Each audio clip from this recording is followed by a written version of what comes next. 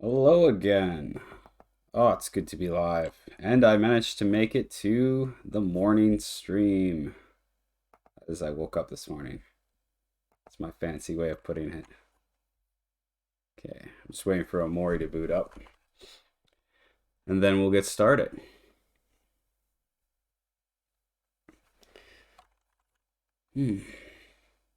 Went to bed early. Oh, lame, am I right? But I did it. Let's make sure everything's working. Yep, okay. Audio's good, video's good.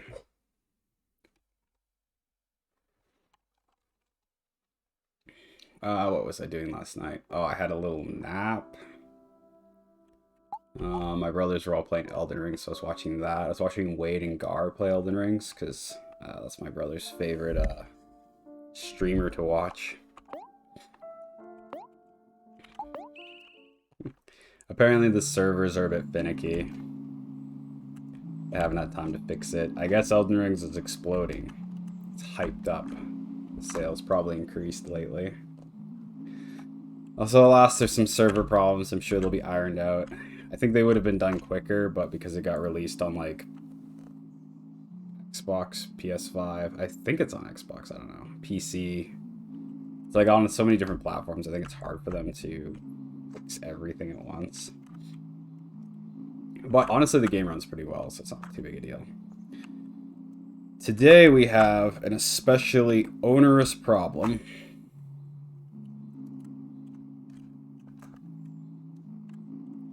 And I expect to be confuzzled. Which is going to suck. Suck big time. Because I remember we are now have been encouraged to find the last 3 pieces, but these clues are pretty bad. One of them is behind a windmill, so we can get that one first. Should be pretty easy.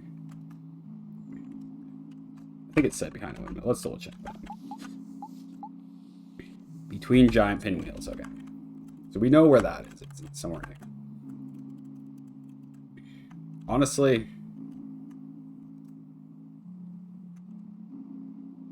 okay, I guess this is not Pinwheel Forest. I was wrong.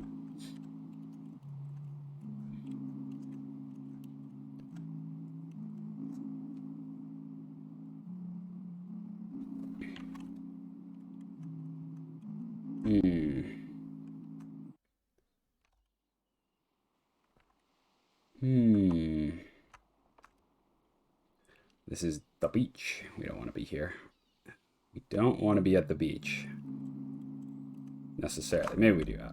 Like I said, this is going to be a nightmare because this is the spider forest. This is the content everyone tuned in for. Luckily, this is the beginning of the stream, so if I'm going to waste time, there's nobody watching at the moment, I don't think. I actually can't tell because I haven't set that up. Unless people chat, I don't know. But I like to keep it a mystery. If you're here to lurk, I know from experience that when I go to a new stream or whatever and I'm just lurking, I just want to be left to my own devices unless I like talk for the most part. A little high is fine, I think, but... Oh yeah, that's sweet 28 XP. We'd only have to kill 50 of them to get what we get in the other place. No. So between giant pinwheels. That's what we're looking for. Stop. It's not even worth it. Please go away.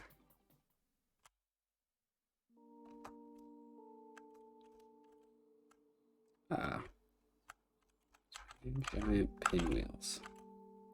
Okay, this must be it.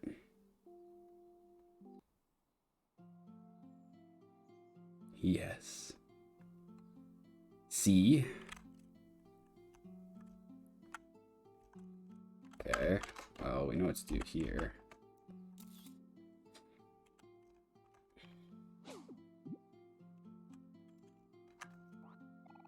Spaghetti. Here we go. Yeah, that's 1. Assume this is the right letter. That's the C. C, it is a C.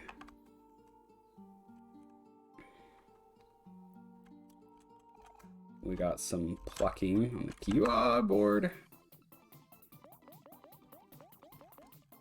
But have you ever considered die? Victorious. Excellent, excellent. Well, I guess that's all we have to do here. Hello.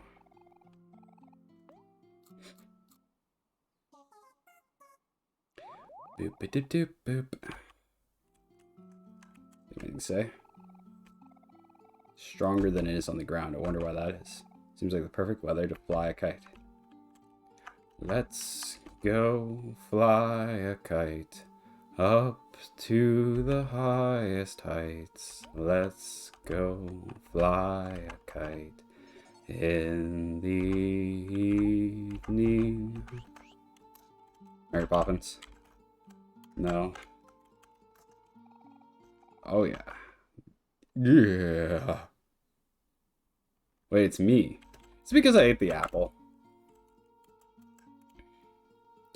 Oh, God forbid we sinned and eat the apple. Sorry, sometimes I'm a sneering malcontent. What can I say? In this case, I'm acting rebelliously.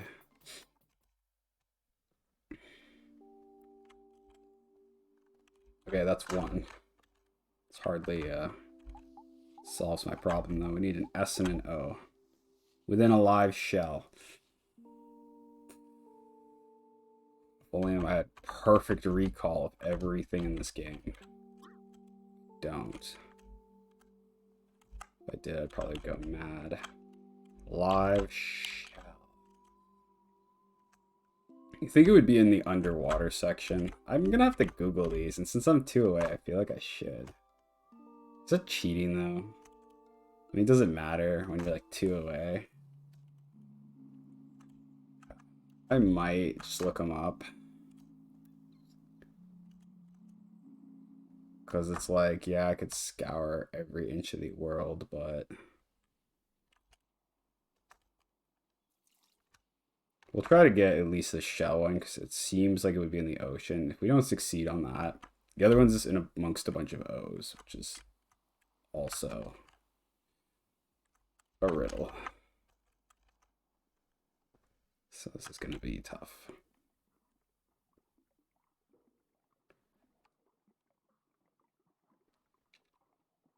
We'll give it a solid attempt.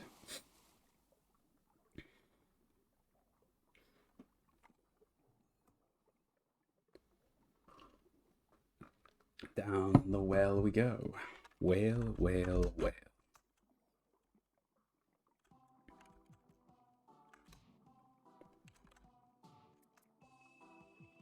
Wonder if we should have eaten the apple. Apparently it doesn't affect the endings. It's purely style. But I noticed that after you eat the apple, you see a version of yourself that you're afraid of rather than a spirit. Eat the apple, folks. Don't be ashamed of yourself. I'll take it over some antagonistic spirit.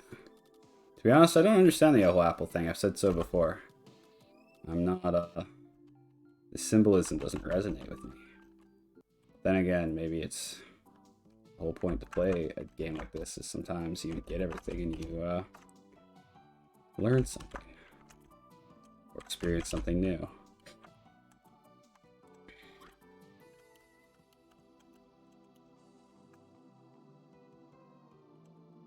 Nietzsche's a big fan of developing your own moral systems, and if that's what the apple is persuading us not to do, then I'm all for eating the apple. Hey, buddy. I'm all out of tuna. You can tuna fish, but you can't tuna can. Wait, no, you can't tuna fish. Wait, I don't remember how it goes. It's King, what's his name? King whatever from Dragon Ball Z.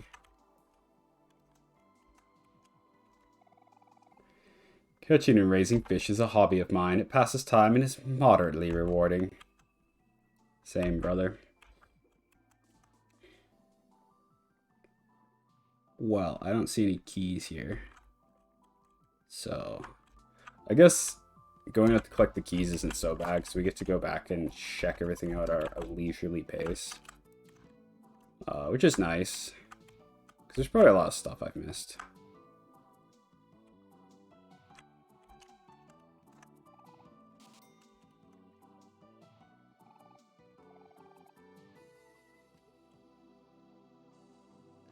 Yeah, it didn't say a lot about the whole, oh, there's a diver up there. It didn't say a lot about the whole, eating the apple thing. And it bugs me, because I don't understand it at all. Like, it doesn't even, like, chime anything in me. You know what I'm saying. You eat your face, the thing tells you you're supposed to sacrifice something. And it's just like all kind of scary and dangerous and edgy and stuff. I just don't get it. Maybe I'm just already ate the apple, so I don't understand.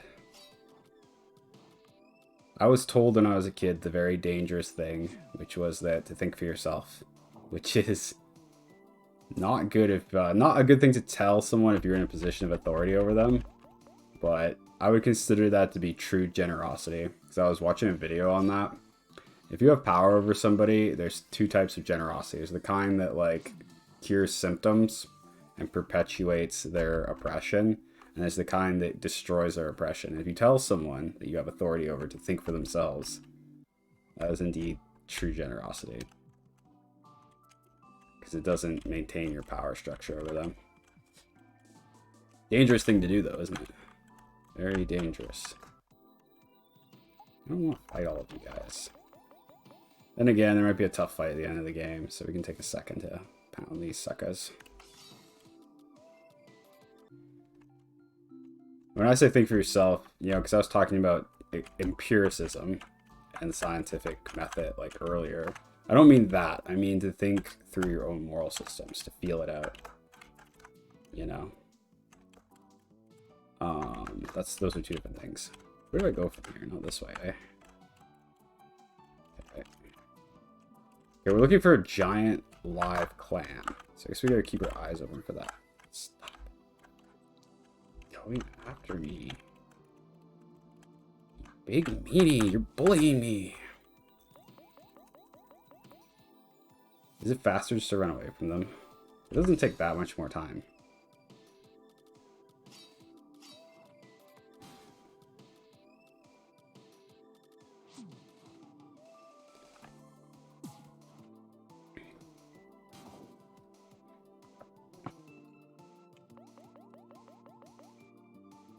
Spam Z, key to success. That's the real advice, folks. Spam Z.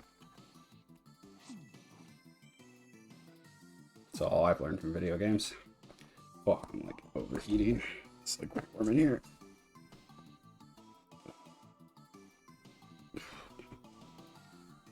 I love this jacket that I got. In the brief period where I actually had a decent job, I bought some good clothes. Show it off, I guess. Ta-da, there you go. This is my brag. You have to excuse me, but I do like it. I've never had good clothes in my life, so you can take some pity on me then. Oh, now I do. It's like a short little jacket. Very warm. Fits super good. Goes with everything. Awesome. And I have a warmer one too. So in Canada, that's my like fall jacket. Super good. I'm very glad to have taken some. Even though I got fired from that job just recently, I'm glad to have spent some of the money on good clothes, because I was severely lacking. I still need some boots, but I'm sure I'll get the opportunity to get some later. Not too worried about it.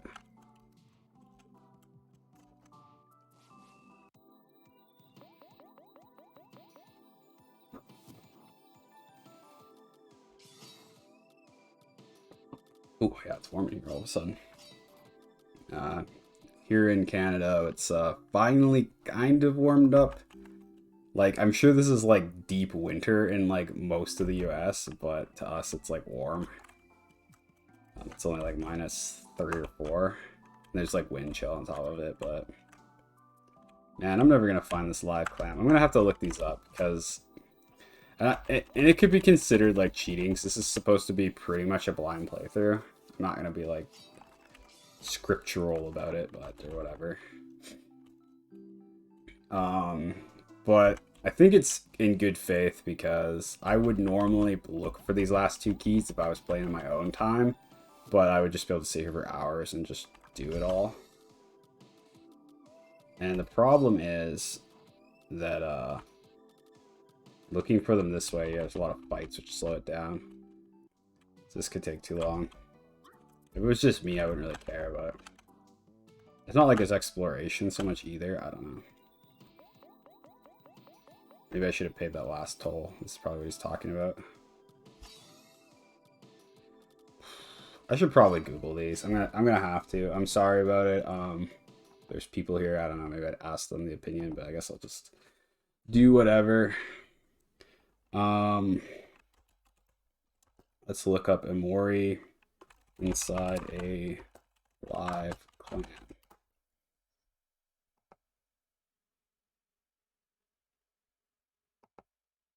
At the end of Underwater Highway. Okay. So I was on the right track. We just had to go down the road completely. But I thought it said the end. The end is like a endless road. I wonder if that's even true. Are we close to the end here? Does this count as the end? Let's just take some shortcuts. God.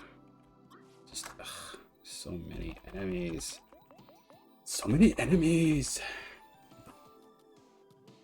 He's sweating.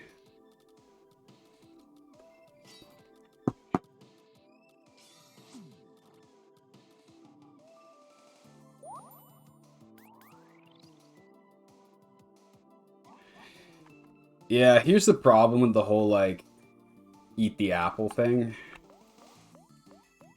Like, I mean in real life, not in the game. But, like, the framing it that way is, like, if you don't go with, like, the typical...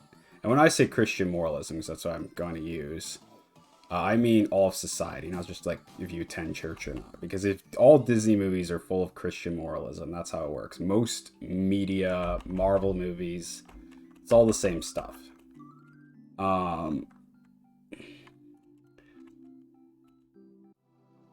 And here's the thing about Marvel movies, since I'm really going all over the place today. I have too much tea. But here's the thing about Marvel movies, is that they're like Christian moralism, but it makes the capitalists into the good guys. And that's why I've kind of started to dislike them. I know that's a sad sack opinion, but it's like, whatever, suck it up. Because, like, Iron Man is the supposed good guy capitalist. But, like, if you watch the movie, he doesn't really earn that right to call himself that or to behave like that. He doesn't earn any legitimacy. He saves a few people with using his technology as a token gesture. But does he cure any of the warfare going on in the world at the time? No. Does he dismantle his continual manufacturing of weapons? Actually, I think he does do that in the movie, but I don't know. He wouldn't have any money, though, if he did that. If he really, truly did that. Because isn't his entire income from weapons? I mean, what else does he make? I guess he tries to switch into energy production. But see, it's a lie, because that's cute and all.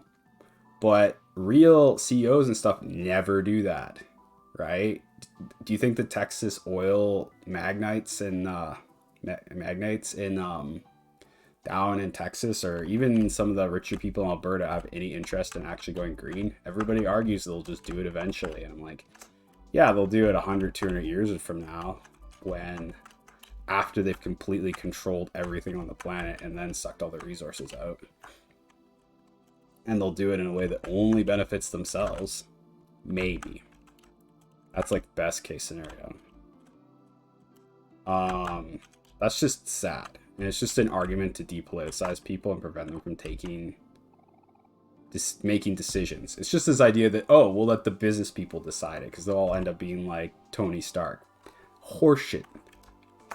Let me tell you something. Business people do not look cool like Tony Stark. They just sit around and make money off of other people doing shit. And they are very incompetent. And no matter what the media tells you. Here we go. We found it.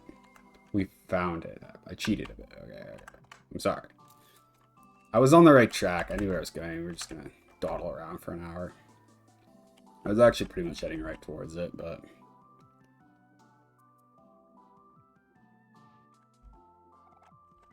Alright, we're gonna look at the other one, because I don't want to spend all day. Apologize. I know. You want the full blind playthrough. No, I'm just kidding. I don't want to say what you want. I don't care. I don't think anyone watching cares. I'm just doing what I would like to see. You know what I'm saying? Entrance of the last resort close to the pool. So, like, tubes. Yeah, that would have been my guess. So, I probably could have figured that out all on my own, but... I guess there's red tracks leading to places, too. So that would have helped. I could have figured that out on my own.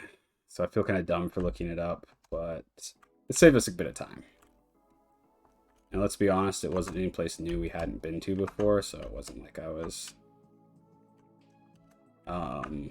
really missing out on much. Oh, so we're supposed to do this. Oh, we're supposed to look... the one time I don't say yes. I guess this game's all about saying yes, eh? If you don't say yes, you don't get the keys. Okay. Apparently, if you watch my previous episode, this is the only time I don't say yes to doing something dumb. And I paid for it, because it was the actual key I needed.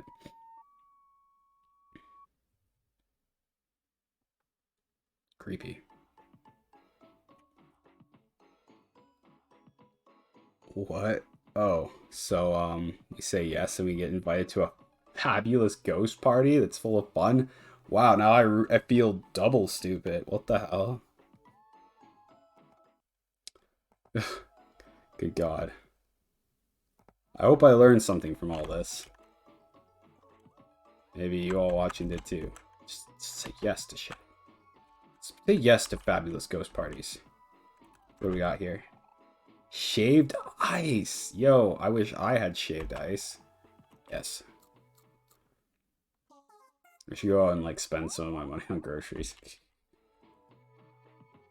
I'm on EI now because they decide they're gonna boot me because they booted half the people they hired just because it's laws for them. Because they can. So there's a probationary period where they can just get rid of people, no questions asked. So they just rehire people and they cut half of them and they just do that continuously. It's to get toadies. That's what it boils down to.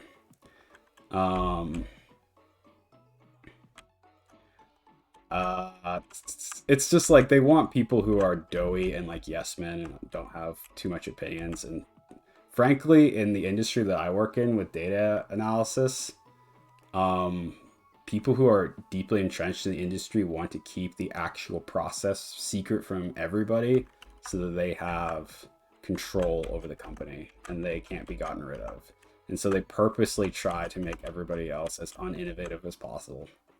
That's what goes on. So they get rid of anybody who doesn't just want to like fill out the little tables. Like anybody who would like to automate any of that, no. They pretend like they do otherwise because middle management's supposed to say those things. But they really are like just trying to get yes men to bolster their own comfy jobs.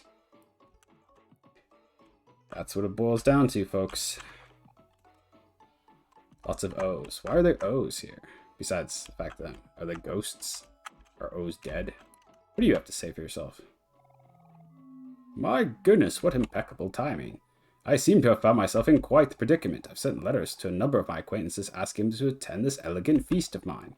But as of this moment, not a single invitee has made an appearance. Not one. This is preposterous. A lesser ghost would be enraged, but my finer senses tell me they may have simply become lost on the way here. You see, when I sent out my invitations, I had forgotten to include directions to the venue. I would explain it.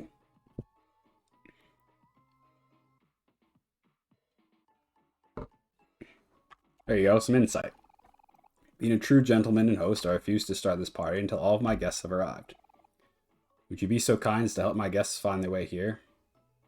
I'm going to say yes, because, well, previously, I refer back to Article 2, or say yes to everything. But, I'm not actually going to do it. Thank you, good sir. Here are some maps. Oh, there's a map. Okay, maybe I'll do it if you have a map. Seal of approval. You got 6 spooky maps. Please deliver these maps to each of my guests. Oh, no. They're not for me. Not my maps. Okay, whatever.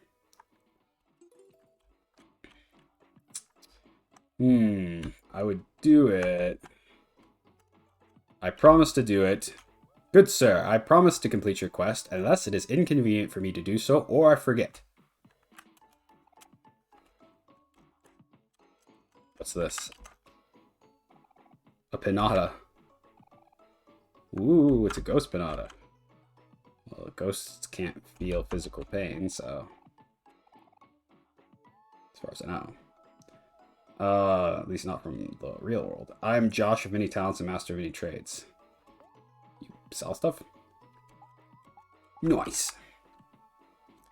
Okay, that reminds me I should probably look at some of my guys' skills. Oh, you know what? We'll do that later because we're like 1 key away, so let's click on it.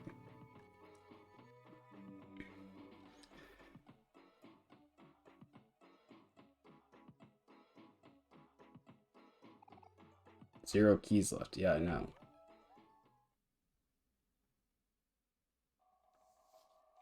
We've done it. Welcome to Black Space. Creepy. Disturbing. This is your reward. And what exactly does this do?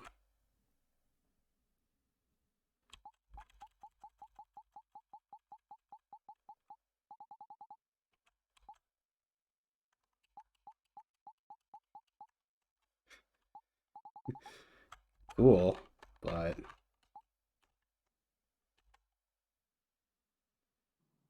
oh, we get a cutscene. Let's turn up the volume a little bit. We have a desolate wasteland. Some of the red pool that we saw earlier when we ate the apple. That's Basil's house.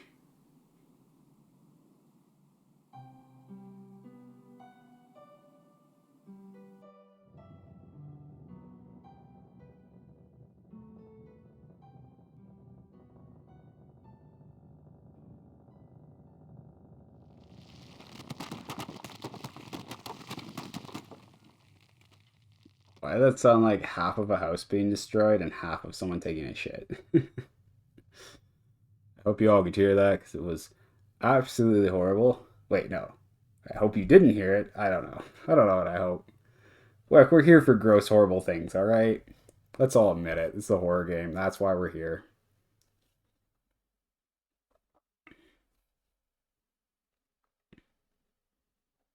Basil is such a key part of this game.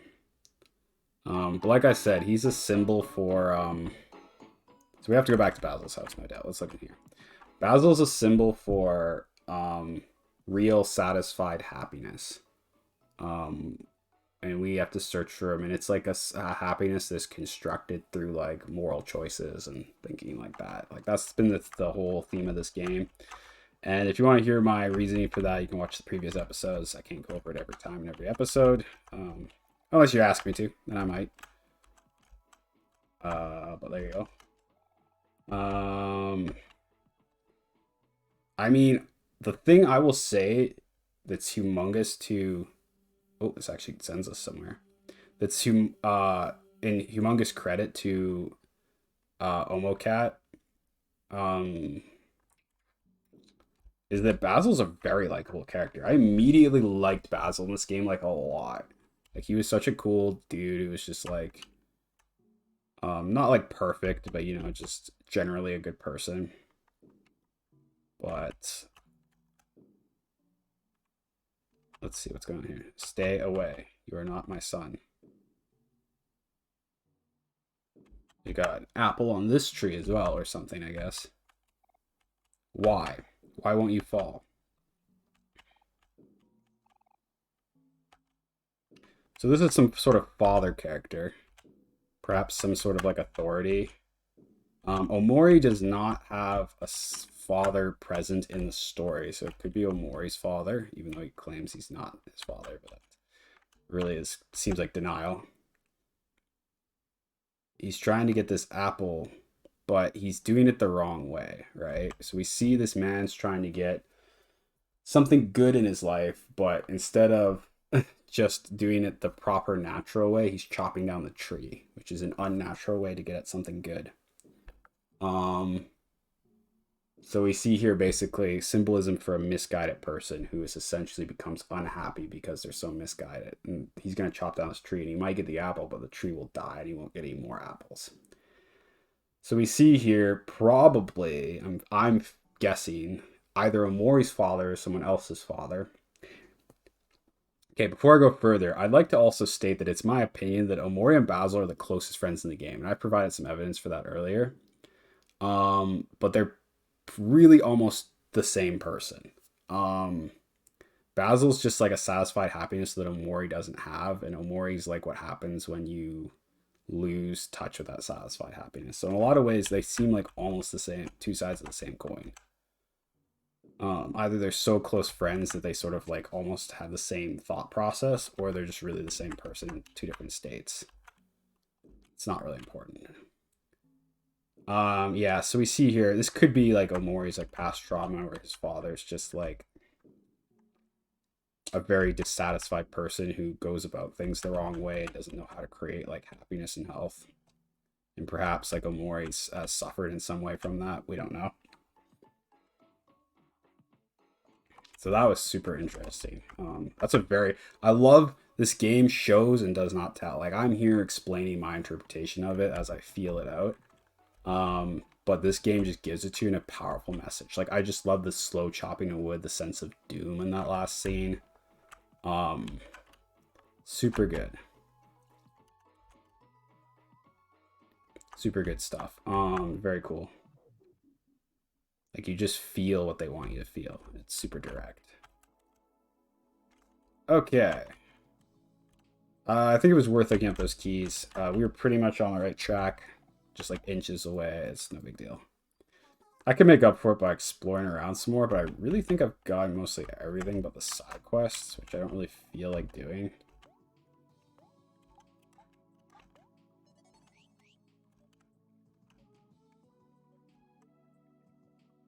Why is the toilet glowing? Oh, it's a portal. No. No, thank you. I'm good. Okay, so we can just leave to Basil's house, and I am excited to get there because this game's really coming to like the point. I'm not gonna lie, I was afraid for a short while that there's just gonna be a lot of filler with like the dungeons stuff in between, but I think they're all really important opportunities to display like a rejection of insufficient moral answers, of just like trying to find happiness in a way that's not satisfying, which I think is an important part of trying to get to where you want to be, at least according to this game. This is all just what I'm reading in this game. Like I come here in this game to take, in large part, like sometimes I might reject like an idea here or there, and like honestly I feel bad about that, because what's the point of playing a game if you're not going to listen to it, right? Even if you, at the end of the game, you go home and you like don't really absorb it completely because you don't 100% agree with it, that's one thing. But you should give it a shot, right? Like, I don't get the apple metaphor. I'm not going to lie about that. I didn't get it. And that's really a failing on my part in some ways, like a lack of imagination. That's what I boil it down to. Unless it just seems like badly written, but I don't think that's the case at all. So I'm just yammering about how I feel about this game, you know. That's kind of the whole point of doing a stream, I feel. Okay, so we gotta go to Basil's house. Man, you ever get that feeling when you get to the end of a game? I know a lot of people this has happened, where you don't even want to beat it because you don't want it to be over, and you're like scared of what the ending's gonna be and whether it'll like ruin the rest of your experience, or even or it just even be dissatisfying. I'm getting a little bit of that. I'm not that kind of person. I'll finish the game to the end no matter what. But I have known people who I know people who literally wouldn't finish Twilight Princess and Legend of Zelda even though they had everything in it. Even though you save and can just reload, they just wouldn't do it. I was like, to me it's a little strange, but I guess I understand the feeling. I just want to see the whole game, and then like you can always replay a game. Games aren't meant to just be beaten, and you have to never pick it up and go through it some more. If you love a game or a book, all the more reason to play or read it twice. I read books twice all the time. And sometimes a book really has something that you need to hear, and you read it more than twice, maybe many, many times.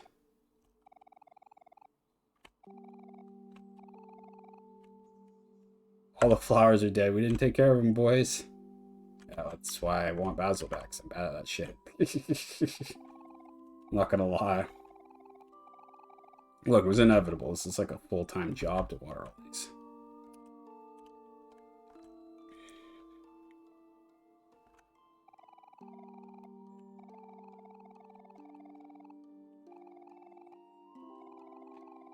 Yeah, well, unlike the rest of these goons, I actually remember all the stuff Basil said, so...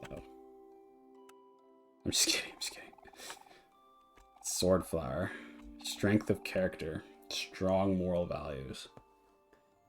Oh, the game literally uses the word moral values in here. That's interesting. So hero is representative of strong moral values. At least they're talking about hero, right? Oh, it's Aubrey. I got it wrong.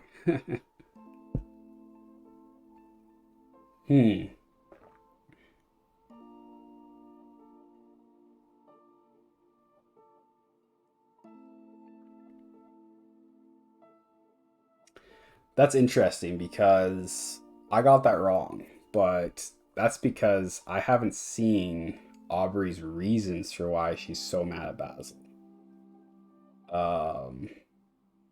Because to me, she talks about that right before she pushes Basil into the lake. I think she does that accidentally. I give her credit for that. I don't think she meant to push him into the lake. She just pushed him, and he just happened to be at the end of a pier. But yeah, but like there seems to be some sort of reason for that. So that's what they're talking about here, maybe.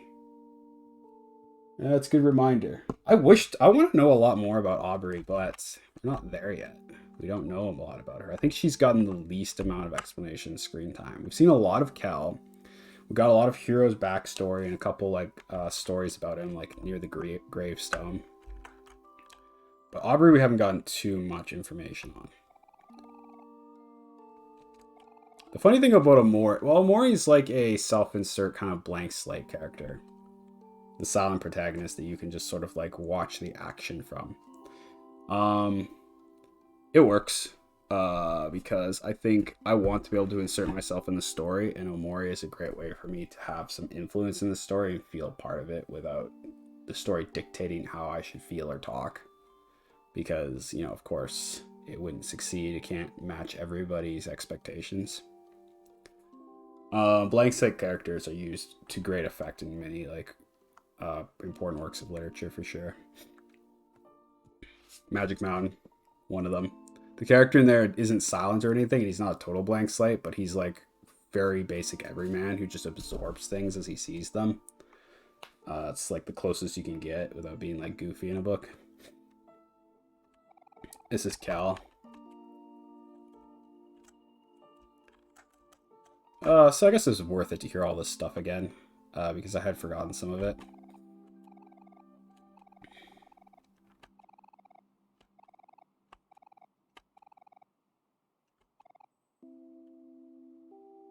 Simple, modest, perfect, just like Sunny.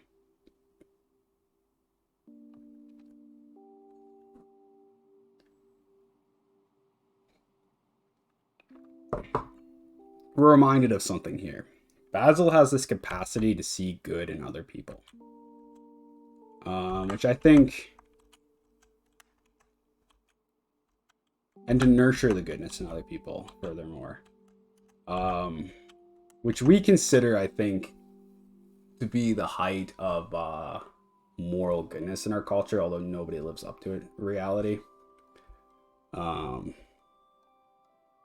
I don't know if that's the traditional approach. I think that a lot of the traditional approach to moral value is that you have to do what society wants you to do and live up to a lot of material symbols of moralism, like just donating and attending your job and like not being an outright douche to people, even if you want to be, are like maybe the unholy trinity of fake ass moral values.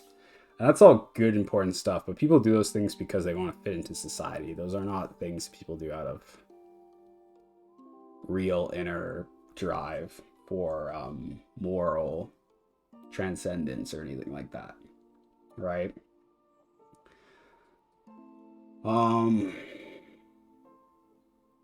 But it's not easy to like find good in other people and nurture it, for sure. And it's not possible. I think it's almost impossible in the public sphere. That's why Basil is portrayed as a child. Even when you get into the later parts of the story where they're older, Basil's older, but he doesn't seem that different. He just seems maybe broken. I don't like to use that word broken. I hate that because like he's experienced trauma, but that doesn't mean he's broken. I probably shouldn't even say that word because it just like doesn't sound like what I want to say, you know? It's difficult to like get words to match reality, that's for sure.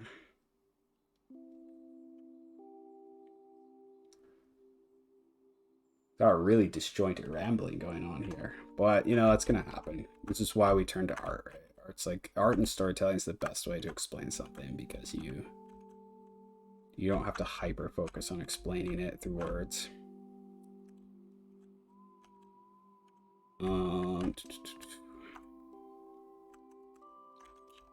But yeah, okay, let's get back. I'm just gonna quickly finish this off, my little thought.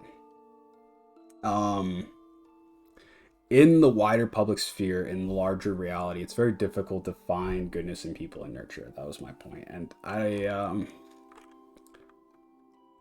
it's the realm for like the domestic sphere and the realm of like growing up and nurturing, because in reality there's a lot of competing interests and people have subconscious urges and people play the hypocrite to get their subconscious urges to succeed or whatever.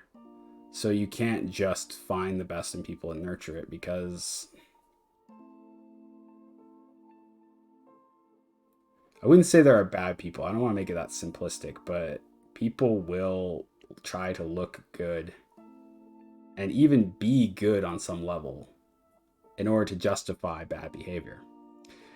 There is a study that people have done where they get participants, participant A, participant B, to donate to, or not to donate, they give them money and they give them the opportunity to give some of it to another participant. And participant A is given the opportunity to do a kind deed like pick up trash before the experiment, and participant B is not given that opportunity. Participant A, they almost always pick up the trash because, you know, people want to do good things. But the funny thing is the person who did the good deed, who picked up the litter, gives away less money later on in the experiment than this participant. Doing a good deed in our own minds, subconsciously, automatically, or maybe culturally, justifies ungenerous behavior or doing a negative action later, right? So you can have people who are genuinely try to be nicer to other people in the adult public world, and they might even be truly nicer, but it can also just be used as a tool to justify and allow for more oppression, right? That's my point. And that study shows that, right? That's why nurturing the best in people doesn't work in like the adult, larger reality public sphere when you've got many competing interests, which is sad. And sometimes I think it remains important to be open. This is just me talking to myself, but it remains important to be open to having the opportunity to still nurture the best in people. If you see a genuine opportunity to do it where it's not causing harm and it's not promoting false charity, as I would describe it. Those opportunities do exist, but you have to be very perceptive. You have to know exactly what you're dealing with. It's not simple. That's some heavy stuff, but this game is supposed to be heavy, so we're going to get there one way or another. Right? This doesn't look familiar. Okay, this is because we finished the puzzle. It's turning into like a wasteland. Well, it's probably this was happening while we were searching for Basil, I think. Ooh, more red footprints. Awesome. Here we are, folks. Yeah. It's bad. Let's go back. What? But we found... What do you mean go back? Should we go back, folks? Article 2. Always say yes. It's a bad idea. We definitely can't go back now. We put so much work into this.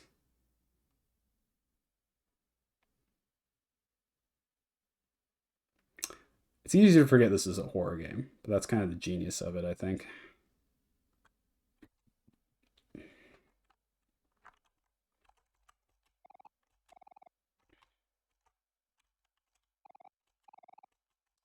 All right. Yes.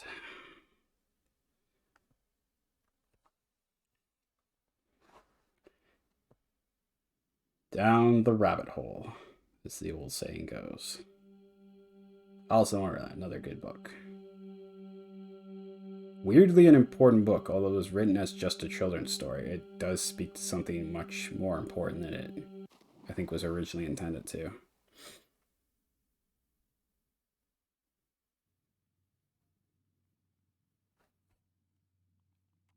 We're swimming, we're swimming. We're at the beach. Why does this remind me of Death Stranding a lot? In Death Stranding, you're at like some sort of otherworldly spirit beach.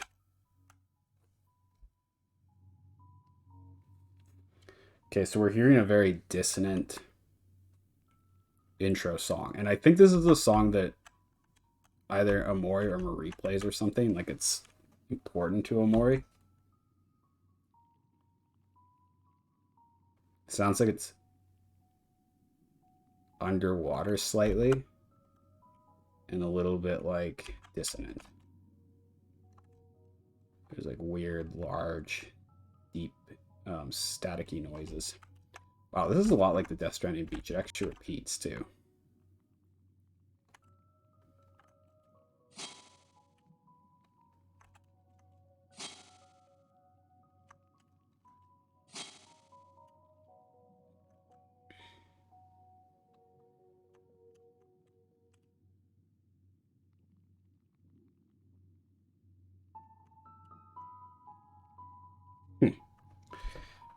I don't know. This reminds me of Sleeping Beauty almost. The like glass coffin thing. Isn't that a thing in it? I don't remember. I don't remember my Disney movies perfectly because I'm not the hugest fan in the world, but I did watch them as a kid.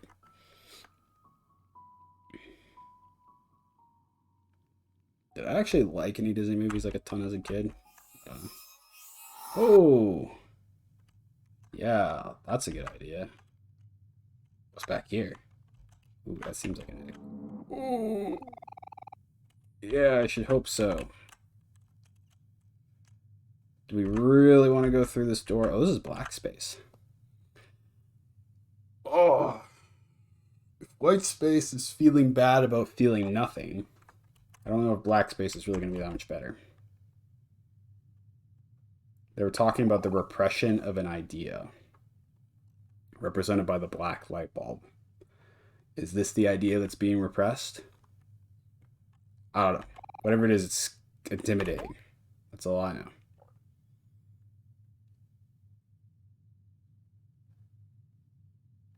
Too late. We already walked in. Don't think about it. Don't think about it and you'll walk into reckless situations constantly. That's some good advice there, folks. The keys.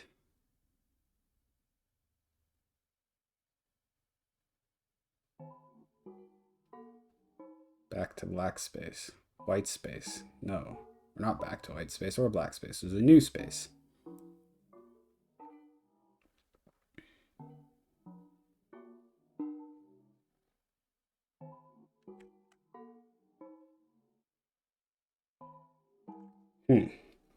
Unlike white space, there are many doors in black space. As well as creepy, terrifying monsters skulking around and intimidating us. Okay, I'm going to take a quick break because this is a huge transition in the story's plot, and I want to be fresh and ready for it.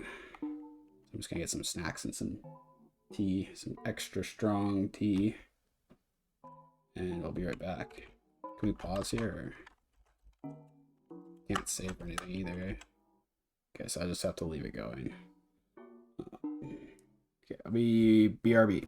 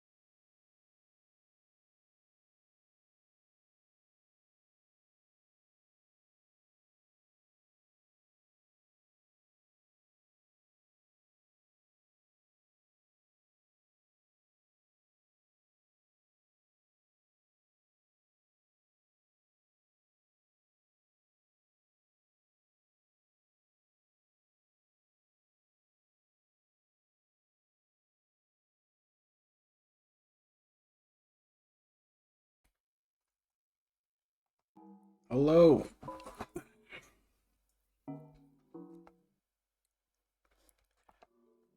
Lizzie the Lizard. I like that name. I'm taking a little break because I'm at the this is my first time playing, so I don't know anything yet, but I'm at the black space area.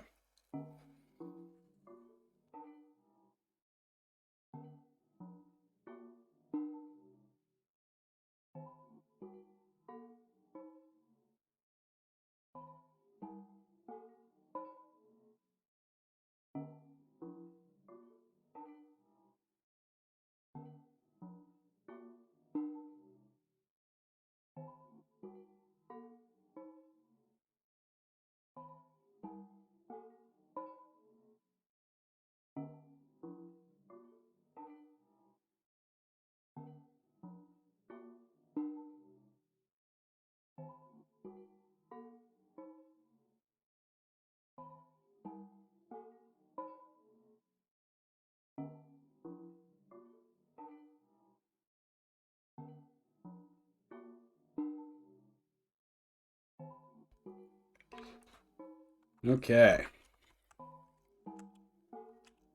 Oh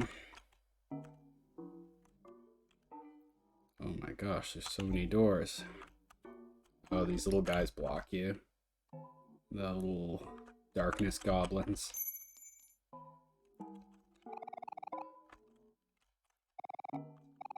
Yes, I would definitely like to save in this terrifying abyss, please. So each of the letters has become a door. Interesting.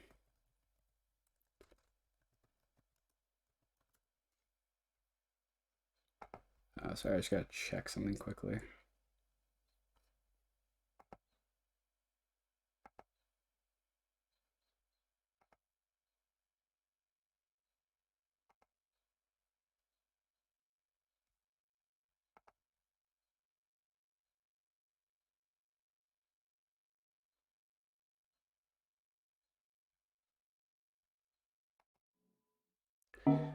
Oh, loud. I don't want to go into any of these doors. They're terrifying. Everything in this game is terrifying. Actually, the interesting thing about this game is it's really easy to forget that it's a horror game. So there's long stretches where nothing terrifying happens, and then really scary shit happens randomly, right in your face. Great, let's pick this one randomly.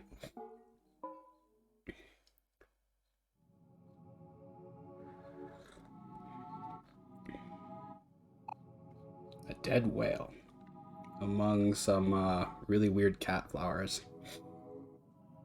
We have a nega basil.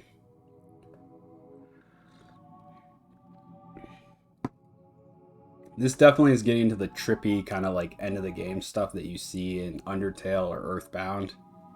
By the way, if you like games like this, definitely like these are heavily inspired from Earthbound. I've seen the Let's Plays on Earthbound. It's too long for me to play myself, but these rooms are full of broken things. But at least in here you can see who you really are. Oh, so is this game promoting self-honesty? The world that you created above this one, did you make it to protect this place or to hide it away? Either way, it's become more powerful than you. This place of the world above. I wonder what he's referring to. I think he's talking about the world we've created. Our imaginative world.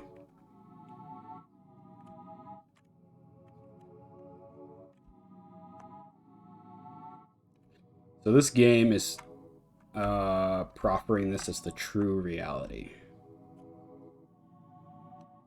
It's very abstract, pretty dismal. Let's go talk to someone. Can we talk to these things? No, they're looking beautiful. So much pain. So much pain. This is a dead whale. It's like rotting like a corpse. The only whales I know of are Moby Dick. I don't think this is a reference to that, but It's funny because I don't know, it feels a little bit like Death Stranding with the dead whales. They collapse when you touch them. Well, that's pretty sad. What do we got over here? They all kind of same thing. Well, that's pretty on point. Dante's Divine Comedy argues that suffering is pretty monotonous and evil is pretty monotonous. So. Oh, we can't talk to Spider Goon? I don't know if we want to. Ooh. Ooh. Oh, it's me. I'm dissolving. I like this particular piece. There's an old saying that acorns contain all the information and all the potential to become an oak tree. So acorns are really oak trees, but they don't become oak trees unless they're given a good environment to grow in. We can see here like the opposite effect. This is like talking to not reaching your true potential and being like destroyed.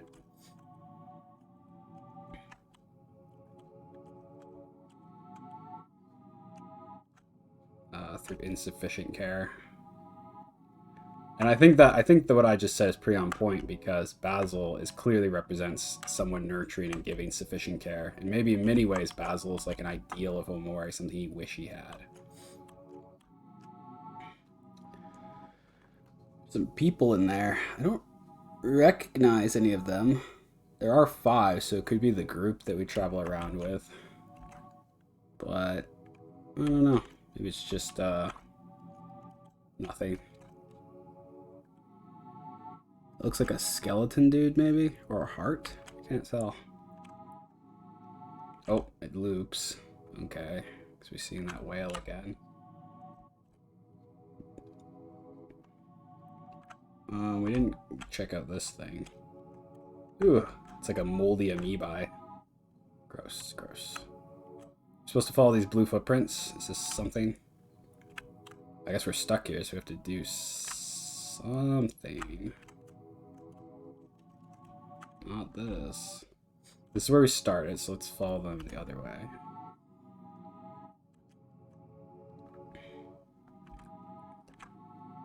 The music sounds like a skipping record, so we're getting a sense of like monotony and decay. Here we go. The other key. So, okay, the key is in front of a window, which represents, I think pretty clearly, a willingness to go back into reality and keep re-experiencing the world to build something new and separate from this horrible, bad, broken world that we don't like. That's destroying Omori's potential and his like true self, his potential to become an oak tree, as I just cheesily said. I agree. If you're in a bad place, I usually say this advice to myself. I'm just like, just try to just engage with reality a lot, because it's better than just thinking about your own thoughts to the point where it becomes like just two mirrors bouncing off of each other, and then whatever's in there gets diluted. I know it's difficult and it sucks and doesn't really feel like it's helping, but... So, we have a key. That's all well and good. Now we need to find a place to use it on.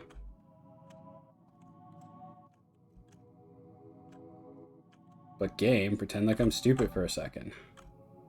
This thing's leading to something.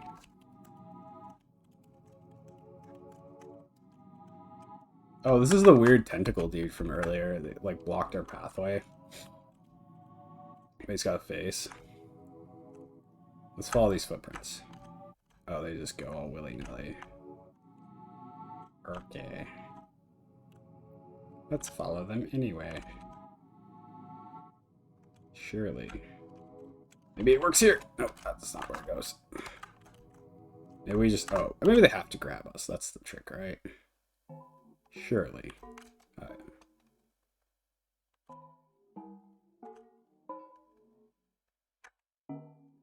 Cool. This is like a whole ass section to the game.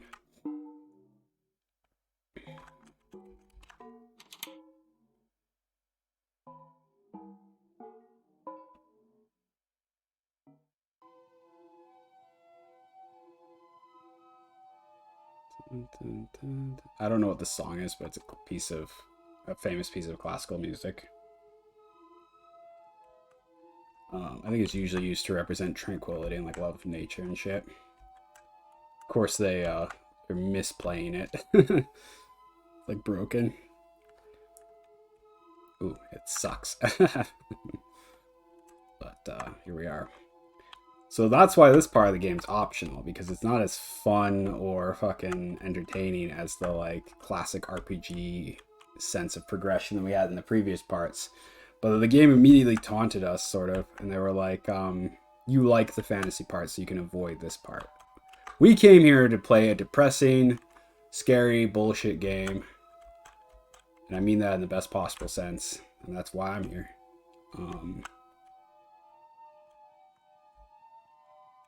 So we're getting it. You better appreciate it. I'm trying. But by God, it's not as fun, right? I am a loquacious cat. Ask me anything. Fuck yeah. This is a reference to Alice in Wonderland for sure. This is like the Cheshire Cat. 100%. I think so. What is the meaning of life? What do we want to ask? So many good questions. Is cereal a soup? No. What happens after you die? Does free will exist? How can I achieve happiness? This is an important question in the game. Questions are constantly asking us how we can create like a sense of happiness. Well, ask this question. A pair of big, beautiful buttons.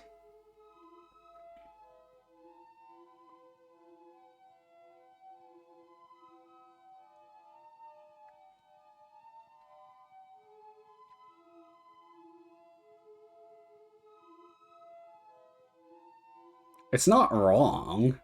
You know what I'm saying? It's not the best advice in the world, but it's not wrong. That is an answer to that question. What does it mean of true love? Yeah. A small wooden table. Materialism. Huh. Small wooden table. Well, maybe it's like referencing that having like closeness with somebody is important. You know, if you sit around a small wooden table, if you can stand sitting that close to somebody, that must be true love, right? I'm kind of making fun of it. I like this cat. Let's ask him some more questions. He's loquacious, like me. Or a windbag, depending on how you look at it. Does free will exist? Why are we here? 2 yards of leather. It's a shopping list. 1 thick sewing needle. Wait, is this just literally a list of tomato made of cloth? Okay, this is nonsense. A bag full of white cotton.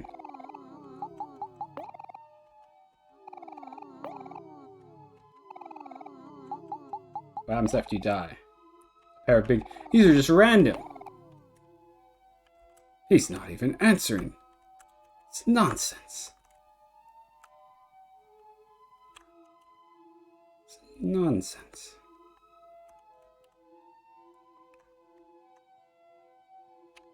Here's the key, but I guess we'll just grab it here. Lost in this confusion lies the root of everything. I should hope so, but I don't see it.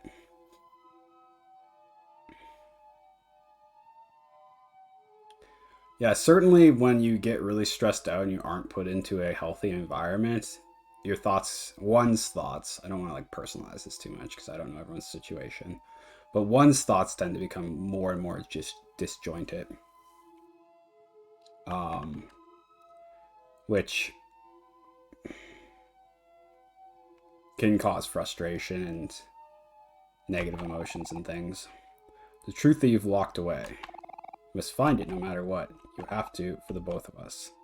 And certainly you often get a feeling like you should try to find some answer, some simple answer to resolve the disjointedness of thinking that comes from like too many pressures and too much suffering. Oh, I didn't want to leave yet. Oops, I guess I shouldn't grab that key. Okay, note to self. Got plenty of other doors though, so we're not gonna grab it until we look at stuff a bit.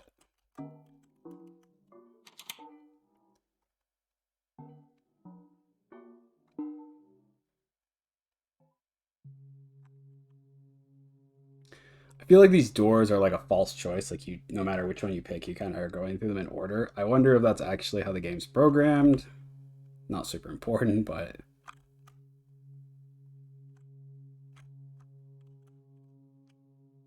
I thought it was copying me for a second.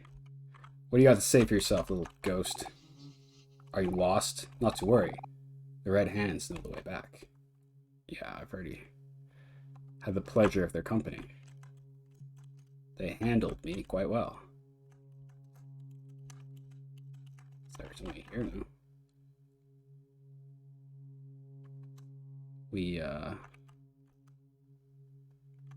Oh, here's the key. Should we look around more? Probably. I mean, these are important parts of the game.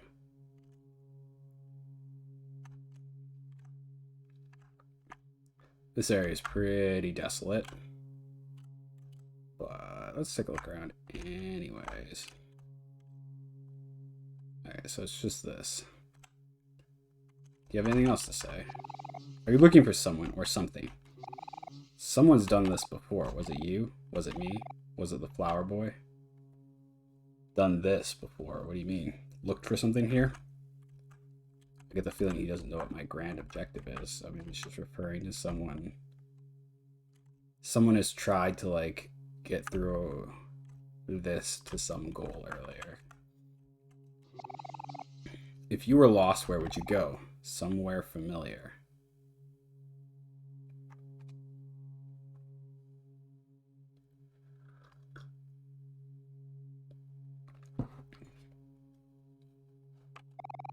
Somewhere safe, full of good memories. If only there were such a place. There's nothing here. There's nothing left. Pitter patter, pitter patter. Pitter patter, pitter patter.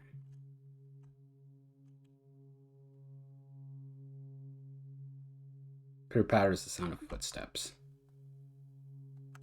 For sure. We have 3 dudes. Stick folk. Interesting. I don't get it. 3 of something important. What are you doing here? Just happened to wander this way. Oh, taking the key. Yeah. Oh God. Wait, I'm sorry. I was kidding. Just kidding, Krabby. Oh, some stuff's back. Your sketchbook. Yeah. Great. Oh, look, it's creepier than ever. Some of it's changed, I guess. So we have Omori sitting at a desk, and I'm guessing this is how he spends a lot of his time. He's drawn sort of like a visualization of how he feels. Badly, obviously.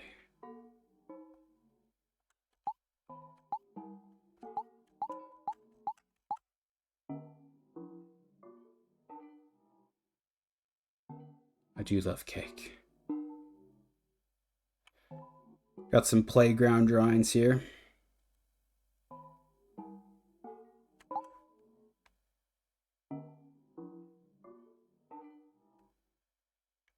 He's sick in bed here, and he has... This is an interesting picture here on the left. I think he's like sick or something. Maybe that's a bag of ice on his head or like a sleeping cap. And we have a cat butler, which was there in the previous picture in white space. And in the cat butler, I think is just taking care of him or entertaining him while he's sick. You know, just keeping his spirits up or distracting him. There's like little butterflies or whatever around him, or scribbles. Got a halo. But we see now a ghost behind the butler, and that's interesting. We've seen a lot of ghosts whenever Marie appears. I just call her Marie, but I don't know how it's actually pronounced. And so the ghost butler is probably a surrogate for Marie, or even is like his remembrance of her, perhaps, or wishful thinking or whatever.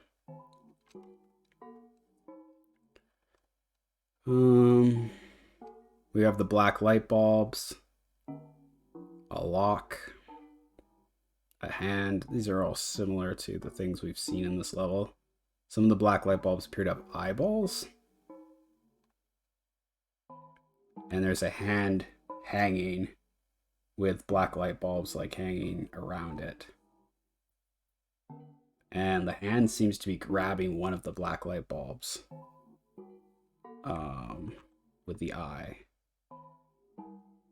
So that's interesting. This is sort of reminiscent of when we plucked the apple from the tree. You've got a hand plucking something hanging that represents like an attainment of something which is forbidden or possibly dangerous. We got a similar theme being echoed there. That's interesting. There are differences with these pictures in the previous one. Those differences are what I'm curious about. We've got like a happy Omori in the top left of the right picture, but he's like got something on his face. It's sort of like a decadent, like he's maybe had too much enjoyment, happiness. It's funny. Not super important, but I think it's cute. I'm just going back a bit in case I missed anything, because I realize these are loaded with subtle changes.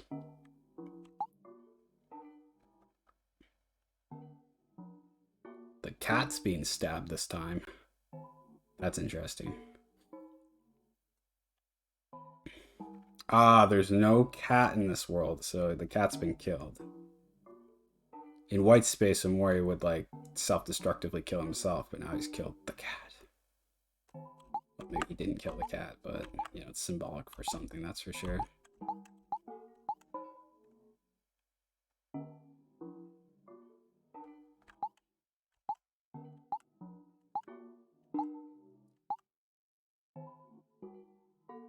Hard to see what's going on in this one. There's steak, which is Omori's favorite food. There's some stuff hovering around it, though. It's pretty hard to make it out. Not gonna lie. Omori and Basil. Yes, these two are either the same person, two sides of the same coin, or they're just so close to each other that they have very similar thought processes. I don't know. But it's scribbled out. Something that's destroyed and perhaps cannot be gotten back again.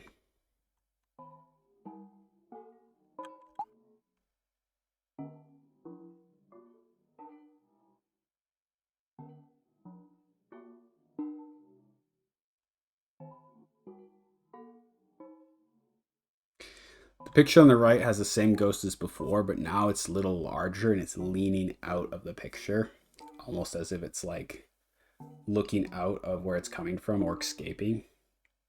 It's also getting larger and more ominous looking. In fact, it's like so large it has to duck to fit in the page. Definitely more ominous. The one on the left is two people again, but I don't know who they are. One is taller than the other. That's different from this picture. So it's either Omori when he's older or Omori and Marie, because Marie is older than Omori. But it's some sort of relationship where there's an older person or kid and a younger one. That's it. That's all the pictures.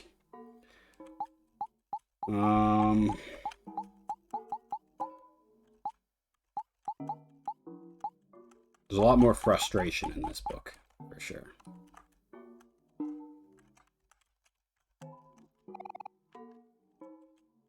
Okay, cool. Let's save again.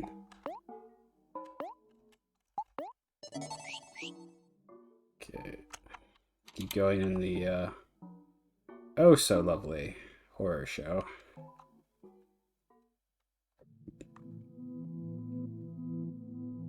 Ah, the suburbs. Probably. This definitely reminds us of the suburb area that Sunny was in later in the game. The repeating houses and the neat and tidy roads. Oh, there's a dude here. Can't talk to him. How unfortunate. Can we knock on any of these doors? We can. Doesn't do anything. Figures. Yeah, I've already said it in previous episodes. I'm not a fan of suburb construction. I mean, this scene here pretty much sums up how suburbs are. Not exactly places where you can go and like feel alive or human. What's this? Is it a door? Did I click on it? Are they blocks of ice?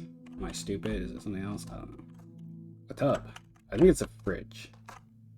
Probably, because we see a tub here. These are domestic appliances. Whatever. Okay.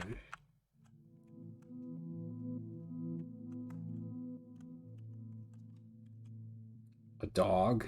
A dog. It's a very malnourished, thin, ghostly kind of dog. Actually, I think it's a skeleton. We don't want to grab the key because it ganks us, so we want to just look around a bit.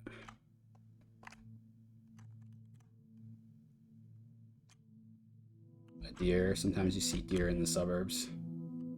Probably one of the few interesting things to see in the suburbs because they're generally pretty dull.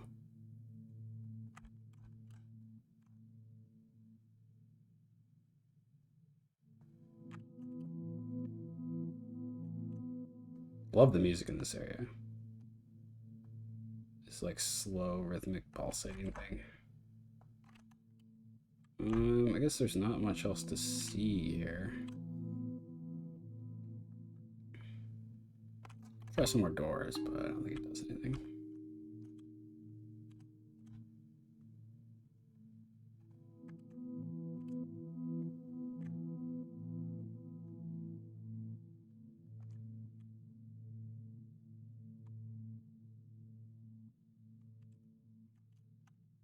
Oh, a gravestone. Okay. Not important. Okay. Doesn't matter. Some clouds. What is that? A ghost?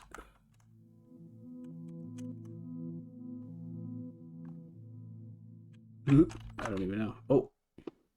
Looks like we did find something.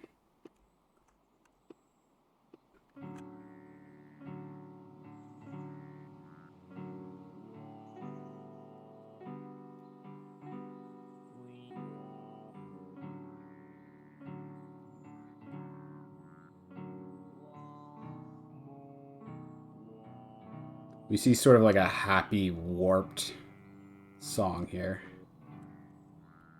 I guess this is a spot for Omori to remember some good times and like refocus on them and ritualize them.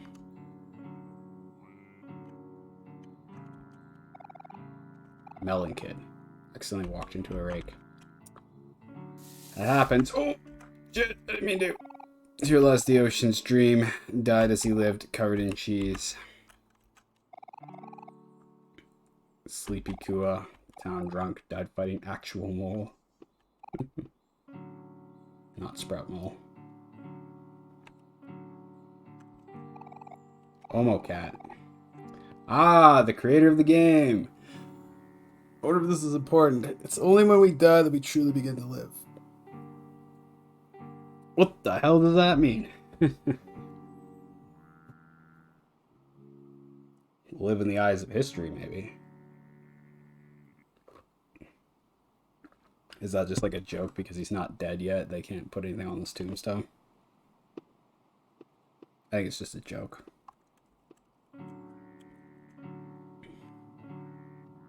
It's like, since Omo Cat, he or she is not dead, I don't know who they are, but they haven't truly begun to live, at least in the sense that they have a tombstone with an epitaph on it.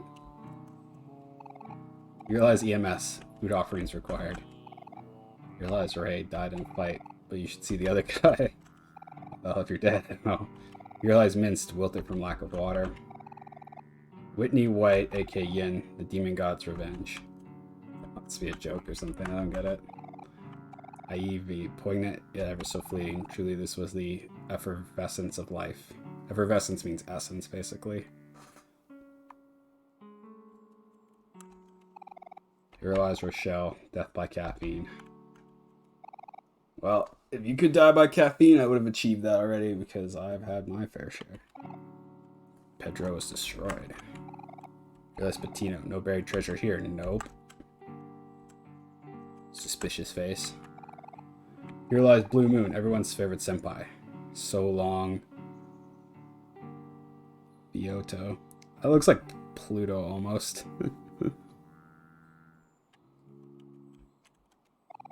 You realize TDS, you have to be realistic about these things.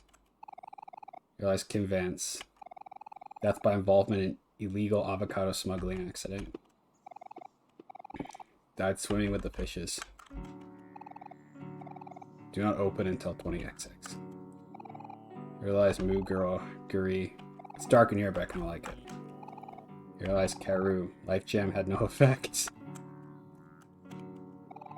Realize Pride Kun. Still hasn't found her pen. We got a rest in peace achievement.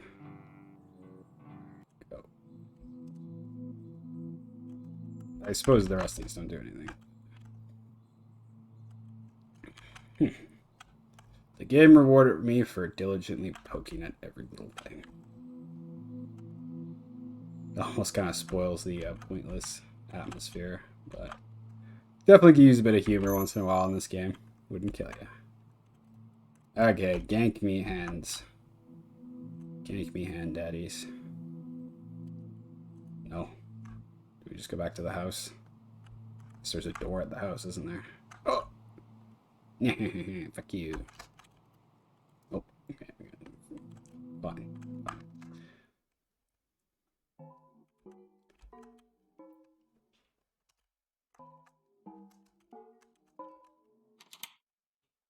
Jesus, there's a lot of these doors.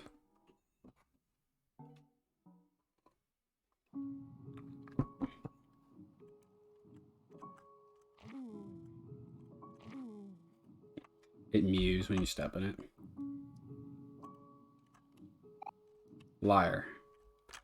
Ooh. We've got some really douchey plants here. Calling us names. Wait, was that the plan or does that just happen randomly?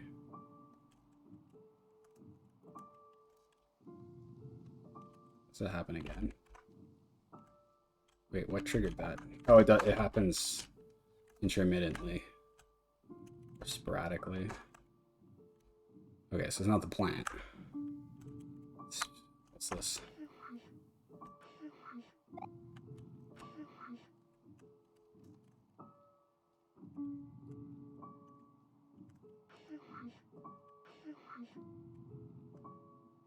Their voices are a little, like, raspy.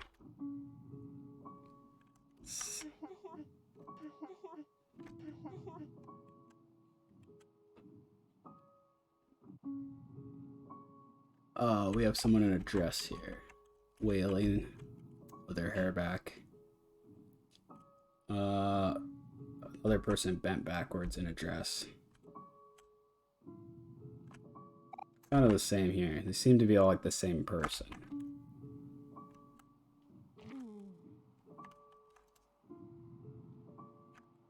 Very creepy. Liar, liar, liar.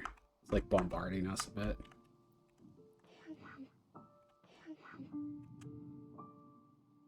This one's like even more messed up. I think it's the same person again. You can still see a bit of a dress.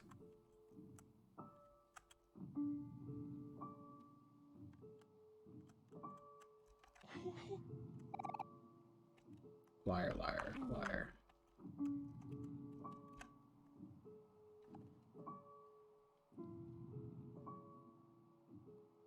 This place is extra creepy. This is different from the other areas. This area is linear, and it's forcing us along a certain direction.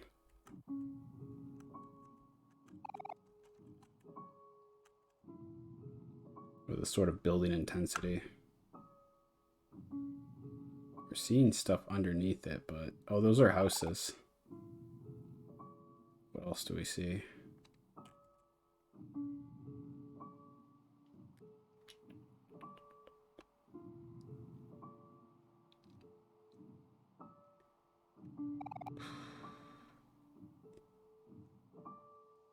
Oh, is that a face? Interesting. We can see more up here. Yeah, that's the house that I saw. And around that house is... Looks like somebody hugging something. Another person hugging something. It could be Marie and Omori. Lots of tally marks. So that's like counting a lot of days, no doubt. I think that's a scene of people eating cake. Might be able to... Okay, let's take a look at this.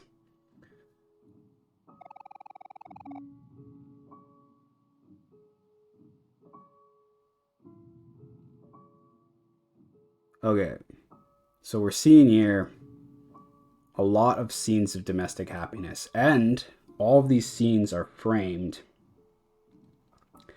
as if they were domestic pictures. They're like perfectly shot with people like hugging each other in specific scenes, like photographs or whatever. But we also have liar, liar, liar, liar. So clearly there's some sort of either rejection of this idyllic atmosphere or something like that going on, I think. This definitely has something to do with how Omori's home life is constructed. You can see the photographs are pasted over the eyeballs and like creepy teeth and stuff in the background, so they're there to like cover up something. That's pretty disturbing. Okay, cool. Thank you. We've gone further in the Disturba quest, which is basically what I'm going to call this full section. I'm going to treat with a little bit of humor because obviously this stuff's pretty heavy. But, I mean, this is what we all came for, right? It says right on the front of the game, your discretion advised. Sunny, I love you. Okay, that's disturbing, because we got Sunny, I love you, and then liar, liar, liar, liar. So there's some sort of conflict there. It's like following us. Okay, well. We got to grab this key and get the hell out of here. I think that's all we're going to get here.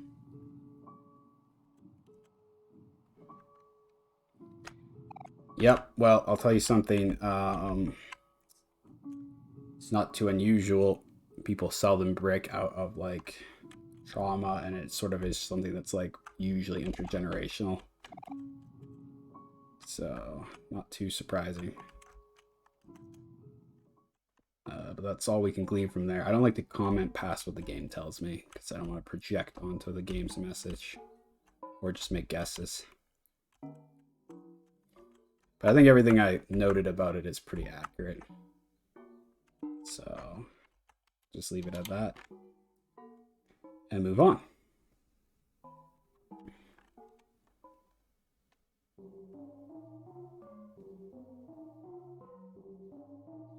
This is Cat Butler from earlier. Ooh, let's dissect the kitten. That seems like a good idea. Meow has been very, very bad. You got a key. This hits me close to home, not because I tortured little animals, but because I used to have pet birds, but and I tried to take very good care of them, but I always felt guilty if I even missed playing with them for one day or feeding them. And eventually we had to give them away because I was never I was much better at taking care of the family dog, but it was hard to take care of like 2 or more pets or whatever. But I always felt really, really bad about that. And it was really hard to take the birds out and play with them because our dog would sometimes chase and like play with them, but she wasn't very gentle. So you had to make sure that she was like away, and if they got out of their cage accidentally, they could get like roughed up, and that was probably scary for them. And I always felt bad about that because I hate to see stuff like that happen. So consequently, to this day, I don't like small, fragile pets because I always feel like they might accidentally get hurt, and that just makes me feel really bad. So I have a tendency to like very large, robust pets that are demanding when they need something and easy to take care of. Because I do like taking care of animals, but I don't want there to be any sort of like possibility of easily messing it up, you know what I'm saying?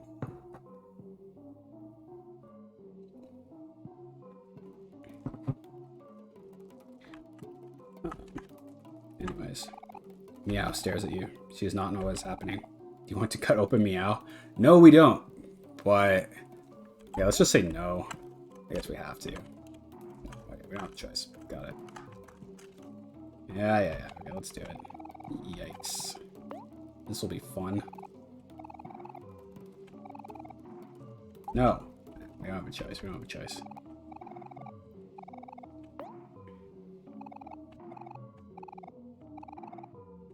Yeah, we gotta do it.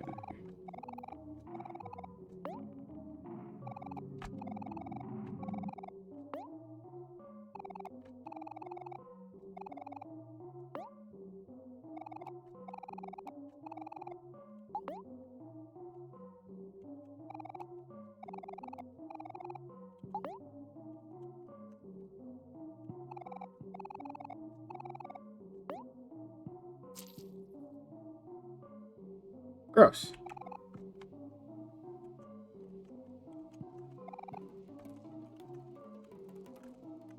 Ew. So, this could be about murdering animals with like a disturbed mind. But I think in a lot of ways this also points to one important thing, and that is how we just experience this event. The feeling of knowing that life, including human beings, is just a bag of fleshy organs. Meow is now just a sad sack of juicy goo that's dead and floppy. And that's the reality of life, is that like underneath it there is this sort of just material awfulness. It's like difficult to square with it. It only has life because it's not just lying there like a sad sack. I think those kinds of disturbing thoughts are definitely, and that feeling and knowledge and immediate awareness of that can come when you have like a disturbed mind, or like not disturbed, but like even if you're just depressed, it's either about that or it really is just about torturing little animals. I don't know, but either way, I mean, it's definitely speaking to both. Waiting for something to happen? No. Yes. Do we not need to do that? Yeah, I noticed I did. Do we have just left? No. If you want a way out, there's always one. But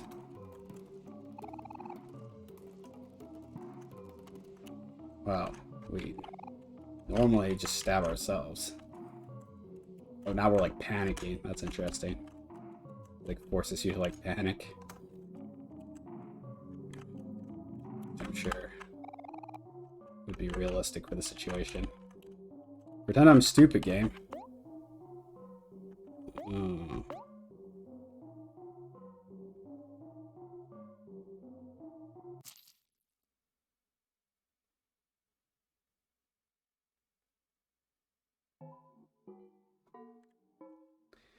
We didn't get a key.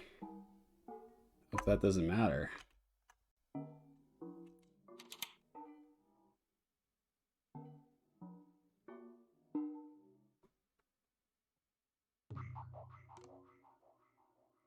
Well, that last scene was especially disturbing, but I think necessary.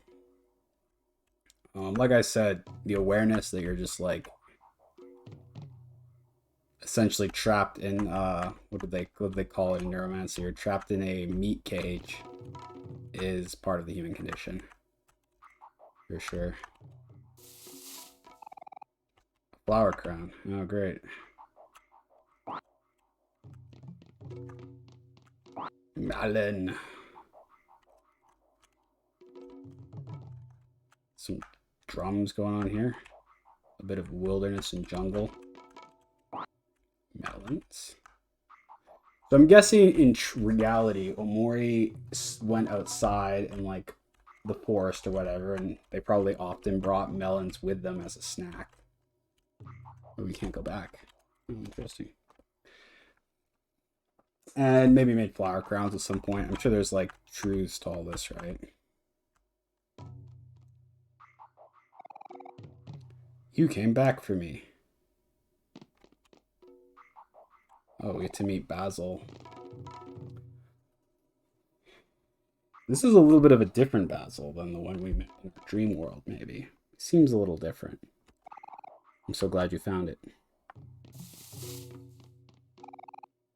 Oh, looks pretty similar. Let's get out of here. I'll follow your lead. Aww. Squash. Squash. Squash.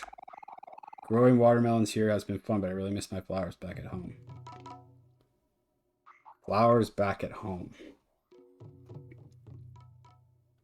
But in the real world in this game, the above world or suburbs world, Basil never moves. So that's interesting. How are they doing? Oh, is he referring to the imaginary world then? That's considered his real home? Did you take care of them while I was gone? I did not.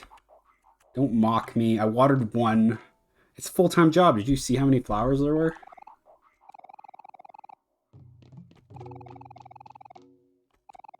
Summer vacation with friends was the best, wasn't it? Basil is... I feel like this is probably a demon Basil that's kind of taunting us a bit. Because this is like sad sack land.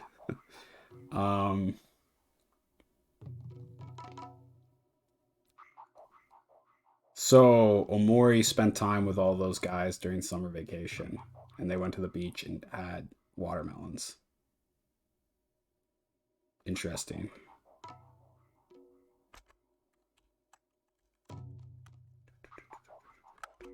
I'm gonna squash all the watermelons. You can't do nothing about it. Oh, it's getting dark. Oh no, please. Please.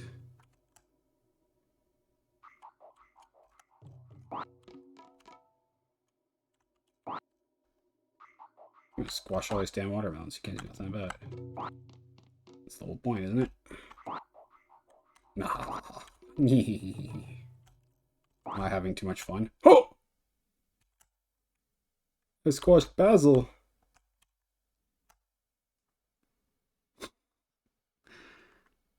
This is like some weird demonic goofy ass dream. Oh, he's squishy. No.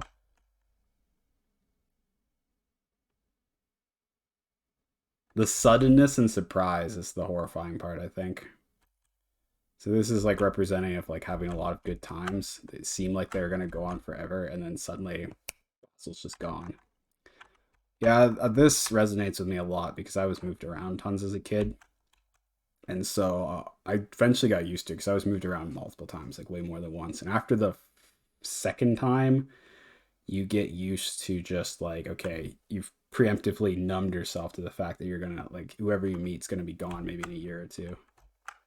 And so you stop even like trying to pretend like they're gonna stick around.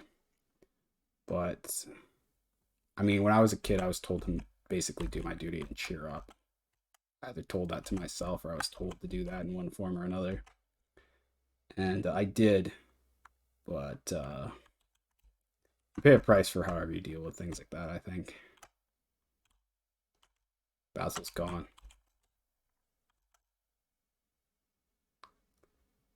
See, well, I guess we'll just get rid of the rest of the watermelons ourselves. Aw, this feels way less fun, doesn't it? Ugh. Fucking bummer. Let's get this last watermelon. You got a key. Thank you. Bye. Unless we have to use the key on you. Oh, thank you.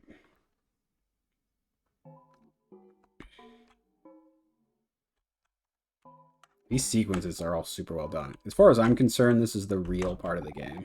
I mean, this is what we came for, right? They couldn't make this the meat and potatoes of the game because it's supposed to be entertainment and they have to, like, rope you in. Or the average viewer in. But this is what I came for. I came for the real shit. And each of these sequences is really, like, hit home. For sure.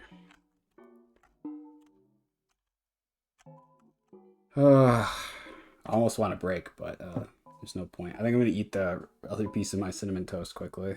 And then we'll move on. We don't want to rush through these too much because they're all very episodic.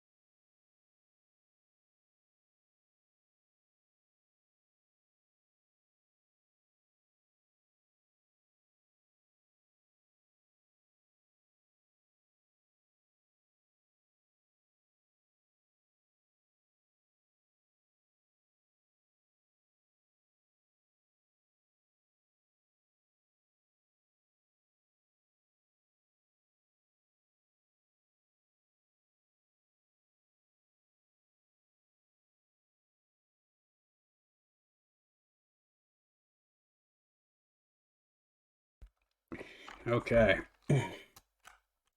We've bolstered ourselves. Just to make sure the audio is still working. Yep, it's all good. We will head back into basically the what is this, 12 pits of hell or whatever we're dealing with.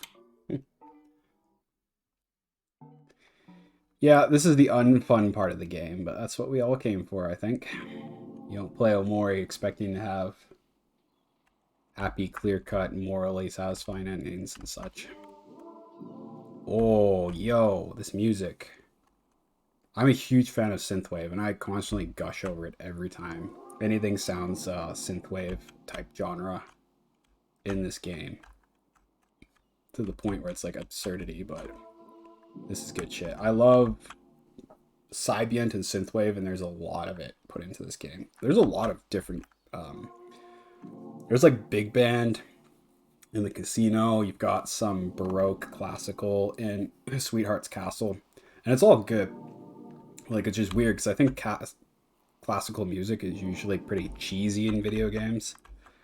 Like, it's just like overdone or it's not very soulful, but not in this game. They do every genre pretty dang well. I like Aubrey's like chaotic punk too when she appears. Aubrey's music is pretty sick. My brother's a huge punk fan, so I've heard the best of the best and like the really cutting edge underground stuff. Even though I'm not a huge fan, I get to hear it through him. And Aubrey's music was pretty good. It definitely sits up there. What is this? Beach ball. I didn't know what I was looking at there for a second. Oh! I destroyed it. Was that a photograph? I didn't get a good look at it. Oh, this music. So good. I love Sybient synthwave type musics. This is a bit of both. I think these are photographs. I'm destroying them. I don't know. There's a huge theme of photographs being like either lies or unpleasant memories or something.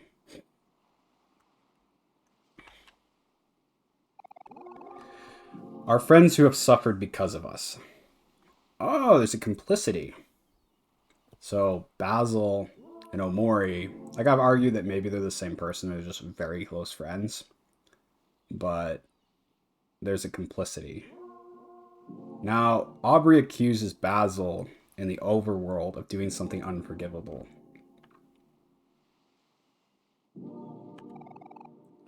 Can we still call them friends? Suffered in what way? No matter how much I want it, things can't go back to the way they were before. But why does part of me still cling on? Oh, I'm very confused.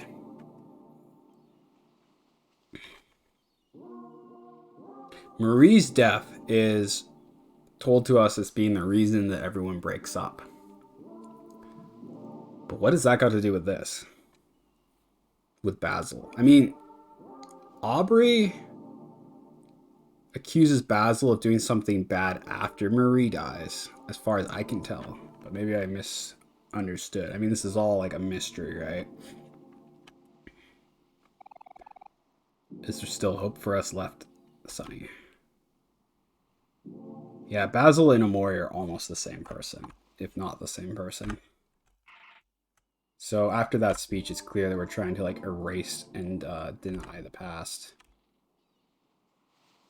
In the previous scene, the beach was considered like the place where we had the most fun. We brought the watermelons and stuff. A real escape from like harsh reality. So now we're just trying to like create some distance between that and us. Apparently it's a lot of work because there's tons of these stupid pictures for me to destroy. Just kidding. Oh my god, there's a lot though. Oh, can't kick it.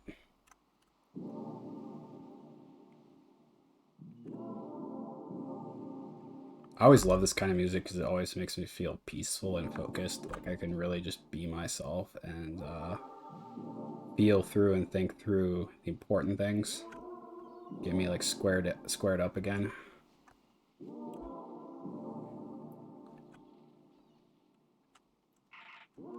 How many of these are there?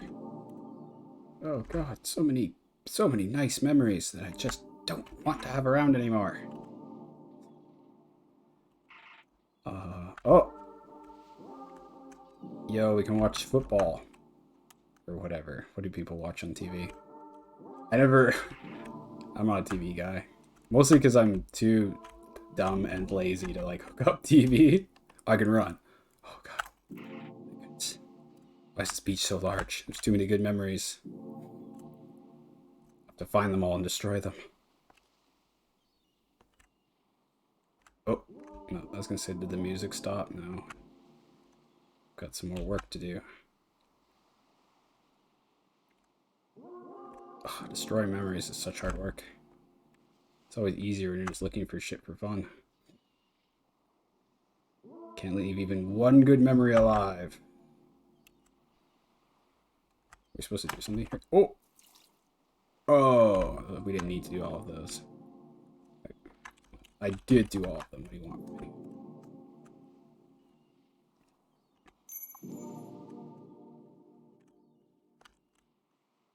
Oh, this is nice. So the spiders, the swimming, and the climbing are all times when Omori's friends had like a challenging interaction. They encouraged him. And I guess it worked successfully because those ended well for us in the dream world. The swimming is when they're at the beach and they're like encouraging him to have fun and engage in like an activity that like he's probably missing out on. The climbing's at the treehouse, I'm guessing, because they talk about building a treehouse. And the spiders is just, I don't know, bugs in the forest or whatever. For sure. Gank me, hand daddy. A red door? I'm not done yet. You think I'm done? I'm gonna go through all of these dang doors. Unless I'm not allowed to. This is what I came for. You think I'm sick of this stuff? No.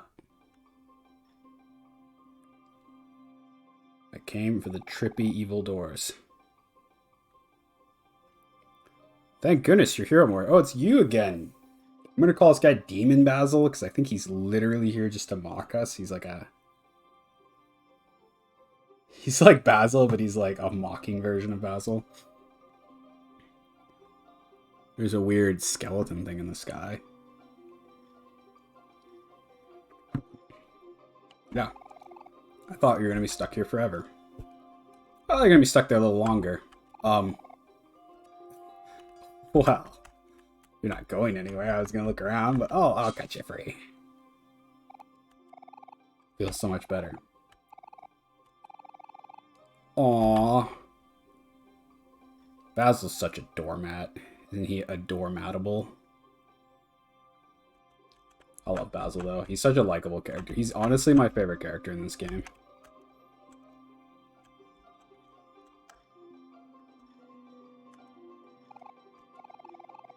Are really misunderstood. They never attack humans unless they feel threatened. Yes, spiders do eat gnats, and gnats are super bad for plants, so that is actually true. Oh, Basil's like glitching out, I think. Or that could just be... It's all about balance of nature. Yeah, he's like... Told me a big spider fell on his shoulders just about to dive into the lake at our secret hangout spot. The spider must have looked scary to you, but I promise it probably you looked a lot scarier to the spider. No offense, of course. True. I don't know if... Oh. There's so many spiders here all of a sudden. I can feel them crawling all over me. Maybe they're just saying hello. Oh, those are what's on him. Hi, spiders. It's me, your friend Basil. They're eating him. Oh, how charming.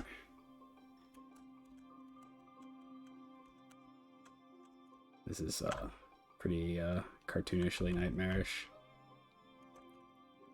I'm not really afraid of spiders. I don't think I've ever had any arachnophobic style dreams. I don't like them. I think it's human nature to, like, it's actually an inborn instinct to be afraid of anything that has 8 legs. Just on the off chance that it's poisonous, I guess.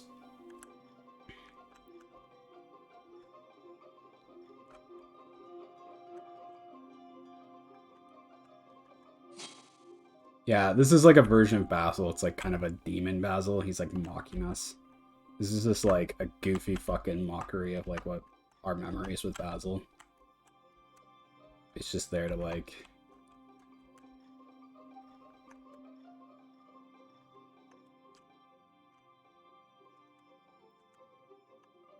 I think... I'll probably just scare them. They're spiders. It's okay. I'm not here to hurt you. This is also mocking Basil's attempt to like nurture everything that's good, even if he's like unrealistic, which I was talking about that earlier.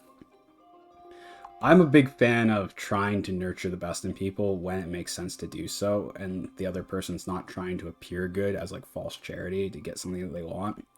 But in the adult world, that's always not so clear. And this is just mocking Basil completely instead of like portraying him realistically as like still generally good. I think.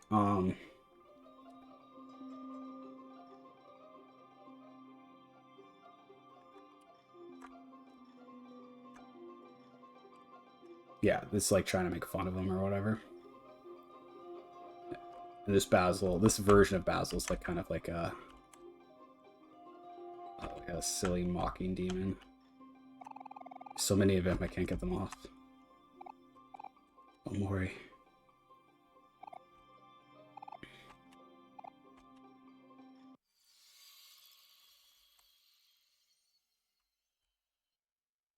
Dead spider. It's like bleeding. Gross. Gross. Awesome. Super disturbing. Thank you. More bad feels. They just keep coming, folks. To me, this is the real game. I mean, what else did we come here for? They roped us in with the cutesy RPG shit, but now it's just like, okay, let's stop messing around. You came for a bunch of abstract, disturbing sequences that tell more of a real story. What's that red door about? I don't want to, like, I want to do all these things first. I'm not in a rush. I've probably been here for hours, but... Okay. Onwards and downwards. Ah, rain. I love rain. I grew up, I was born in Canada, but then I moved to Maui for a while, and Maui seems like a tropical place, but the east side of the volcano is super dry because the volcano catches all the water and makes it rain preemptively, so it's much more deserty. So rain is a valuable luxury and a moment of like celebration when you live in Maui. You may think, oh, you lived in Maui, your parents are rich. No, my dad was a framer in Maui and he was constantly out of work. It was really overly adventurous of my parents to go there. But I did grow up there for a while. And then we moved to Washington and then we moved back to Canada after a while. So rain to me has always been... The funny thing is Washington has a lot of rain, like too much. But compared to Maui, and I'd grown up there, to me it was like a present very frequently every day. I actually liked Washington because it had a lot of something that I...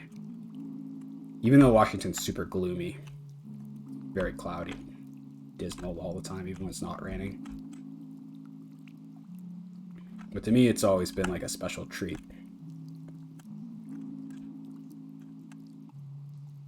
But compared to Maui, there's way too much damn snow here.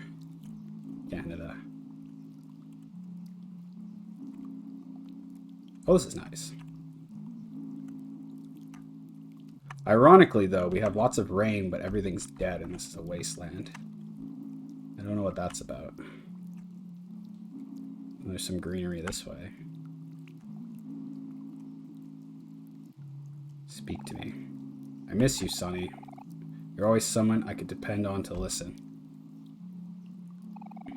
My problems, my hopes, my dreams, you knew them all. So if you're still there, please let my words reach you one more time. Basil's fate is quite the mystery. There's something going on. I don't know. Maybe I missed something about Aubrey, but Aubrey just accuses him of something generally. I really want to see more of Aubrey's screen time, though. Let's see. We've got some greenery here.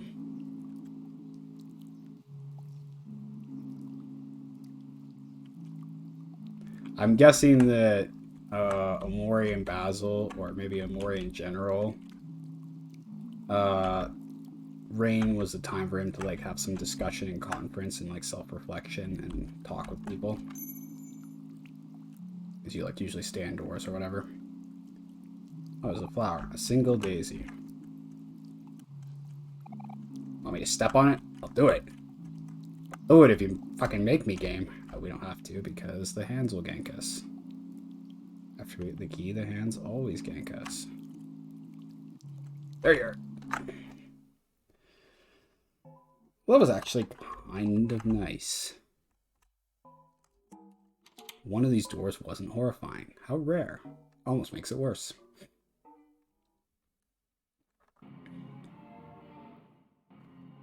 This is a very chaotic area. Oh, look, it's all our buddies. Speak to me. Ignore me? Oh, they don't have a face. Oh, funny. Talk to me. Will, talk to me. I want to see faceless Aubrey. You can't stop it. Oh, yes, disturbing. Kel's got the most energy. Come here, you little shit. Oh, he's gonna not have a face. We'll just see if we bump into him later. What's this? I have no idea what that is. Oh, it's like half of Aubrey, but she's sideways. Okay.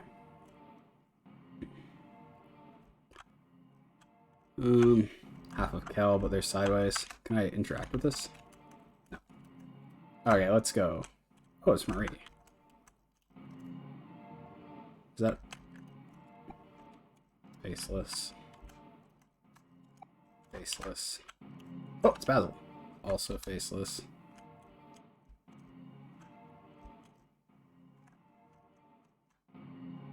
Cool, cool, cool, cool. I don't get this area, but it's awesome.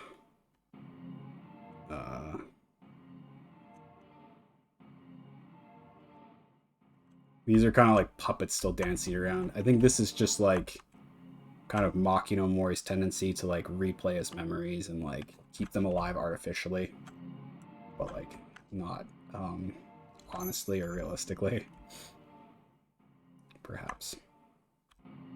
But this is kind of a cool little interesting area. We're gonna go check out all these damn doors. Because why not?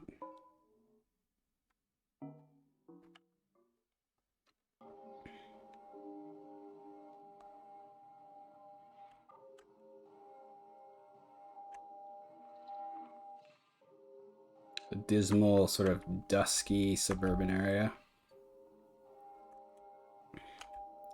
This is a construction site. We've met some construction sites in the dream world. It's an owl or a bat or a moth.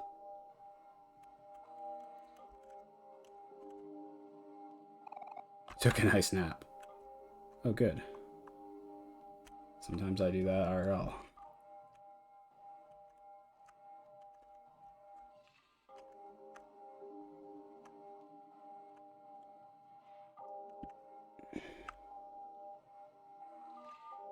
The treehouse. Yeah, I was gonna say, Omori's climbing the ladder in the dream world is a reference to the dream house, or not dream house, the treehouse in real life. And the treehouse is a sublime. Here we got some sublimity here. Clouds and whatever. Sort of like different look at reality. Once you're up in the treehouse, everything, even the dull suburban area sort of looks a little more interesting and sublime. I'm going to keep using that word because that's the accurate word I think they're going for with this art. The treehouse offers a different view and transforms the suburban landscape beneath it. And now we're so high up that suburbia is transformed under our very eyes into something that's a little bit more palatable, appealing and to our interest. A little bit more appealing to our interest. Basil's looking at the moon. Yeah, you can see a good look at the moon from the treehouse, and suddenly it becomes more meaningful and like transcendent because everything's framed in a more interesting way. In short, the treehouse I think represents sort of Omori's development of an artistic sense. Let's see what Basil has to say though. Or Demon Basil, as I like to call him. Omori, is it really you? How did you find me? Are Kel, Aubrey, and Hero here too? I missed you all so much. Yeah, this guy's really mocking Basil. He like is portraying Basil as like overly nice or like a doormat or as like just someone who's clingy and misses people too much, which maybe is true of the real Basil to a certain extent, but this is definitely more of a mockery of him, like an exaggeration, I think. I'm glad the treehouse is still standing. Everyone worked really hard to make it together. True, I'd be bad at that. I can only barely make things. Let's go home, Omori. I'm not gonna go in the treehouse, bro. Ooh, the inside of the treehouse is not so nice.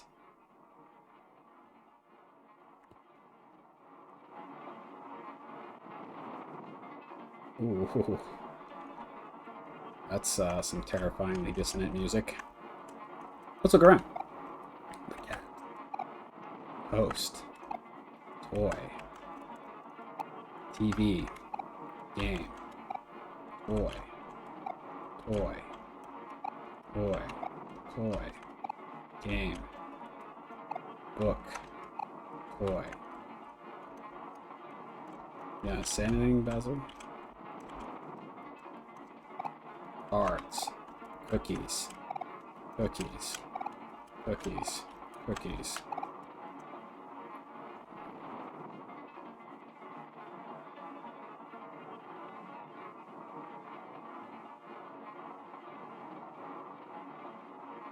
I'm guessing since the treehouse was in Omori's house, after they all broke up from Marie's death, it became like a painful and horrifying echo of previous good memories, and so that's why we're seeing here.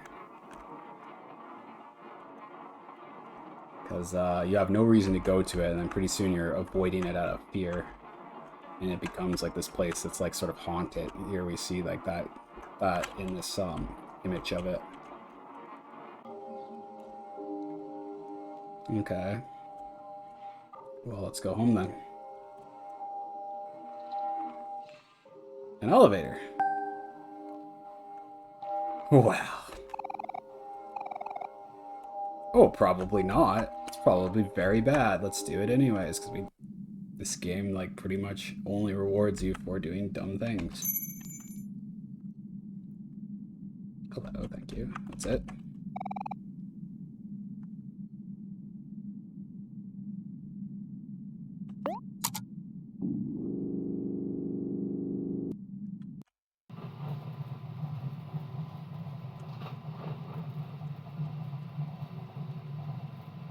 That doesn't sound good. What's going on?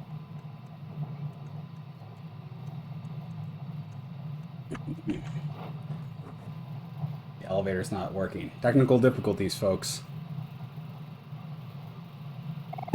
Well, at least they're not my fault this time. Actually, while we're here, can I share something with you, Omori? Yeah, sure. Don't be creepy about it, Demon Basil.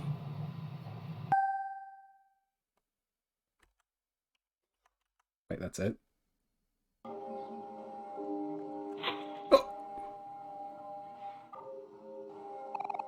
Hold on, Omori. I think I'm stuck. Oh, he's stuck in the elevator.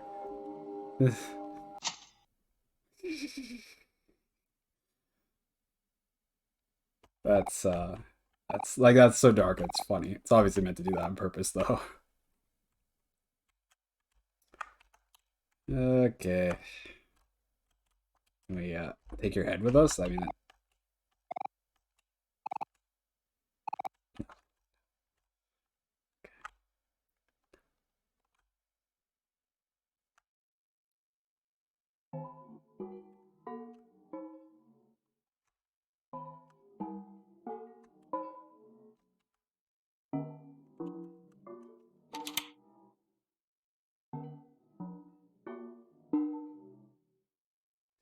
there's a theme reading repeat of Basil trying to follow us, but getting stuck. And sort of mocked at the same time. He always gets killed by humorous situations that make fun of him, and then he gets left behind. Which I think is Omori's inability to maintain good memories of him and view him in a good light.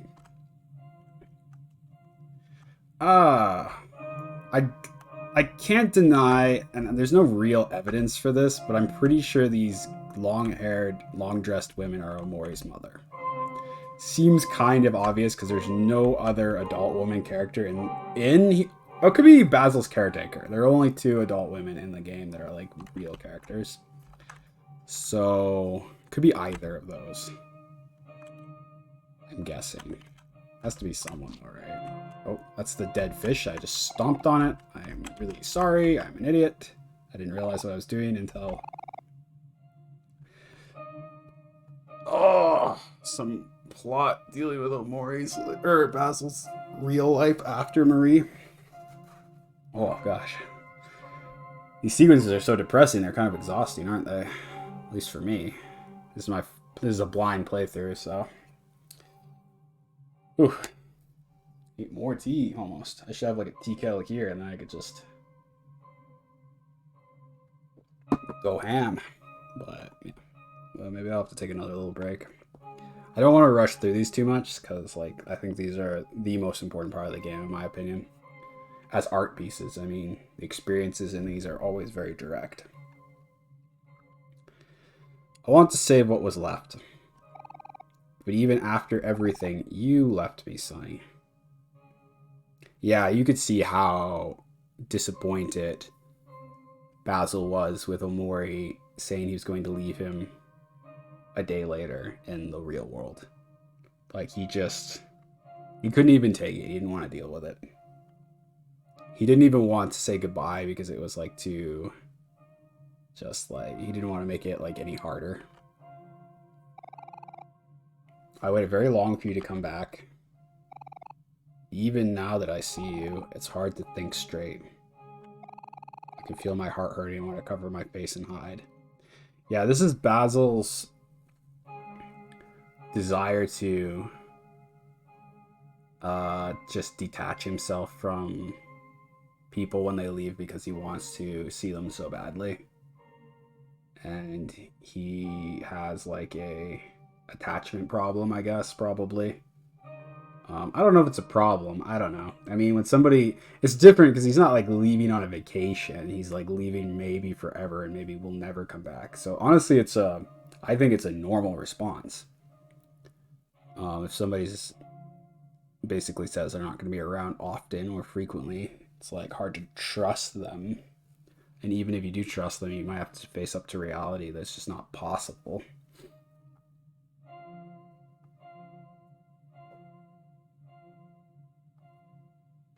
Who knows? There are a lot of things I want to say to you, but the words don't come out. I mean, I think we've all experienced that. This is one of my main reasons for reading so many books, is I think there's nothing you can do better as a gift to yourself and to others is to be able to describe something of what you mean. The best way to do that is, I think, telling a story in this game is the words that you can't get to come out is this game, in a sense, completely, in its completeness. I mean, that's what art is in a lot of ways. I waited for so long for you to come back. Well, you never did.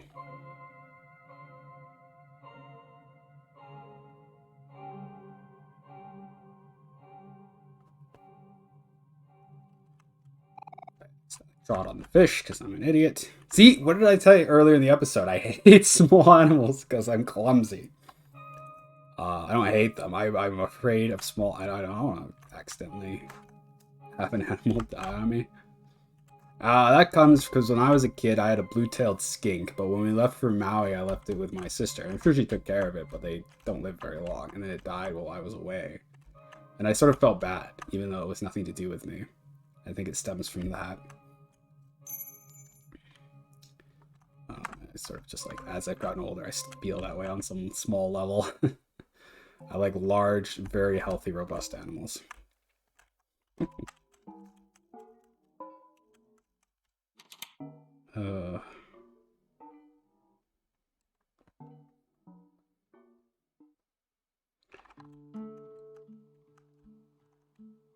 But those like eyes. Oh, we've got some bucolic, idyllic music. Oh boy. It's not a trap at all, I'm sure. Another mocking Basil. Okay, I'm gonna get another cup of tea because we've done a lot of these in a row. And I don't want to overexert myself because there's a lot going on. So I'm gonna get another quick cup of tea and walk around for a bit, and I'll be right back. I'll leave you with this pleasant strumming. Okay, be right back.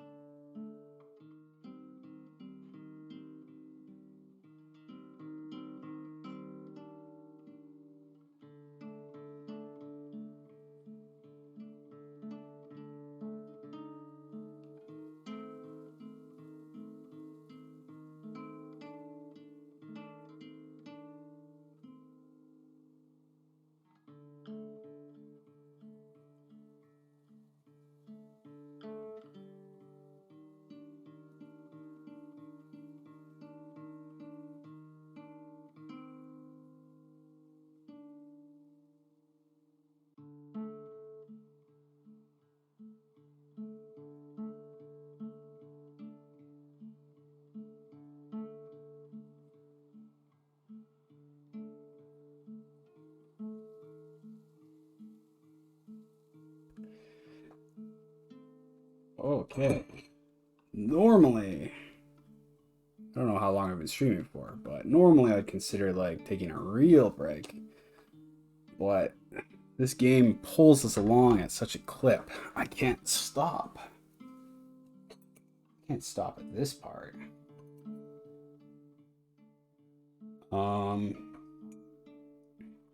Glad to be doing this on a stream though, because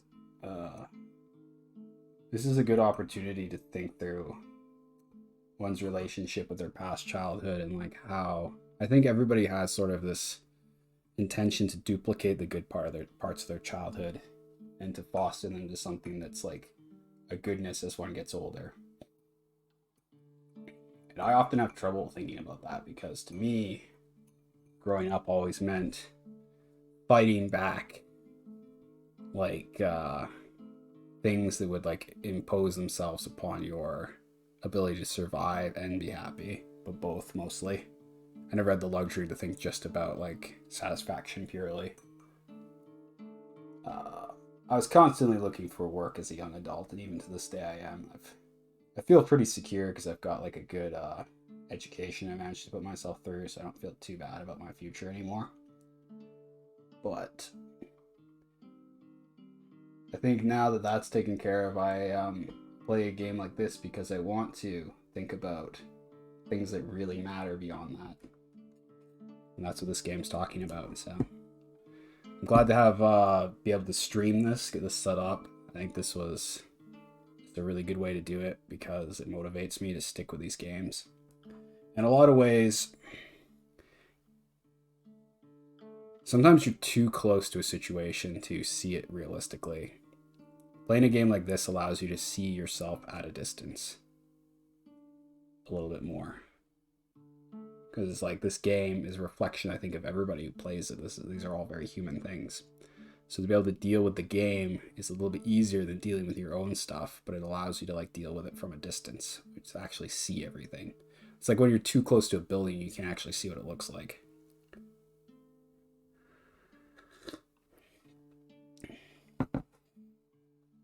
Okay. Oof, we are powering through these, but I feel like it's impossible not to. I mean, this is just pulls you along a little bit. Right here. Yes, Demon Basil. Ta-da! Surprised to see me. I've been hiding on the stump since I got here. I'm not the best at defending myself. I think I'm pretty good at surviving, at least. Anyway, I knew you would come to save me, Omori, and I'm sure we'll be able to make it out of this place now that you're here. He's not the best at defending himself. Yeah, I mean... And that means like socially too, I think, because he appears in here and like is easy to mock, as even Saccharin.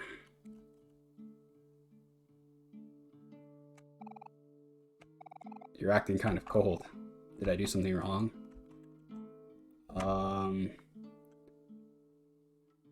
That's an interesting line. I don't know what to make of it.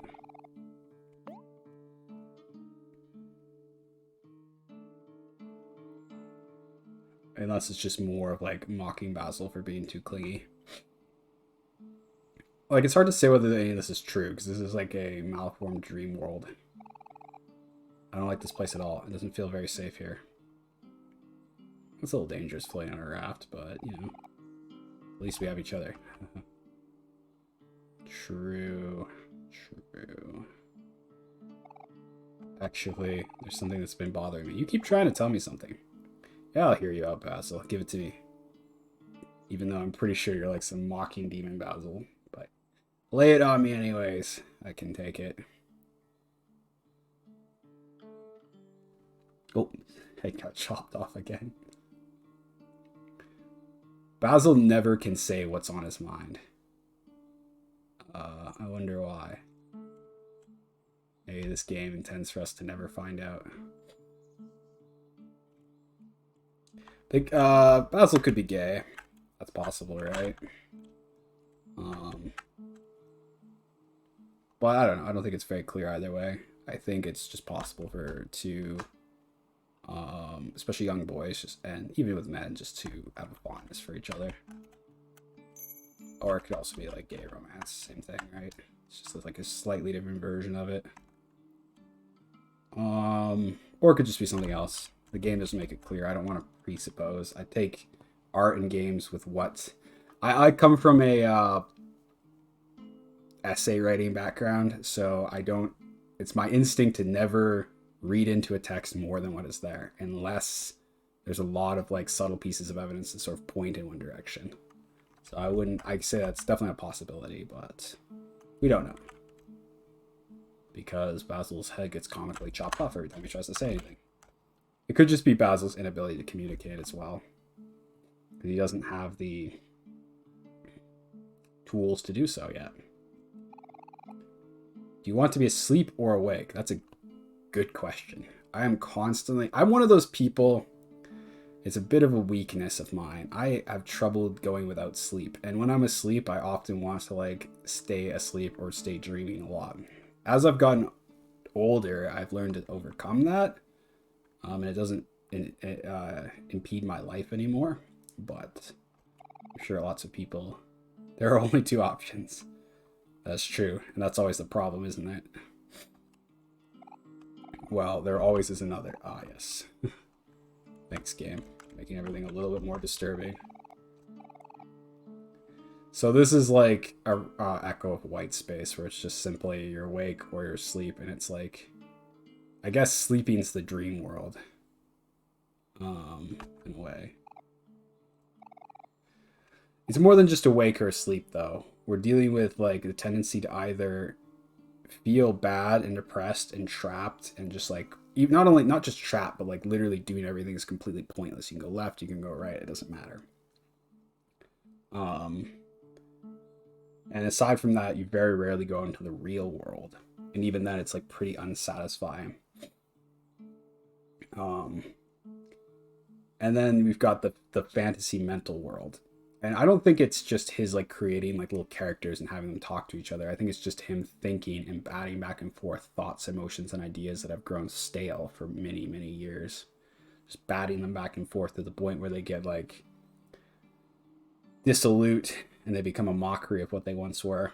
And because Sonny is unwilling to deal with reality, it just keeps getting bounced back and forth until the tennis ball of his old feelings and ideas becomes raggedy and can't even bounce back and forth anymore. And then we get this depressing state of affairs.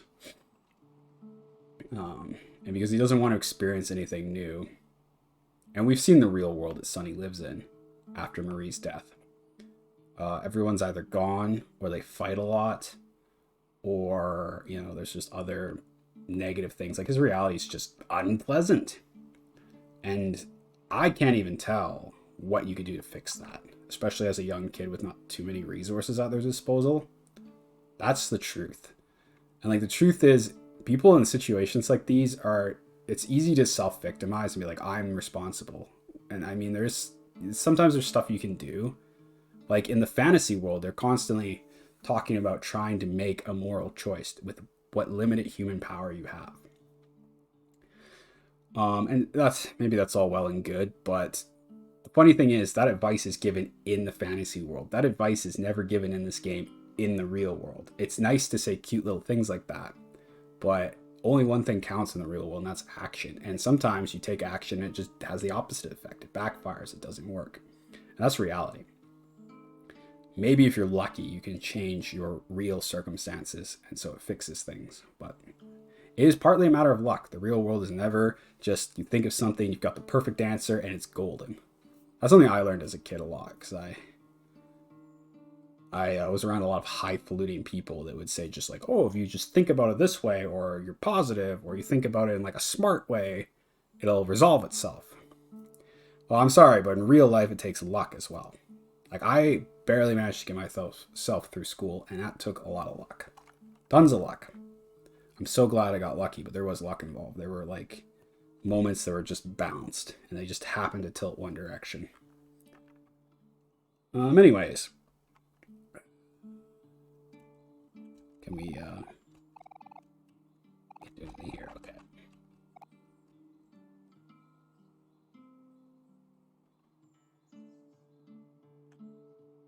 I'm a realist, at least when it comes to stuff like that, if you want to put in some stupid little word.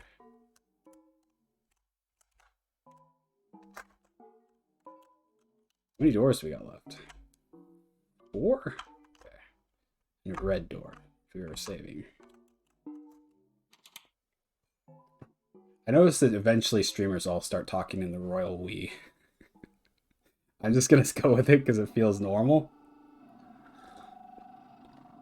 I don't always do that, but sometimes I do. Okay, this is intimidating. Let's talk to the creepy demon faces. Oh no, you can't. That's okay. I didn't really want to. This reminds me of David Lynch's The Rabbits. It's a mockery of sitcoms. You can find it on YouTube. I think it's David Lynch. Yeah, I'm pretty sure. It's called The Rabbits or something. Anyways, okay, the mirror broke. I wish I got a good look at it. I think it was just a picture of us. We're injured in it. There's a bit of color, so I guess it's a slightly older Sunny, perhaps. I don't know. Who knows? And then again, I still think he's wearing his classic shorts and tank top. Oh, it's getting darker. Should we just grab the key and make good? Probably. Otherwise, I won't be able to see where the key is after a while. Uh-oh. Lost the key. We've decided to smash too many mirrors. Let's get it. Oh, the getting's good. Maybe we can smash the rest of the mirrors. Oh, it's being blocked. Oh, it's not so easy, is it?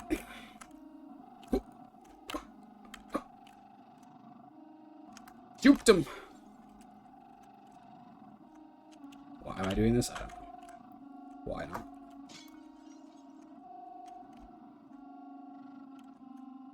Must have gotten all of them, right? Oh! That's creepy. That's what you get for breaking everything.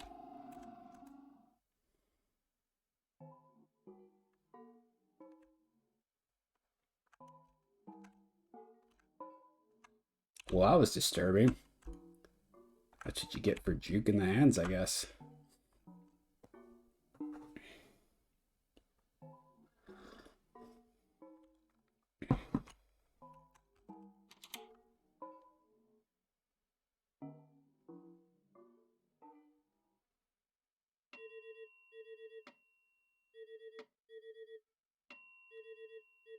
This is just representative of repeating time that becomes meaningless.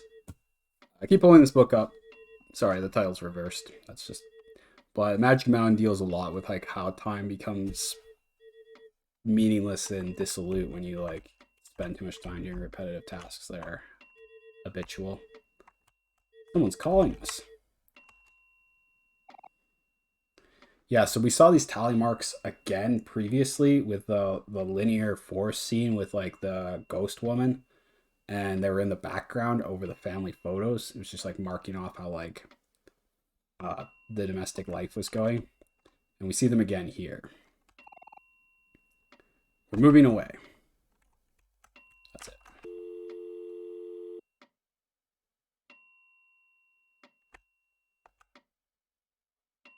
So Marie dies, perhaps, and Omori becomes very withdrawn and does not want to engage in any new reality. Because he's depressed. Understandable. And then eventually they move away.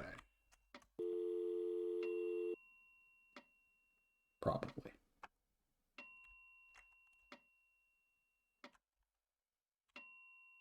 How comforting.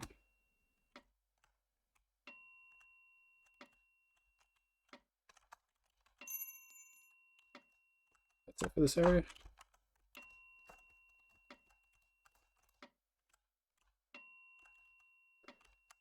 Alright, fair enough.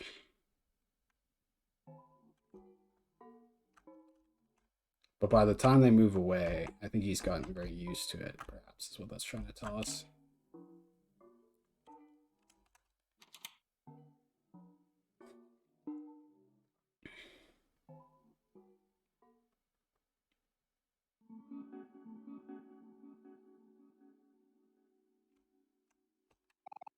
Marie is here.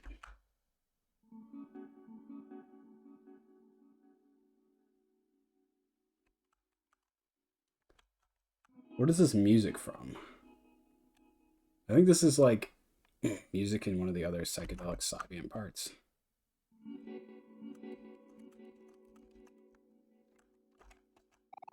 Heroes here. Hero and Marie are trapped in like a little cave, and the other two are swimming around. Oh, interesting. Cal and Aubrey are still active. Because like in the real world, Hero is decided to like leave. And he's like distancing himself from it and not really living his life anymore. He's just doing his duty constantly. Basil's completely broken, withdrawn, and just has like lost his ability to like communicate at all. He's not really doing much. Marie's dead, so she's totally toast. Oh, here's Aubrey. Oh no, they're all swimming around. Okay, I'm reading into stuff. That'll happen. Oh, this is the same whispering that's in the place where you eat the apple as well. The same red themes too.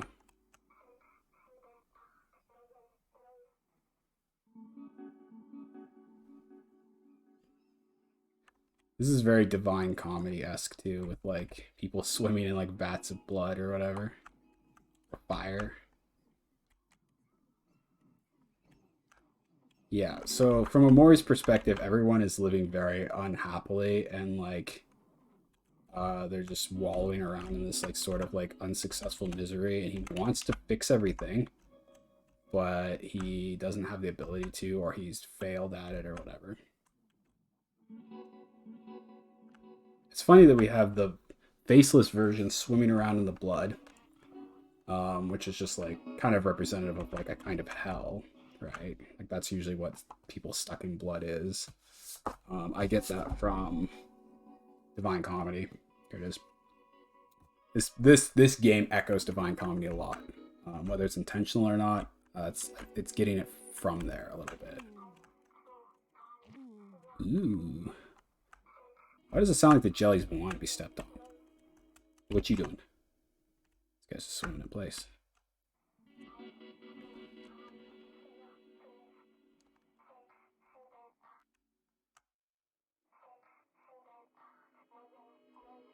Cool, cool. Okay, let's grab this key and get out of here.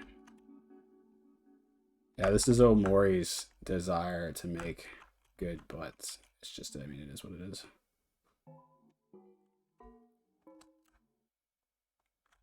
Okay, last door. Oh, over so soon. The horror show can never end.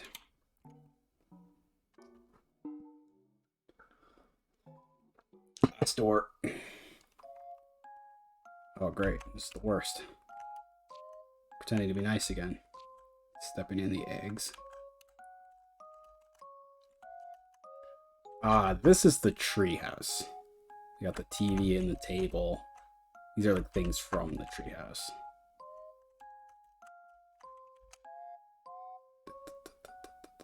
Hey, Basil. Come to do a dark comedy joke on us again? I'm here. Did you miss me, Basil? I'm sorry, but you must be tired of saving me all the time. Maybe I should have tried harder. Everything's fine now that you're here. I should hope so. Oh. Let's go home. Yeah, okay, whatever. So these are sequential. It makes you look like you're choosing a door, but they're obviously in order because he says you're tired of saving me. Like, he wouldn't be able to say that as his first thing, so this actually is the last door, and this is the last sequence.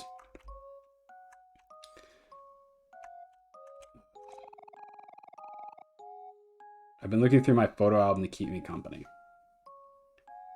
The whole time I've been here, I've been looking through my photo album to keep me company. Basil's lost in self-reflection fantasy world, I guess. Either he's like, this is an imaginative version of Basil, or it's a reflection of him in real life. I have no idea.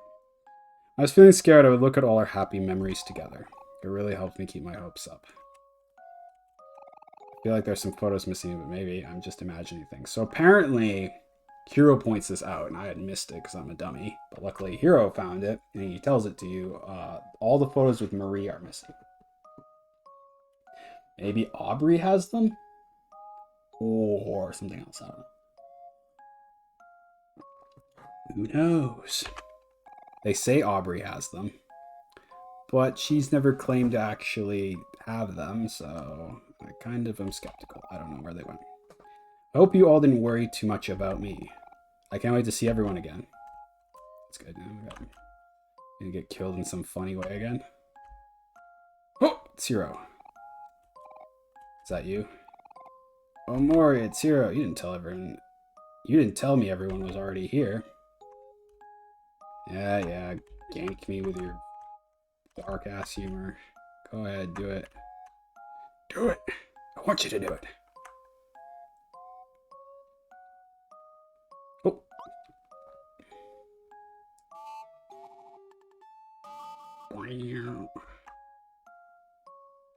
That's the fish from Hero's room there. Well, everything's busting. It's not functioning anymore. Oh, it's the big cat.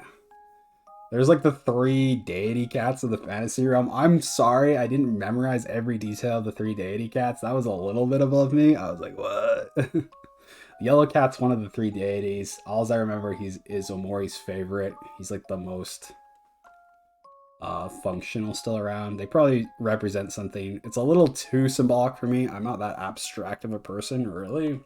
So I didn't really get it. But, you know, maybe it's something there that's more interesting. Anyways, here's Cat God. It's good to see you guys. How have you been? Did you miss me? Wait, what? What are you guys doing? Pelting him with baseballs. I knew it.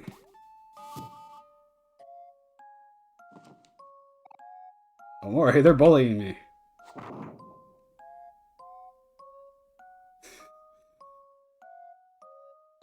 Oh, he's dead.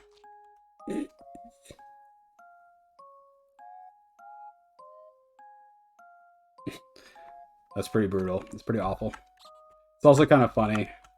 This game has a lot of dark comedy in it.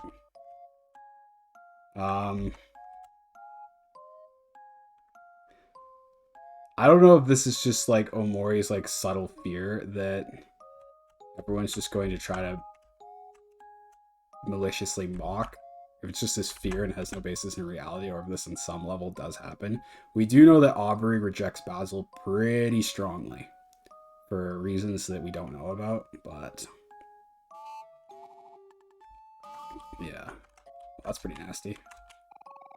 Man, oh crap, they are evil versions, yes. Aubrey always gets what she wants. Hoping that you'd come by soon. Want to play cards with us? We're supposed to start another game. I'm fighting a lot again. You'd think they get tired of it after a while, but they're both so full of energy. Yeah, this is just another funny, mocking way for Basil to die. I don't think this has any basis in reality. What it does represent to us is Omori's warping of his memories with Basil because he's just reflecting over them too much. It's like the analogy I used with a tennis ball where you bat it between 2 rackets enough times and the tennis ball basically can't bounce anymore.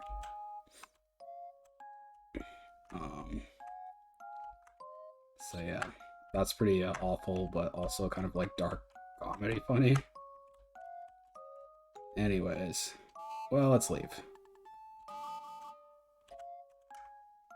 I think in a lot of ways this is like people's worst fear, is that something that they like and is good becomes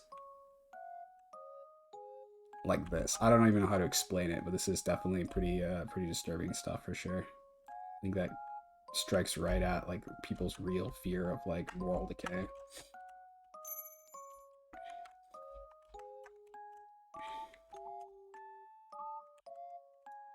We leave. We leave. Thank you. Here you are. Oh boy, heavy stuff. But you just love this game. I mean, this game's fucking really well made, but...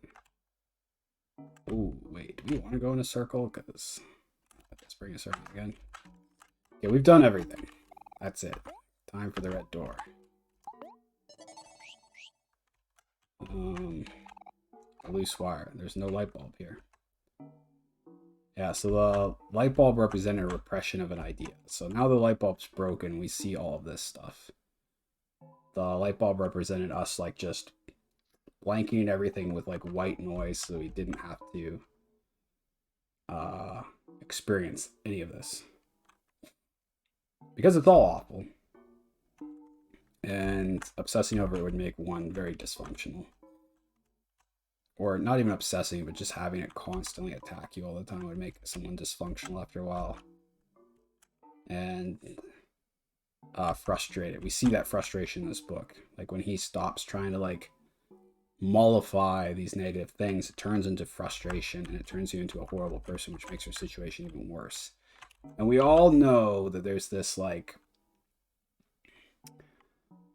this sort of like you should fix and deal with reality. Well, unfortunately, dealing with all this negative stuff makes one incapable of fixing anything because of the frustration makes you into like a negative, neurotic, angry, irritable, depressed, destructive kind of person. So we can see an honest attempt from Omori to try to make himself calm and functional, but it's not enough to allow him to actually deal with his negative reality. And you know, we don't know whether he really has any control over it or not, right? I mean, it's not really shown, right?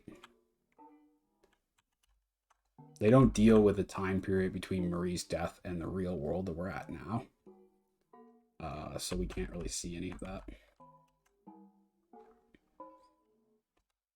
But it's not really important to the plot. In real life, you never know either, so.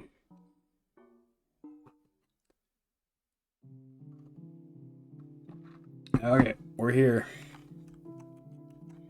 I guess they didn't force you to go through all the doors, but of course I was gonna, so. Statue of a religious figure. It feels as if you're judging you. Interesting. We see these, there's a religious nut down the street from Omori at some point. I don't think, that's where Michael lives, I believe. Michael's family is this sort of like goody-goody, successful, fairly wealthy family that lives in the town. But you can see that it's made Michael pretty dysfunctional and goofy. This game is inundated with Christian moralism themes. And now we see a statue at the very end of the red door offering us some sort of like hope, but then it says that it's judging you, which is kind of just makes us think that that's all that we're going to get from the Christian moralism. I wonder what's going to happen. We're going to have this sort of like, because this mountain, I'm going to keep pulling up Divine Comedy here. I don't know. This is I think this echoes it. This mountain is this mountain here, I'm guessing. Maybe it's going to be like that. We'll see. And it's purgatory. You climb up of it to cleanse yourself. But maybe this game will make fun of it and pull out the rug out from under us. We'll see. So here we definitely have a religious figure. We have a Christian ascent into some sort of like working hard to get to some sort of spiritual attainment. That's what we kind of got here in these two pictures. For sure. Let's see where they take us with it. A hard frozen steak. Well, I'm probably hungry, so I better eat it. Okay.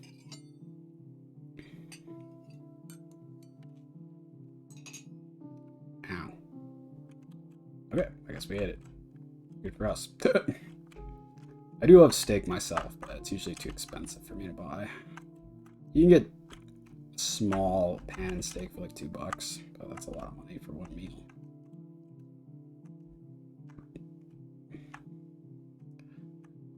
I guess there's a key there. Let's save. Because I get the feeling we're going to want to do that. Let's ignore the key for a second. Okay, here's a church. It's at the top of a mountain. It's a transcendental place that is like closer to God. Mountains represent the ability to get closer to God, closer to some divine transcendence or divine emotions or out of the everyday ordinary emotions, depending on how secular or whatever you are, or how you view it. Yeah, I guess we can't go in, so it doesn't matter. That was for nothing.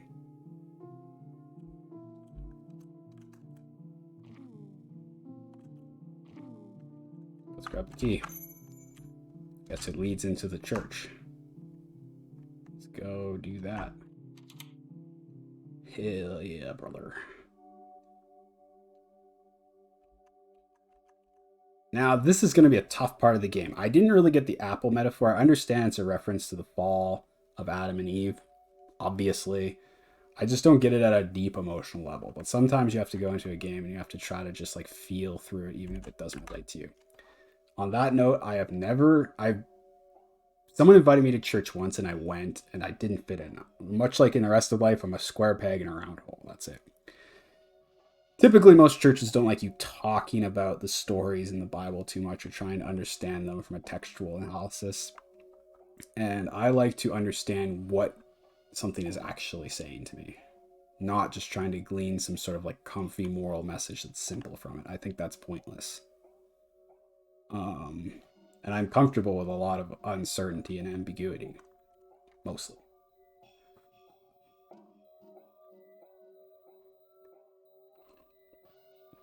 What I'm trying to say is I'm not a churchgoer, so this is all pretty alien to me. I don't understand the experience of church being considered a powerful thing in your life, of people telling you to go to church often, of going to church, like the building.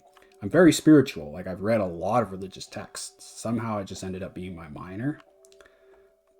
And I love hearing different ways of looking at the universe from Buddhism to Christianity. But this actual experience here is going to be a little different for me, so yeah, but I'll try to pay attention. It's tough though. Pitter patter. Oh, this is the same as that lost guy. So they're basically saying nonsense or whatever.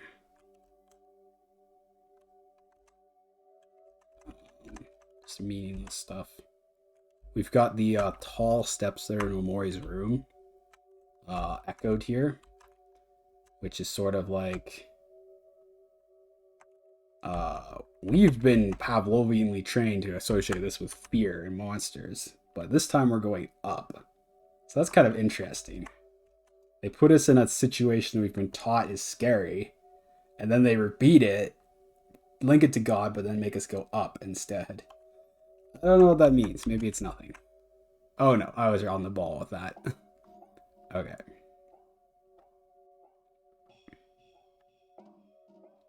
Basil's flower crown represents Christ's crown of thorns as well. Sunny. Ew, finally some confrontation. Yeah, so I'm guessing Omocat, I think the author here, we have to assume whoever wrote this has had church at least be a part of their life to some degree, where it's some of the lessons of it have been thrust upon them or echoed around them. And so there are expectations, as far as I understand, when you're a Christian to behave and process things in a certain way. I am not overly familiar because I didn't grow up like that. But some of the Christian themes are also just universal human things as well. Basil here is clearly representative of some sort of destroyed divinity or virtue or goodness. And he echoes Christ in that sense. The truth is here. You've been running from this for far too long. Yeah, you wanna... But this time we can face it together. I mean, aside from what I just said, I don't understand too much.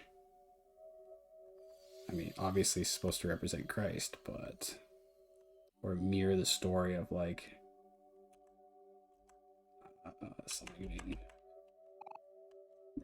murdered or suffering. Why did it end up like this?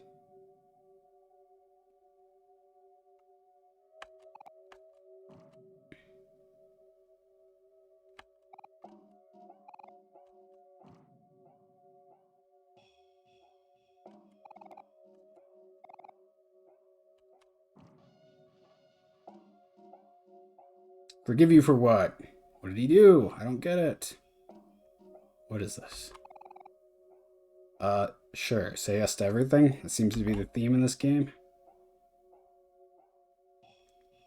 The truth. What's the truth? Say, putting Basil in a position that makes him symbolically analogous to Christ's experience is not clear. We'll see. We'll see. There's something out there. It's calling me. And it's calling you too. Out the window. Or the door, whatever the hell that is. Glass door, maybe. Ooh, we've got more red here. Red shows up pretty rarely in this game. It's always symbolic of danger. It's connected with like sin or evilness.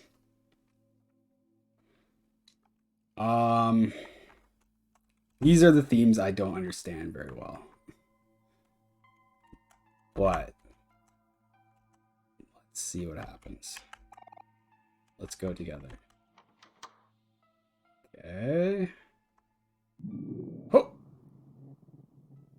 I've been possessed.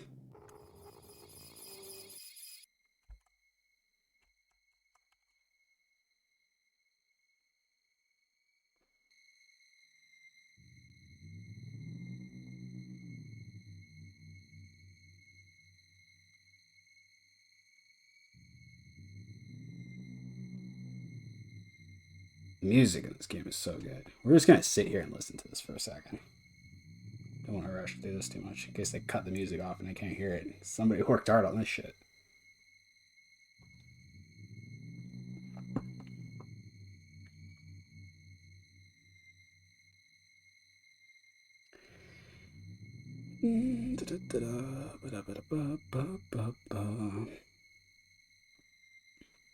These sequences are hard for me to process personally because I've never. Let's just say, let's to put it in a cute way that's overly simplistic. I'm a natural rebel. So to me, biggest evils are committed by people in authority and like oppressive moral systems that pretend to be good. So these themes of like danger occurring from getting too close to something, I have trouble processing. To me, this just goes right over my head. Like it doesn't, I don't get it.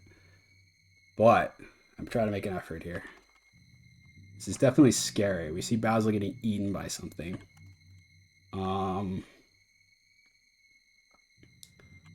Let's see what happens.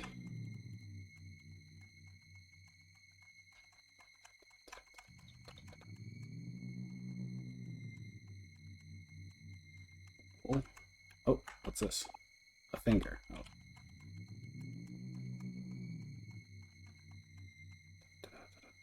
Satan, Satan. Another finger. Will you just keep going, or? I'm in no rush because I really am trying to understand the themes going on here. But, hello. I'm so sorry. Will you forgive me, my best friend? Say message again.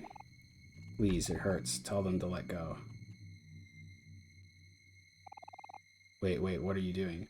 Okay, so the hands are sort of like this pacifying force that always takes us back to white space when we stray too far. So they're like an imposing of order that mollifies and makes things back better, but doesn't actually fix anything.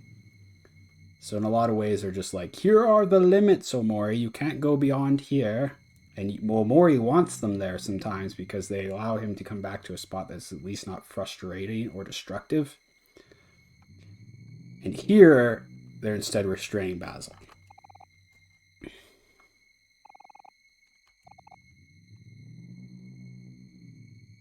Basil is being overly squashed by these pacifying forces. Yeah, we stab him. That was pretty, like, expected.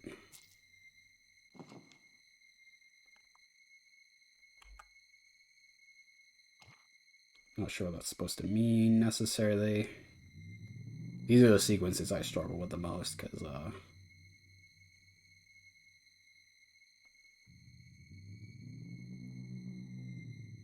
most of my life I've been encouraged to think through my own moral systems.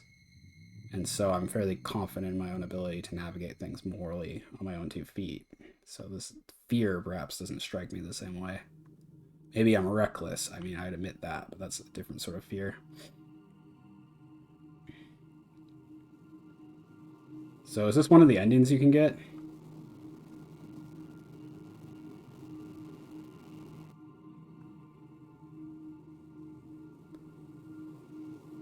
There's a bunch of hands. So Omori sits on a throne of hands and then kind of controls them. So I've become the ability to manipulate these pacifying forces that impose order instead of being pushed around and put into my safe little zone constantly. But to do it, we had to sacrifice Basil.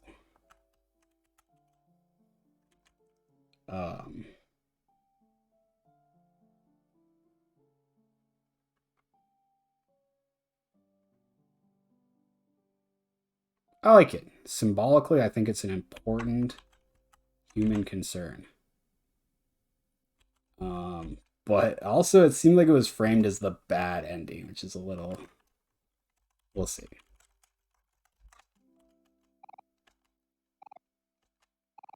So, in the real world, Hiro and Cal are having a sleepover. We're having a good little time, but we're going to move away soon. So, I think we just completed that stage of the game, and this is like the next section.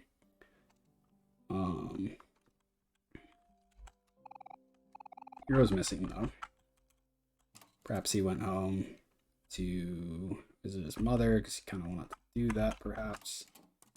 Or maybe something nefarious happened to him. Oh, oops. There's something on that window there. Postcards. Brush your teeth. Love you. XOXO. So we've experienced a lot of Omori's real inner state. And now we're back in the real world. And so we have to square some of what we saw with what Omori is experiencing. And Omori's experiences are very his own.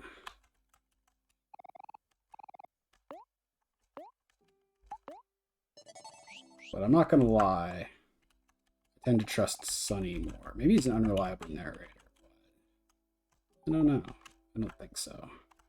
Well, I mean, he probably is to like some degree. But so is everybody.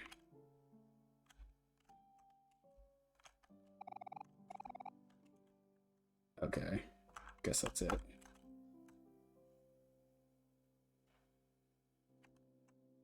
Oh, Hero's playing our favorite song.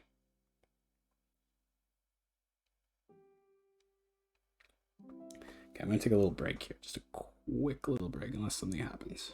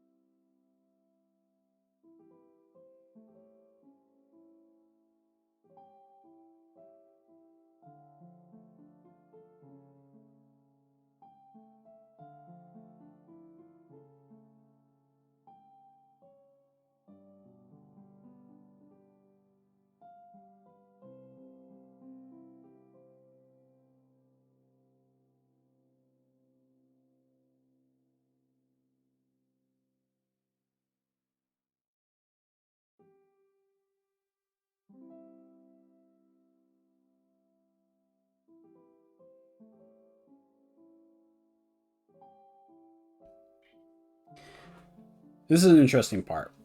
Oh. I've never played music much in my life. And recently I bought a guitar and I absolutely love the thing.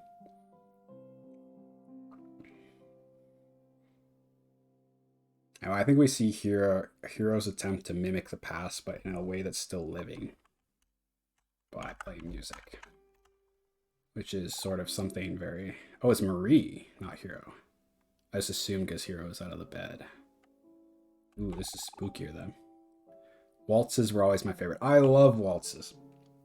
I used to hate classical music until I listened to waltzes.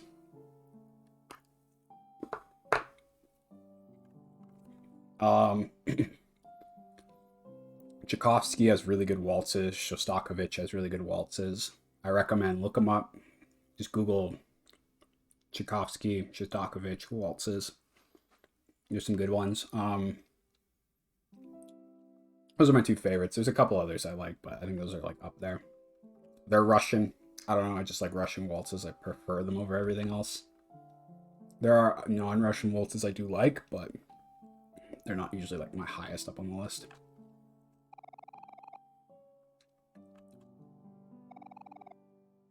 You hated it. Really? Do you hate it? Oh, she hated how she locked herself away on the piano. Interesting. Is Omori a little clingy? See, I can never tell if Basil is actually a different character or if he's like Omori's more innocent self. Or like a shadowy reflection of what he used to be. I can never tell with this game.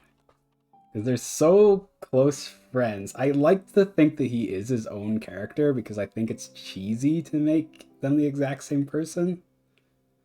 It's just too easy. But yeah, I don't know. I'm going to assume he's actually a different person, but they're probably similar in temperament because they're good close friends, right?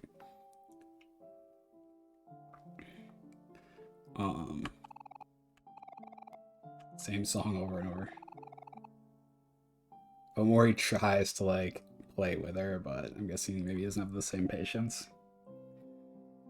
I don't practice songs when I play the guitar. I just play whatever music I want to hear.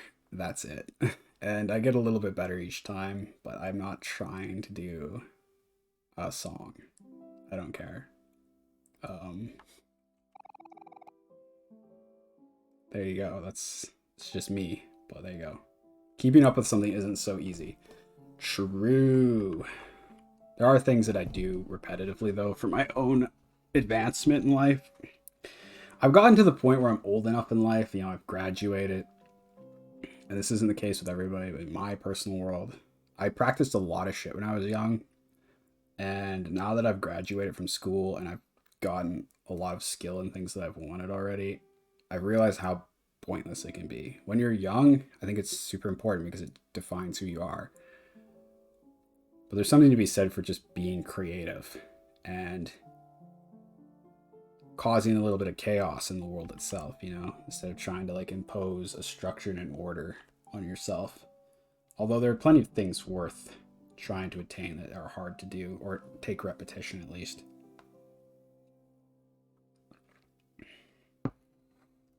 As you get older, everything changes with time. The game talks about that. What becomes important changes as you get older. That doesn't mean that it was wrong to do it in the past. When you're a certain age, sometimes you need something. Like I used to read a couple self-help books when I was younger. Now I kind of find them silly. Fatuous.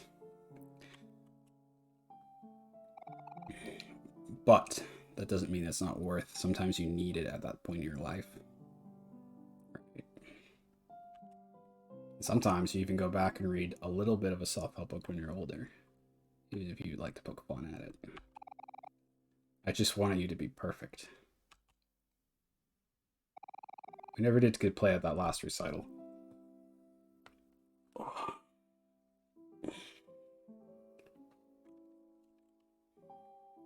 Marie always seems very easily forgiven by Omori. There's not too much pent-up frustration with her.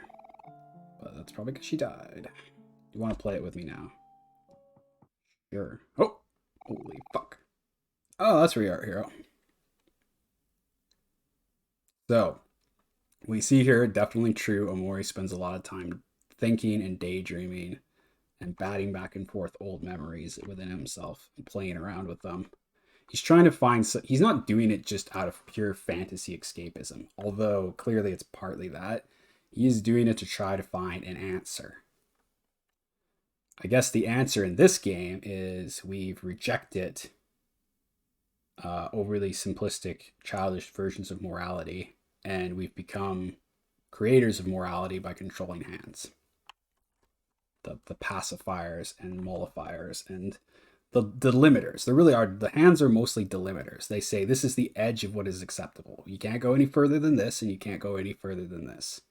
Either extreme is too much. That's what they represent, which is sort of like an artificial order and just saying you're not allowed to try this or that, which is, it is what it is. Those, life wouldn't exist if people didn't do things like that. But it also can be like fake. I mean, we saw earlier in the game, it just kept him in this white space, which kept him contained, miserable, sterile, not so good. So, you know, this game does not say that it's perfect good all the time. It's not that simple. Anyways, sorry. Sworn I heard some music. Maybe I was playing music. Yes. That sucks. Chose to leave us. Did Marie kill herself? What? Okay, that's a huge surprise. I don't know if she actually did kill herself, but she chose to leave. I thought she was just killed somehow. They never do explain it, I guess.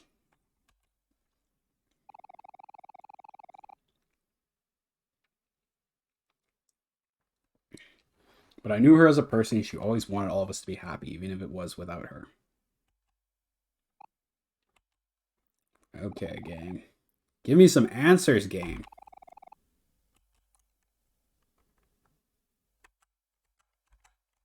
Maybe the woman is Marie, the long-haired dress woman. I don't know. I don't know. It's so mysterious. It's hard to say.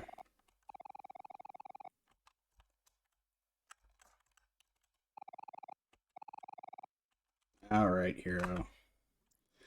If you say so. I'm gonna wander around for a bit more. I'm the evil king of hands now. Bitch.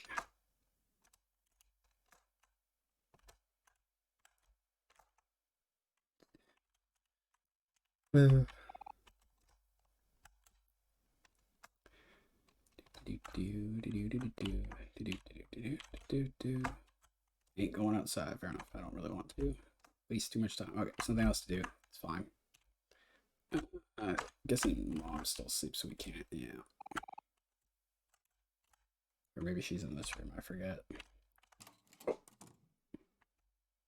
right. She's not here. I forgot about that. Yeah, we'll save. Doesn't hurt. Okay, let's get out of here.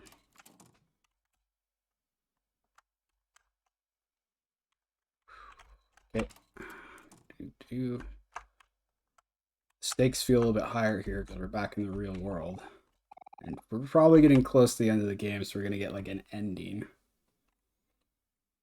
But I think all that we've done so far is like pretty much predetermined our ending, I'm guessing. Guess we'll see what happens.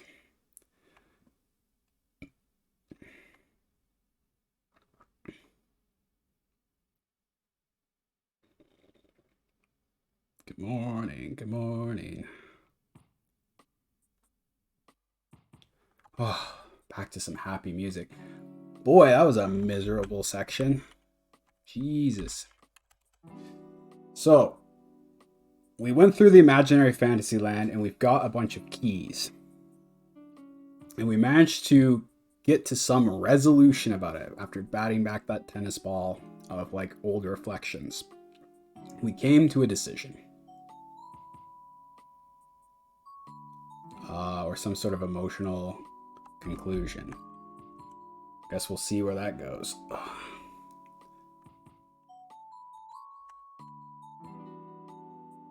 Got some nice morning jazz. That's good. I always wake up and I'm like, I don't want to get out of bed.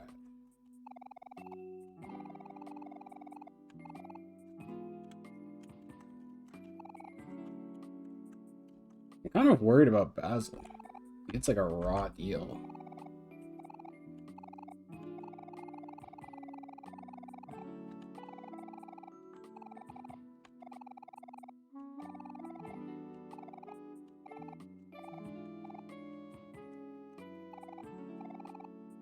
Blackjack, sure.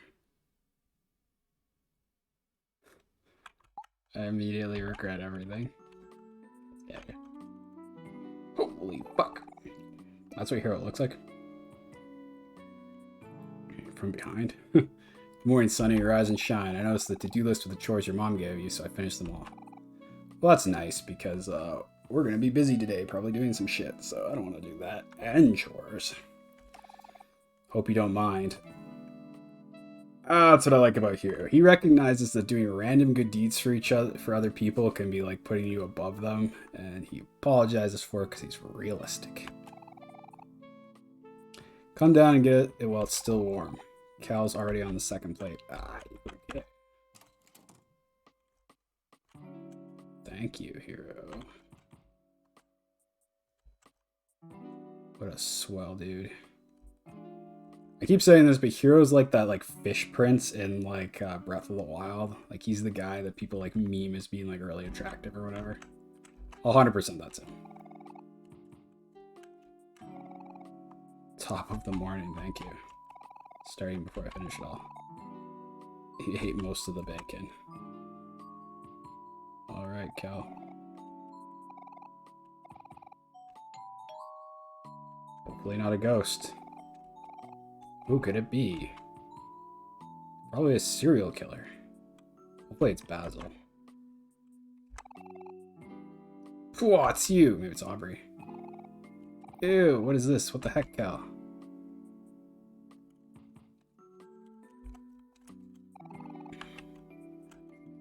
Unfinished play of breakfast. Alrighty.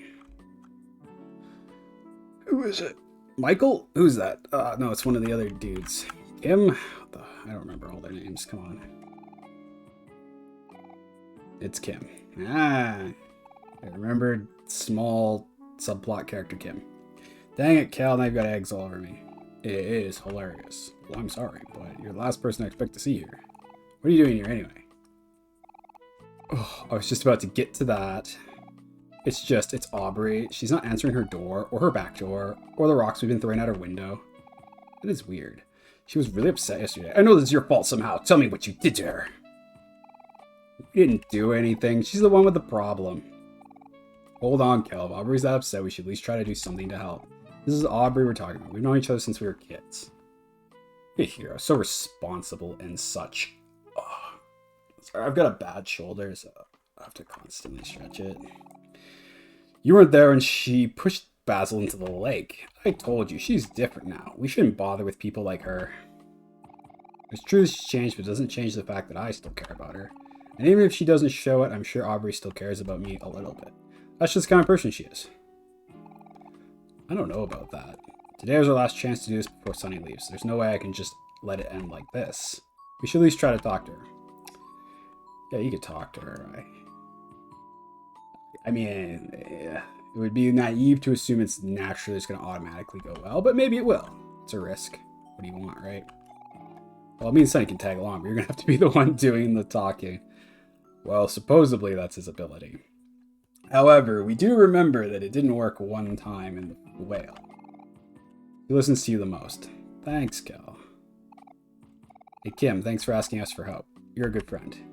Huh? Sure, whatever. Wow, how charming. Hero's like maximum charm level. Why don't you head out first? We'll meet you there. Alrighty. The troops together. I guess we got nothing to do here. But bacon. We're not hungry. I think Omori does not have the biggest appetite in the whole world.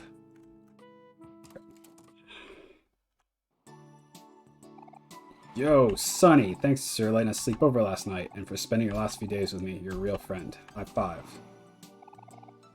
This game tells you to constantly say yes to everything, even if it seems like a bad idea. Man, I'm worried about what's gonna happen to Basil, though. I realized that it was part of... I mean... The Basil that dies in our dream world is the same one that's the demon Basil that's been chasing us around and tormenting us. It's not necessarily real Basil. At least I consider that one to be like a demon Basil because it's clearly like you just constantly tormenting us with dark humor. I don't know if I understand completely what Omori's conclusion is with regards to that, but...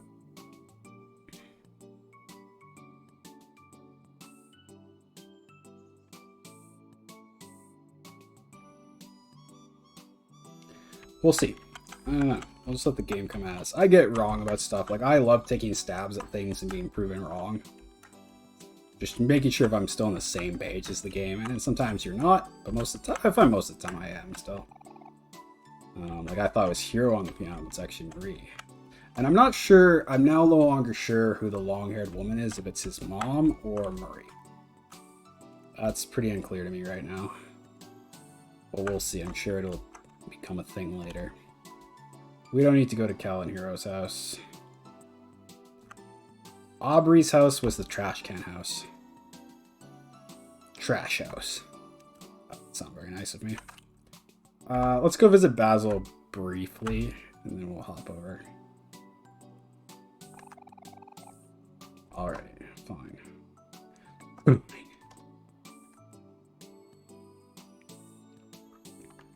The goons. I don't really care what you lot. You're a bunch of clowns. Hello, is anyone there? Well, have we ever been inside Aubrey's house before? Now, this is clearly the crux of the problem. And I could be wrong. I love making guesses at stuff and being wrong. And so if I'm wrong, you'll just have to, I'll laugh about it, but that'll happen sometimes. But I consider that part of the story. I'm guessing her from the outside. I think it's safe to guess that her home life is not very great. That would be my assumption. We shall see. I don't think so. She's always come over to play with us. Aubrey's family is probably poor. If they're not poor, they're just very, like, dissolute or whatever. That's the right word.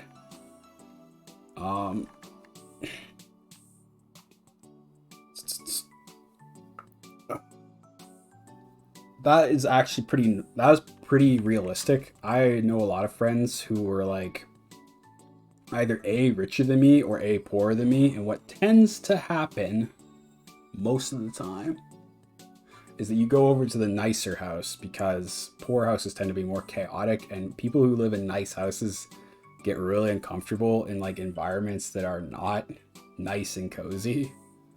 And also there's this sort of feeling of embarrassment when you come from a poorer house or a house that's more chaotic or like emotionally dysfunctional or some shit. So it tends to be that those kids don't want to like, they're embarrassed to like show it off, so they tend to go over to the nicer house. That's actually usually how it works from my experience. I've been over to nicer houses, and usually people, if they have a slightly more dysfunctional family or a worse house, they come over to the house that I'm at. That tends to be how it works, as a general rule. We'll see, though. I'm making stabs in the dark. I'm projecting a little bit. That happens. Hello? Oh, it looks like the door is open. Let's go inside. That's a good idea. There's a lot of not good ideas. Okay, her home life is not only bad, it's abysmal. So I think we were right on the money with that. I'm guessing massive alcoholic, lots of bottles around. But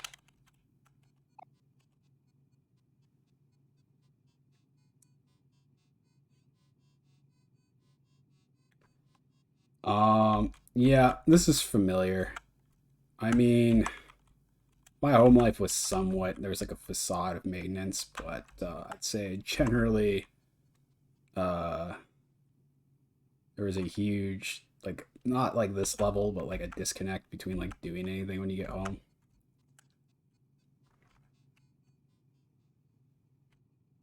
All right. So we see the reality here, the reality of Aubrey's life. And yeah, Aubrey needed support from people and she just didn't get it. And that's some reality here.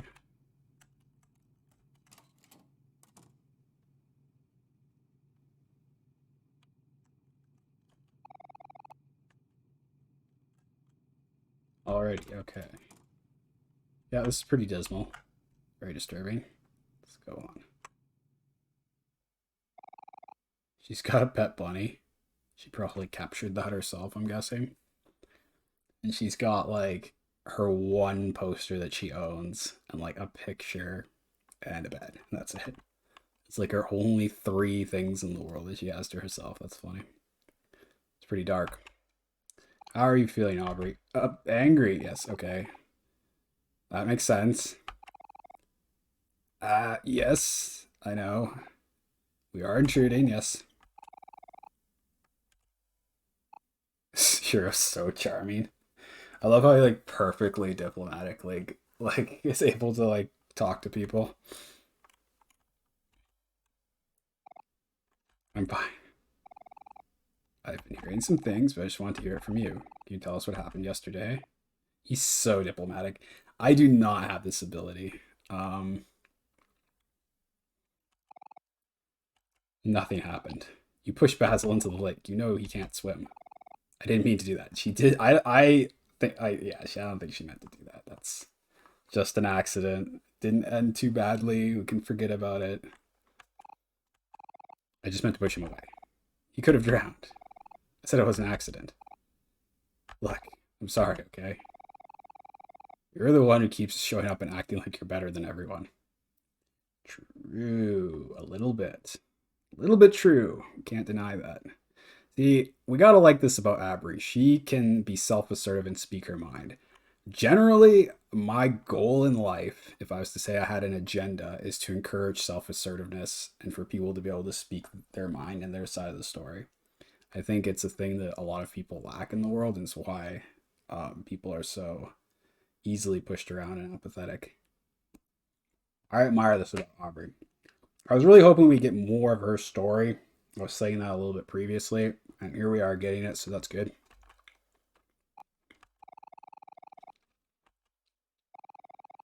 Stop talking like you know anything about that. I keep telling you this, and not any of your business.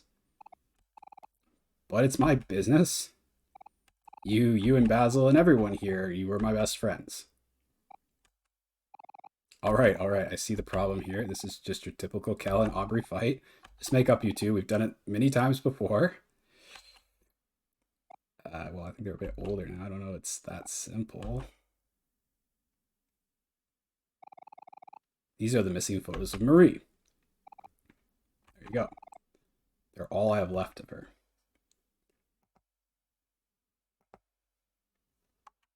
Oh, Aubrey's calmed down a bit. Okay. That's nice. But you will know it's not right of you to take them from Basil. These photos belong to him. Okay, well, it's no use now. Even if we have these photos, I already threw the rest away. They must be long gone by now. That's not true, Aubrey. Sonny has them right here. What? He does? But how? I could sworn I threw them all in the trash. Unless you and Sonny. Well, they were sitting on top of the trash. Yes, we did. Technically not a crime. Once things are in the trash, it's public property. That's how the law works. Looked it up one day. It's kind of gross. It is gross, but not illegal. Not that it matters here. I'm just kidding.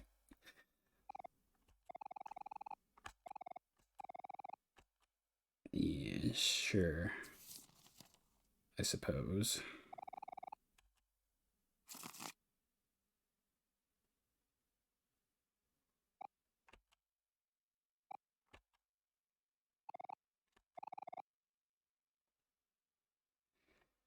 Yeah, I mean, Aubrey probably is right when she says that like she probably could have used more support from everybody because she's not getting it anywhere else. This is the reality we're dealing with. I mean, given the situation we see here, it's incredible that Aubrey is as well spoken and put together as she is. So that's a testament to itself right there.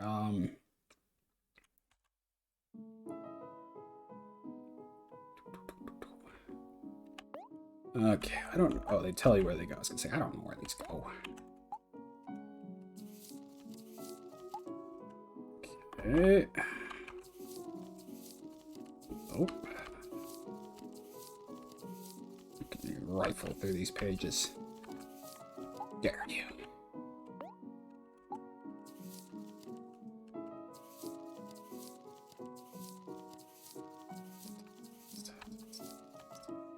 What? Where does this go? I've been fooled.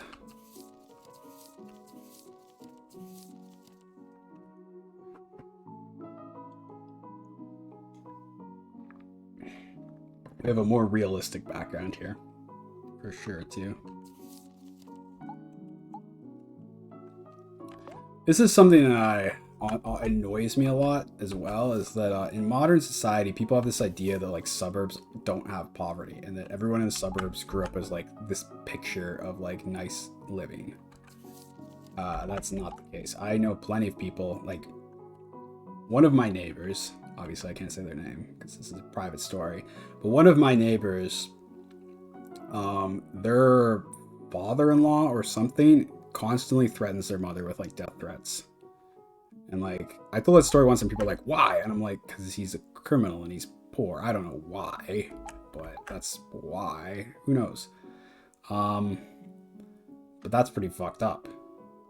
There in suburbia it gets hidden, but there's a lot of like there are people here that live in either horrifying poverty or horrifyingly dysfunctional families or both. There are, yeah, it's just reality. What can I say? Yes, it's less. Like if you live in like inner city ghettos in the US, it's like more people where it's like just everybody or most people have like problems. It's rare for someone to rise out of it. That's different. But that doesn't mean like you don't have poverty in other places. It do happen. But that's just because people want to box everyone into a stereotype. Like if you're from a poor background, then the stereotype is that you're emotional, childish, and incompetent. And if you're from the suburbs, you have to be like snobby and pretend like you're better than everybody else. Even if it's like a lie. It's just like these are the stereotypes that like people use to maintain the quote-unquote social order, people's expectations. That annoys me greatly for sure. Like I think coming into this game, nobody would have thought Aubrey had especially worse off circumstances, because you expect everyone to have like a similar thing because they all live in the same town. But that's not reality. People are complex, and you can be someone who's like well-spoken like Aubrey, who's charismatic. You can also have a bad background, and there's no way to know. It's like these pieces, I mean, you're not going to go around advertising that to everybody, right? It's just how it works. I mean, if you want to build a good life for yourself in bad circumstances, you have to learn to get good at covering up bad things. Because Lord knows everyone in good circumstances has already mastered that. They're much better at showing off the positive side.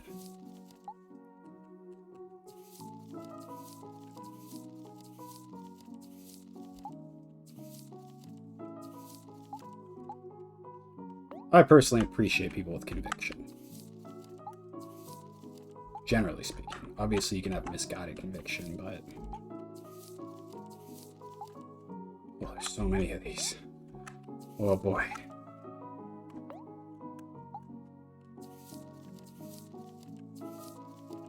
And then I gotta read them all. Well, I want to read them all at least. So this is going to be a key part of the background in the story. Playing blackjack, I see. I do like to play blackjack just like with friends. It's like a really funny casual game to play. I used to be a blackjack dealer too. for a while. Oh boy, so many pictures. So many memories. Delicious memories. Don't eat the pictures. No matter how tasty they look. Don't eat the delicious pictures. Sorry, I'm losing it. I've been doing this for too long now. Alright, last one. Oh, that one's very, like, idyllic. Okay. Oh, no. I want to read them, too. Don't fucking... Yes. It's gonna take a long-ass time. So, that's just it. Is this the new one?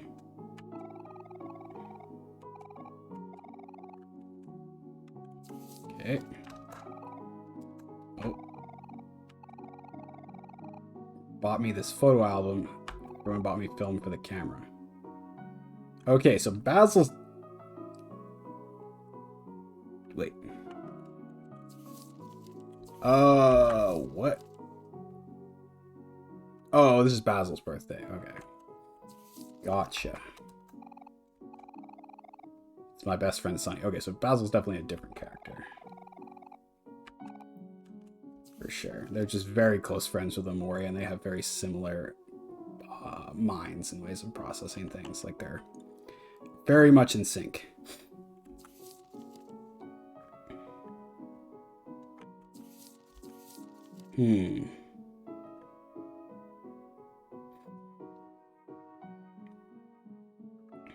Basil's super duper shy, but likes being around people.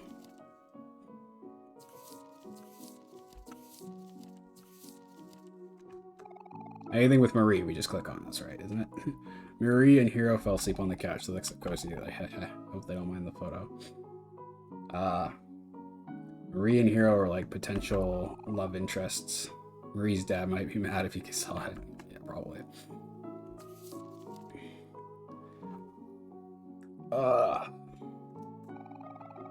Washing dishes.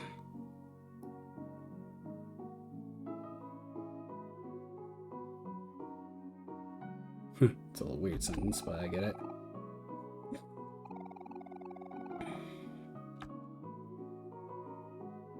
How adorable. Aww. Kel is full of energy.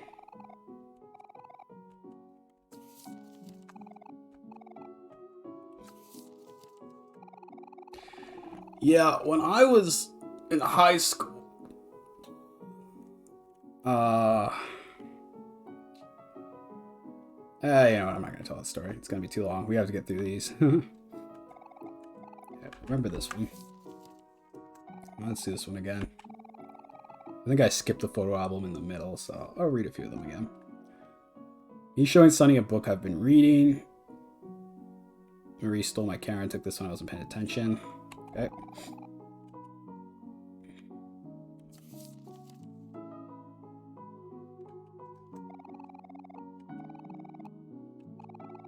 Sunny has a lot of stuffed animals. So Sunny comes from a more affluent family. For sure. To be honest, Hiro and Kel's is pretty affluent too. I mean, they can afford... His father can afford to like have hobbies and shit. So, they're pretty well off generally. The fucking Shiba dog. I need a Shiba. They're similar to Huskies in temperament, and I used to have a Husky, and Shibas are smaller and easier to move around if you're traveling, so I wouldn't mind one, but...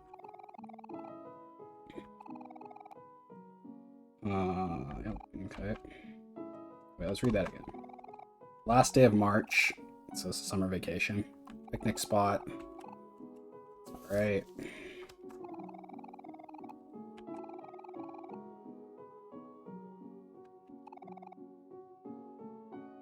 Did Hector pee on him or something? He was like pissing or something.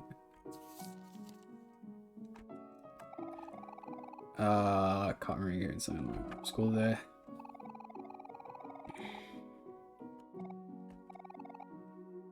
Wish I had a sibling. Basil has no siblings. He's all alone. I was the oldest sibling, so to me, I've always been like the I don't know. I don't know what to say. I don't have any memories like this though. Not that I would feel like I missed out because it's like alien to me. Sunny and Kel gave up on making flower crowns around off. Avery and I got the hang of it really fast.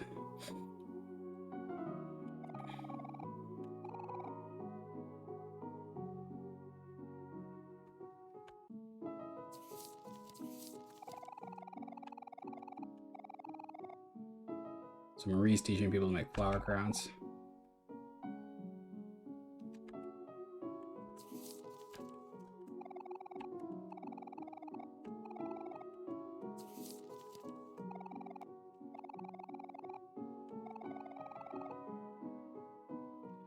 Okay, so I'm starting to get the impression that Marie often was the organizer of these like cute domestic things. I never had like I have two brothers, so it's just like guys, and there's no sort of like it's we have fun together, but it's chaotically organized. We don't try to create like a picture. Like I used to organize D&D with my brothers, but I was never persistent about it or anything. So that's a little different perhaps. Maybe that's just a personality thing. I don't know. But yeah, I have a lot of good memories doing stuff like that. For sure.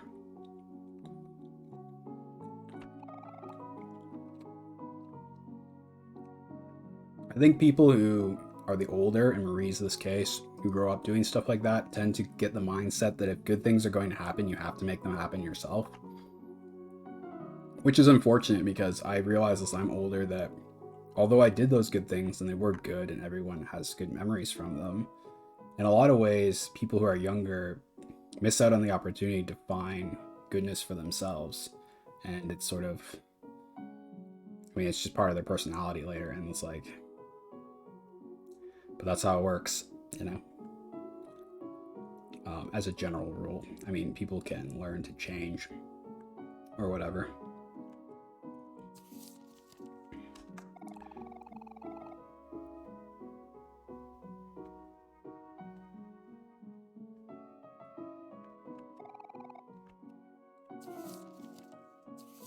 Some of these I remember pretty well. So Marie is acting as like a surrogate mother to them all in a lot of ways. For sure.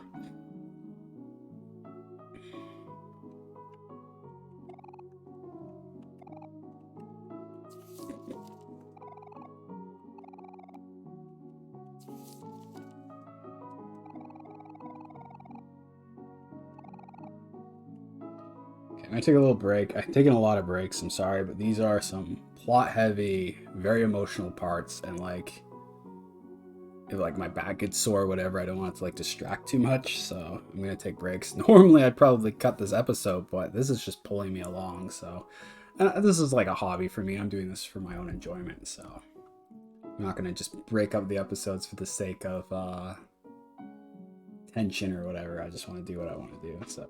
But I need a little break. I'm just going to be very quick, though, because I want to get through this for sure. PRB.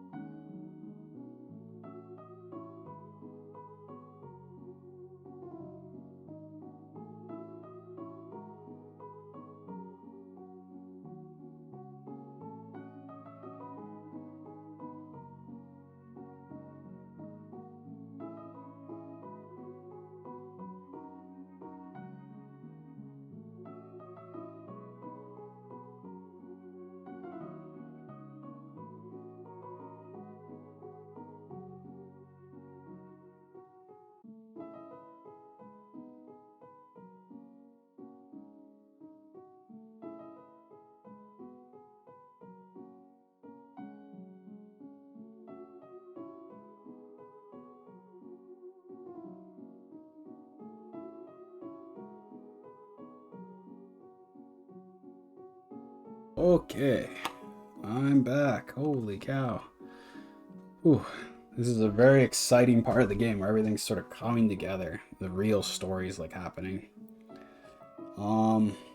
Yeah. Definitely. It's intense, but I'm raring to get. Let's see what happens next. There's still a lot of mystery for sure. Getting a little bit more of a picture of it. A summer tan.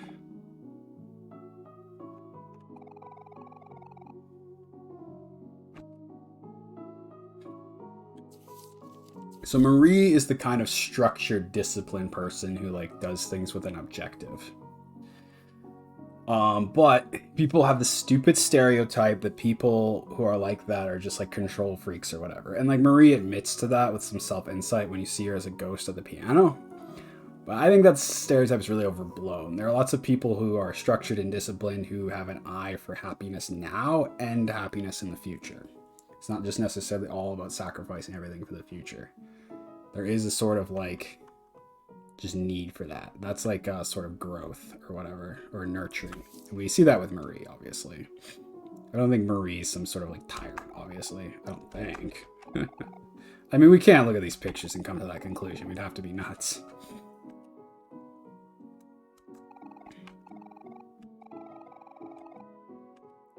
Yeah, see, I mean, we see that she's like her discipline. She doesn't care. She cares about. She wants to have good things now and good things later. She just has like some eye for the future, which is understandable. Oh, young romantic love. Yeah. I used to have a love interest when I was younger as well, so I remember stuff like this. It was really idyllic, but you know.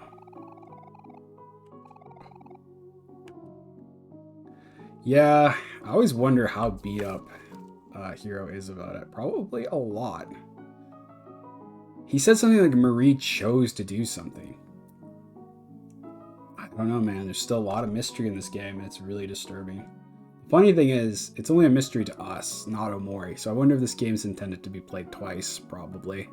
I don't think I have time to do that. Maybe on my own time. But this is why I'm trying to go through it very thoroughly. Because I don't expect to do it again.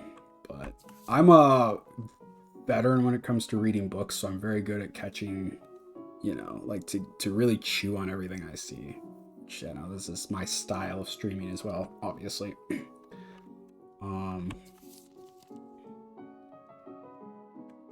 But I do love rereading or replaying things as well. But I'll say this, the second time you do something is never the same as the first, so it pays to take your time. Does Hero really not like bugs? You've ever... Definitely I'd say rhino beetles are the most aesthetic looking bugs that you can find. I don't know about stag beetles, those are different maybe. The treehouse. Oh, it does look like the horrible... staticky one in our like nightmares. Yeah, Omori's private headspace in Welcome to Black Space was very revealing. I'm glad we took the time to get those keys, because that was a lot of really important information.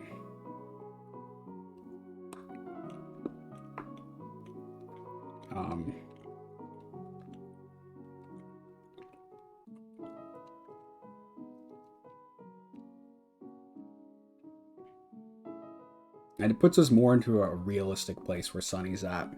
Because these are all nice memories for him, but now he's afraid of the treehouse, and he like hates to go there because it's just full of nothing but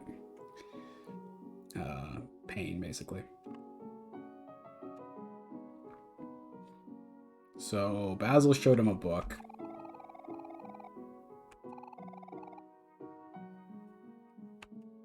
Oh, cool.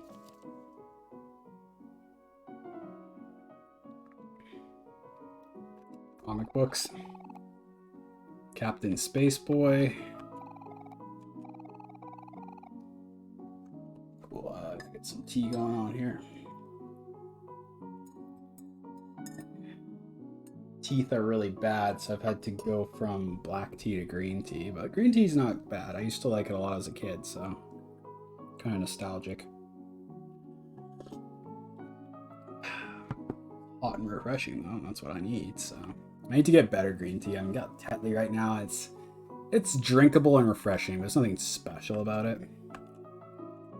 Yeah, it's okay. It's still pretty good. It's cheap. They're so easy to read. I used to remember playing the bluff card game, whatever that's called.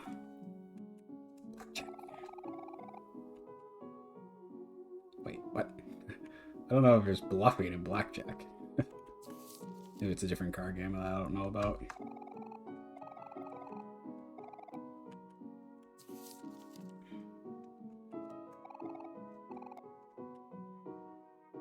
So we see Aubrey's kind of like an energetic person who puts herself forward with other people. And that's probably because she's used to doing it because nobody like gives her play dates, I'm sure. She has to like insert herself to some degree. Marie, a big hug. I love how they have the realistic photo flash. That is a good touch. This game is full of details. Everywhere there's details. Like, it's such an attention to detail. It's hard not to be stunned by it once in a while. Omori is a pretty straight-faced dude. I have that problem as well. As annoying and rebellious as I am, like most of the time in real life, like I don't like to reveal too much of what I'm thinking about, but probably a bad habit. Ree doesn't come home late now. She's taking extra classes to prepare for college. Oh, you have to think about your future.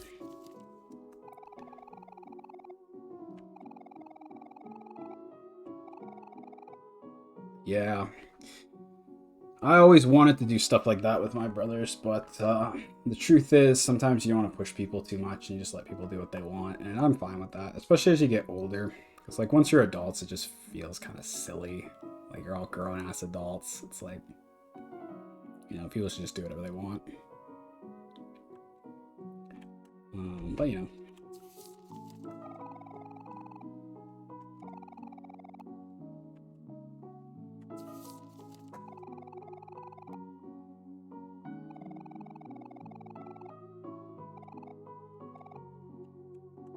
That's the last picture. Huh. It just ends there. And that echoes back to the room where we saw Maria in. She was pushing Omori too hard. Or at least she felt like she was. I don't know how much Omori really disliked that sort of thing. We're not really too clear on that. That's it. We're done. That was super illuminating, but still there's a lot of mystery. Oh, I am done. Sorry, I didn't read that. I don't have my contact lenses in, so sometimes it's a little hard to see stuff back here. Even though I'm like almost got my face in it. Now everything is back. One photo is missing.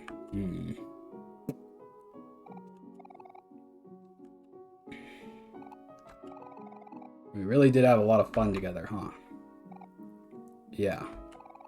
I guess we really did. Oh, I'm sorry guys. I've been acting like such a jerk. No. You're just building a life for yourself like someone smart would do. That makes sense. True. There we go. I guess that was easy. I guess. You're so embarrassing. Hugs? What a nice guy. I'm good. Oh.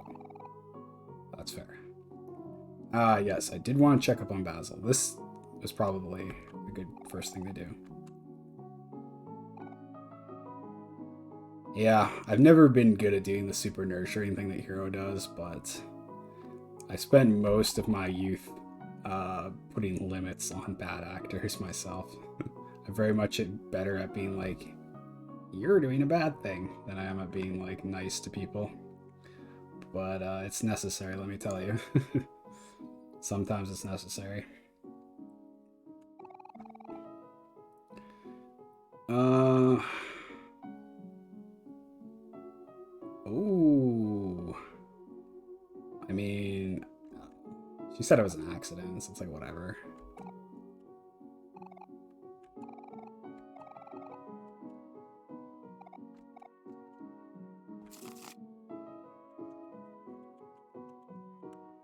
Definitely believe her. Like she meant to do that. There's no point in making her like some super villain. That's silly. Wait, who's that? Kim. Kim's like Aubrey's like best friend. Either now or previously, I'm not too sure. Interesting. I didn't see Kim as like especially close to Aubrey in the group, but they have a photo on the bedstand, so I guess they are good friends.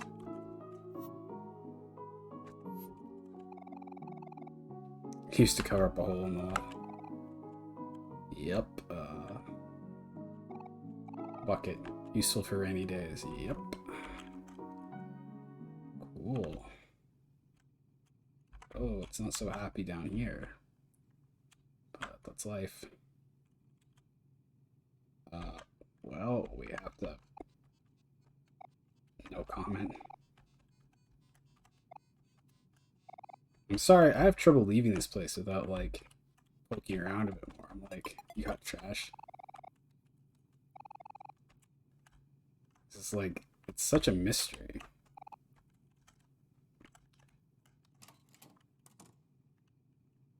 Her mother, Aubrey's mother is clearly either very depressed or alcoholic. One of the two. Or perhaps she's just like really chaotic, like emotionally or something. Who knows? It's a mystery.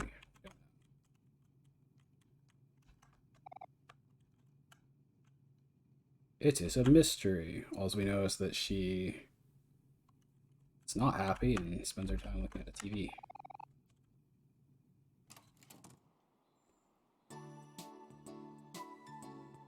Hello. Yo, Aubrey, how are you okay? Yeah, Kim, I'm good. Thanks for bringing everyone here. Hey, guys, Aubrey is here.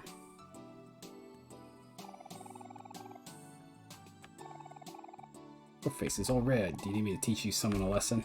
Don't worry about me, guys. Sorry for ignoring you all earlier. No, it's no biggie. We're just glad you're all right. Right, Charlie? Yep. Let's hang out at the park. I want to show you some cool new moves I came up with. I was up practicing all night. Sounds fun, but maybe later. I have something I have to take care of first. Well, I'll hang out tomorrow, though. I promise. Okay. We'll see you later, then. Don't keep us waiting too long. You know I won't, Kim. I'll be back before you know it.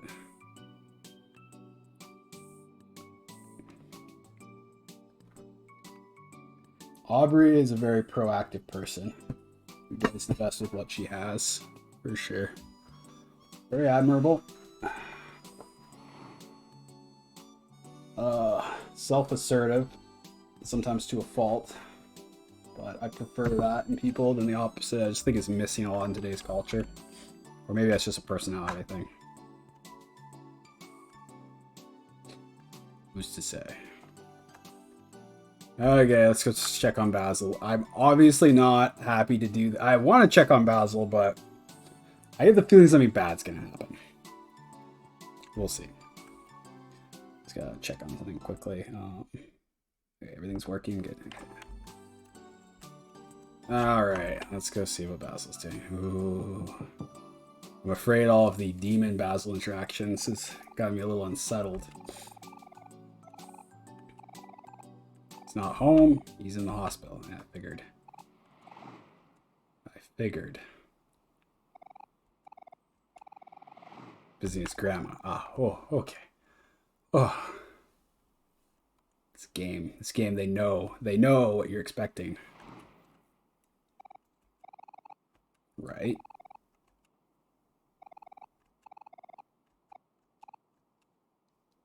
Alright.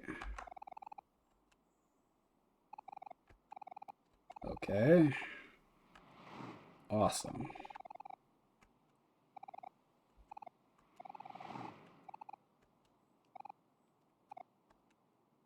Aubrey. definitely knows something about Basil that Kel does not. Um, Very mysterious. What shall we do? Somewhere indoors. It's way too hot today.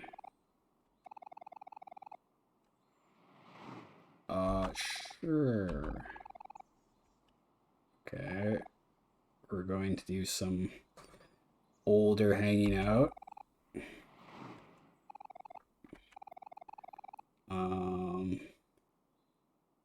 It's probably pretty in good disrepair, but that's okay.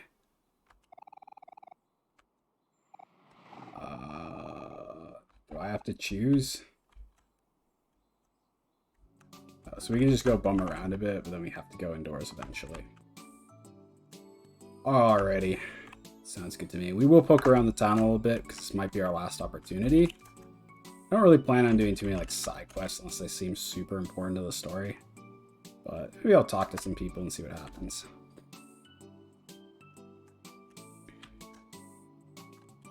What happens if you try to go back to Aubrey's house? Oh, you just can't. Okay. Makes sense.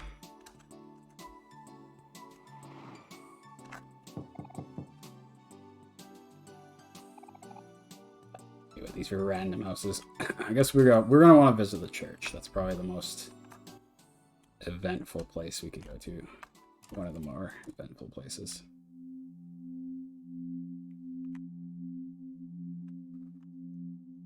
I don't remember you. Wasn't this guy outside the store earlier? Sketchy now, okay. At least he doesn't look sketchy, that's different.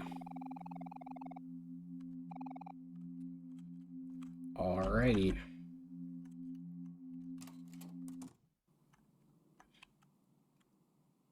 Still a lot of unresolved plot. Omori stabbed Demon Basil. I don't think it's rejection of Basil entirely. Like, it's rejection of the sort of like happy moral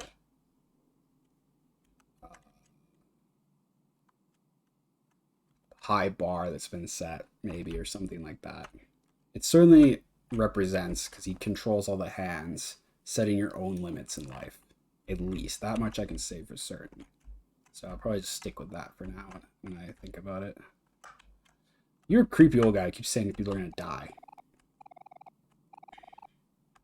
Someone else is gonna die. Well, maybe it's just Basil's grandmother. I don't know. This guy is really fucking creepy. But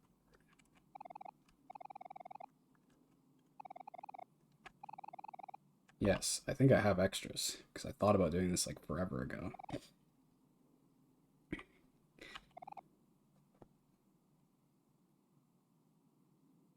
Sorry, I had to clear my throat there.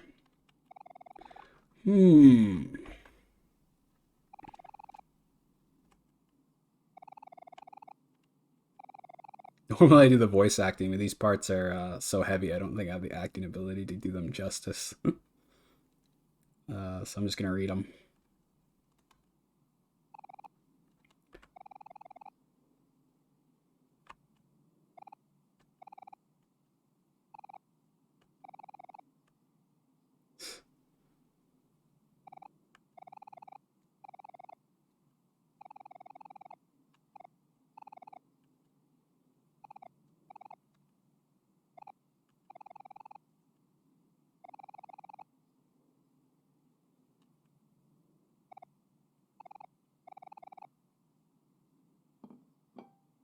Donk. We got a whole ass pot for it. Hell.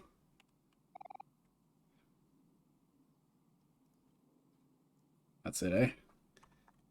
Alrighty.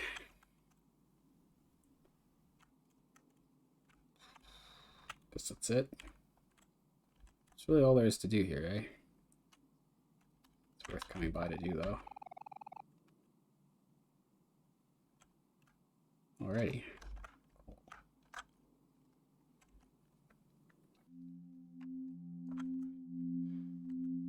Do do do do do do What's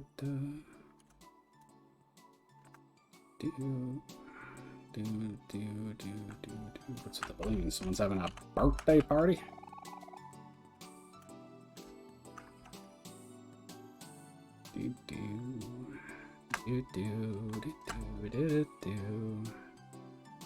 Oh!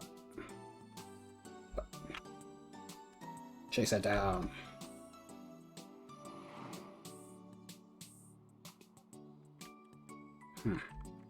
We don't want to go back to Omori's house yet, even though that looked like, what's his face, Meow? Because it'll progress the game. I want at least to look around the town one last time first.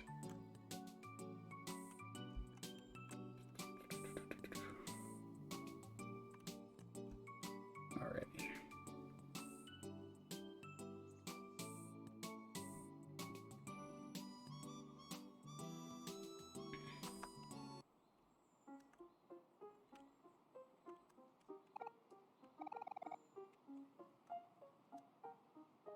The bus do be late sometimes.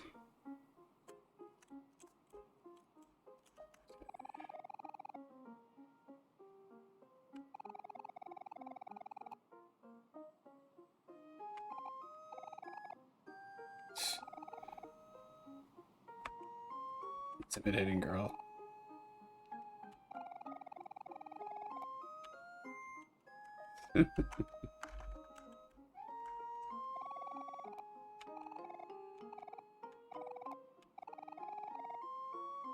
To a sick party. I thought it was like a sick person party for a second. Alrighty. Alrighty.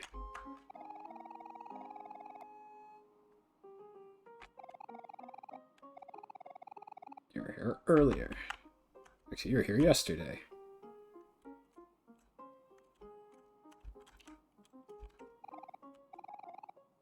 I remember it being a lot bigger. This is one of the cat gods from our dream. I guess it's from this metal cat.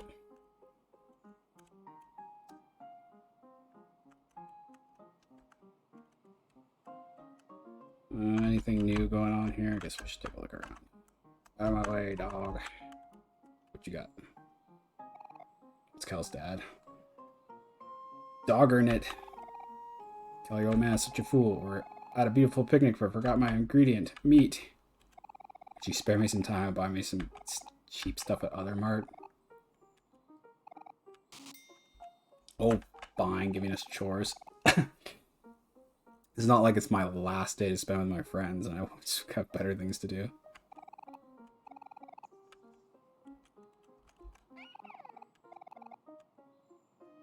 Alrighty. Le bark. Good boy is I. Oh, we're getting some lag. That dog was too beautifully graphically rendered. Let's say for sure. Don't want to have to redo any stuff. Puts a damper on the old experience for sure. Okay. Let's go do that little side quest, whatever. So, I don't have anything else to do. Who are you? Oh, it's Angel.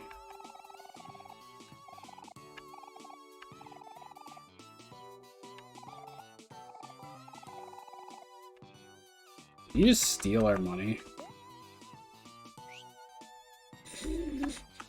I don't know. I've got 30 bucks though, so it's probably alright. Like hair.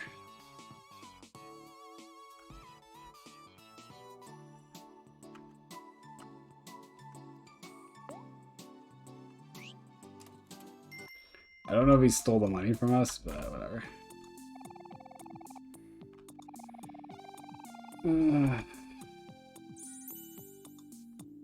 Wait, I don't think we have any CDs except for the one. Guessing the dog probably has it, but sure lets you play like a game on it, but I don't really care.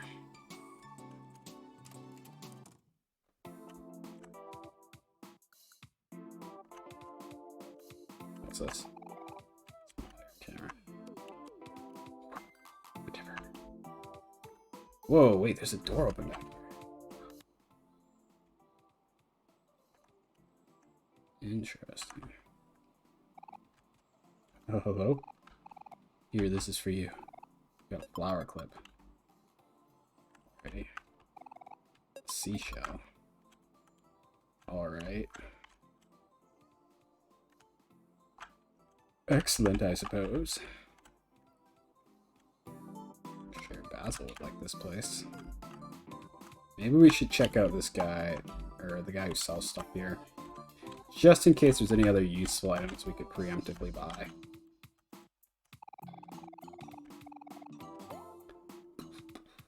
We already have one flower, so we don't need anything else. Guess we can just bounce. We'll do the quick little side quest, take a little break. We'll get back to the meat and potatoes. Oh, wait, we're getting away from the meat, because that's what we're buying right now. So I guess just the potatoes. That's right. Yes, please. Okay. Hope we meet again. Yeah. If there's any battles, we'll buy some bandages too. We have 7 bandages. Okay. We're gonna need more than 7. That should be good. I'd spend more money, but we might need it for something. Alright, let's get the heck out of here. Wait, what was that guy doing standing at? I want to see what he's talking. What's your deal? Okay. Well, what do you have to say? Earl Grey and chamomile are good, but boba is my favorite. Food is the only vehicle for sauce.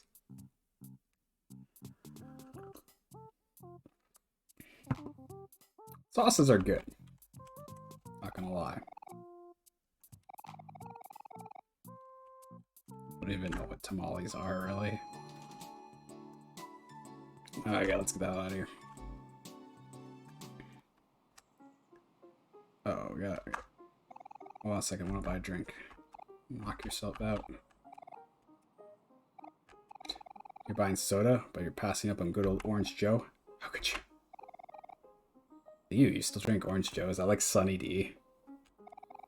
So grossly sweet. It is made for babies. Dundee is for babies. You heard it here, folks. Caffeine per can? Whoa. The hell? I don't remember Sunny D having caffeine. Do your research, Aubrey. Oh, I do like myself some caffeine, yo. Tastes putrid.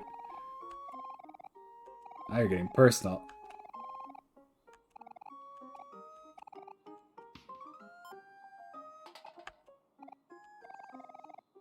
This can's design is from like 5 years ago, and it's expired. I told you, no one buys this stuff. Worry not, dear friend Orange Joe. No matter what, I'll still drink you. No, Cal. Please, no.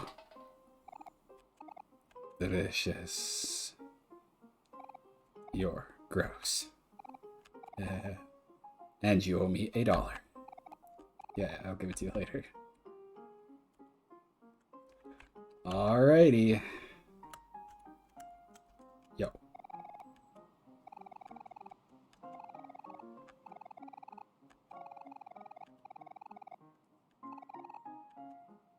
Excellent. Oh, we get hamburgers now. Okay, so that was worth it. Probably changed like the food we can get later. Well, that's good. At least it's not just for some totally useless side quest. Oh, I guess we could go to the secret place, perhaps. Maybe not. We can. Okay. Heads up!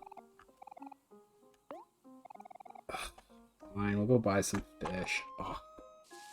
Sorry, folks. We can't ignore every side quest. It's close to the end of the game. I think it is, at least. This is why I kept some of the money. I knew there'd be some things like this. Hello. Yes. Made the yummy.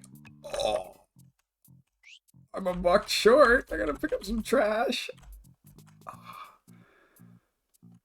This hurts. So much long side quests. Okay, look, it's not that bad. It's not that bad. Look, there's the trash right there. Oh, the dog's blocking it. Oh no. Okay, we have to get different trash. He's too good. He's too agile. Been outmaneuvered, outgunned, outborked. Where is this guy? We passed him. I'm panicking.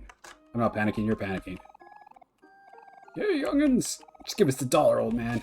Oh, I guess we had previous trash. Fair enough. Okay.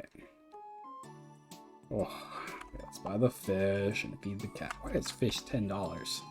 To be fair, that's how expensive it is in where I live, because we live not next to the ocean, so it's more money.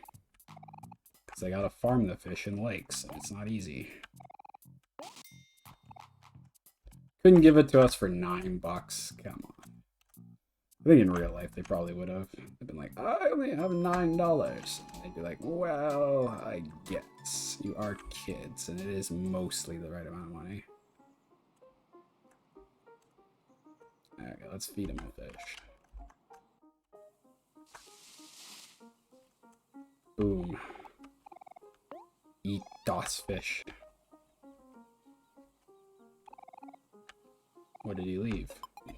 Trash. What else would he leave, I guess? A blue blanket.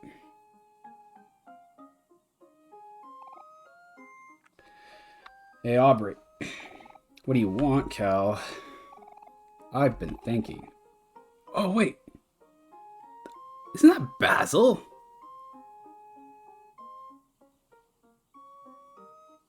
What?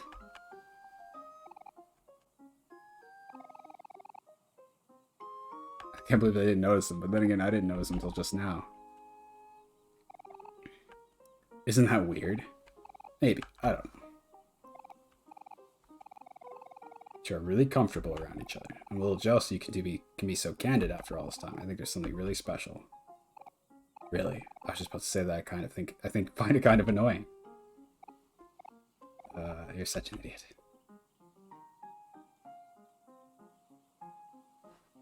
Yeah, you know, you grow up and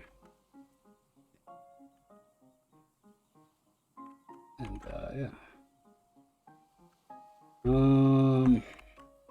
Okay. Oh, there's something up here. That's Basil. It totally is. It's like that awkward time when you see someone in the supermarket or someone tells you they went somewhere but then they lied and you see them somewhere else. Is that actually Basil? It looks like him, doesn't it? This is really weird. Okay, let's talk to him. Oh, it's just a memory. Okay. I was like, what the hell is going on? Like, why would he lie about being at his grandmother's? I was very confused.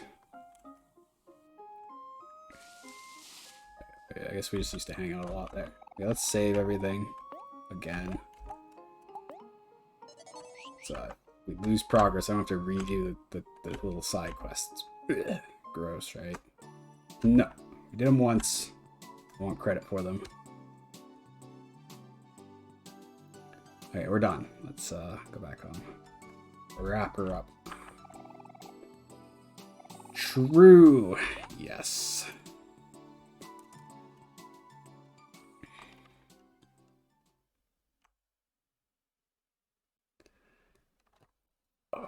Okay. Yeah, we're moving. It's pretty empty. Wow. I guess you really are moving away, huh, Sonny? When I see this empty house, it all feels so sudden. But for you, moving away must have been a long time coming. Hope you can find some peace out there.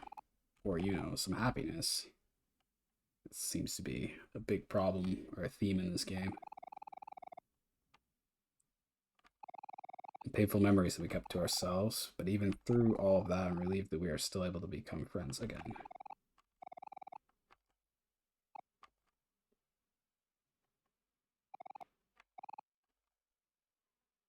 the treehouse.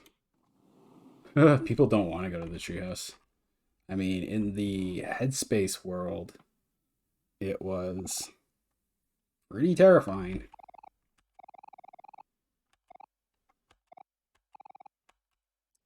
Right once in a while.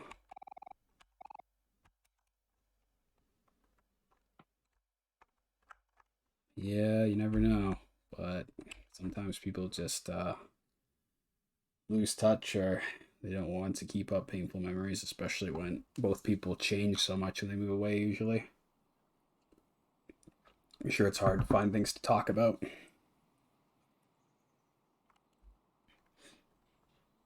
But I guess it depends how close friends you are. Is that the treehouse? This is where Marie... Oh. This is why it's so painful. It's got something to do with her dad. Maybe. I don't know. What the hell are they talking about?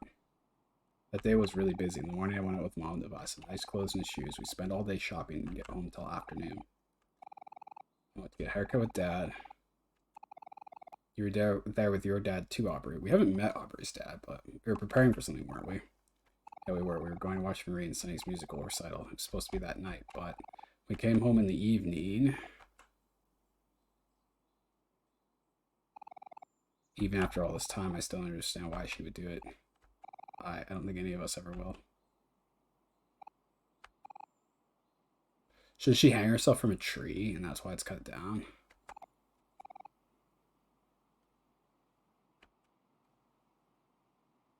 I don't know. It's a mystery. But... Well, that explains why the treehouse is so, like... in such disrepair and, like, mines.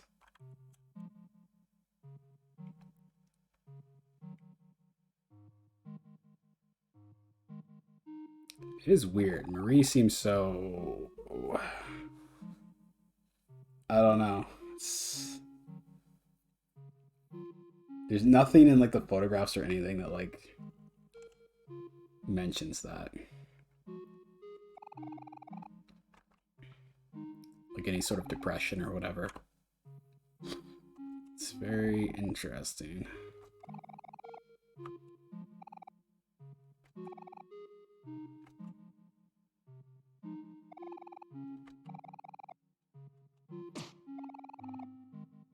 I mean, such good times. Why do we have a toaster in here? That's a fire hazard. But yeah, toast. All that. Marie used to play softball, but quit when she injured her knee. And I remember that. She injured her knee, and then she, like, spent most of the time at, like, home and stuff. Or she couldn't move around with everybody. She'd plan things. But he couldn't use it. Well, I was wondering how the TV was going to work up here. I mean, extension cord, I guess, but...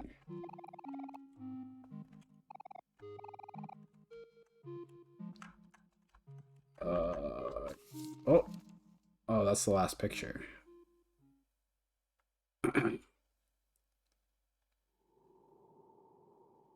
Don't forget it's in the toy box. Oh, a mystery. Creepy mystery.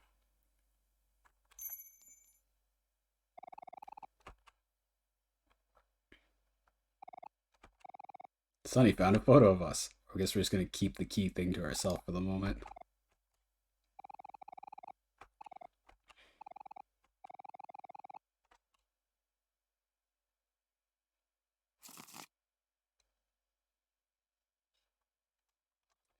This one's pretty faded because it's been out here for a while. Another nice detail.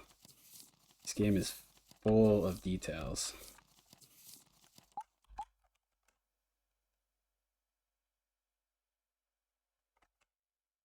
Okay.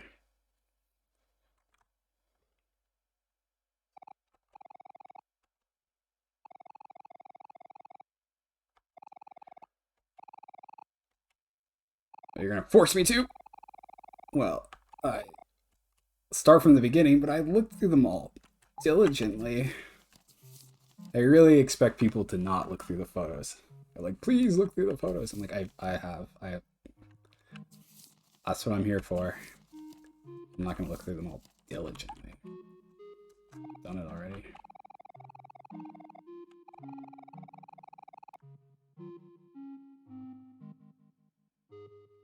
That's a good idea. It's like a way to decorate it without having them like actually have to take care of them. So that's a lot of work.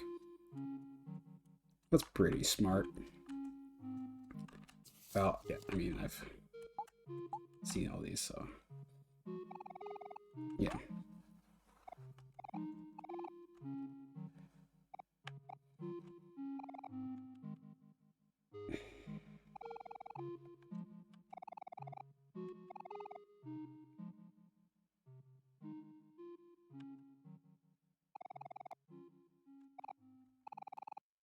Only Basil could be here too.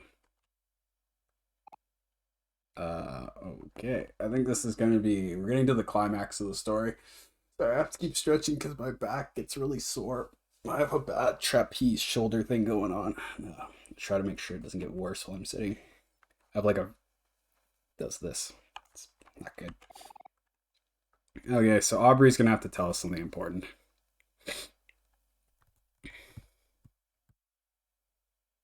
We're not gonna want to hear it. Let's hear it. Oh, she just left. I guess we're not gonna hear it. She like feels like she has to now. But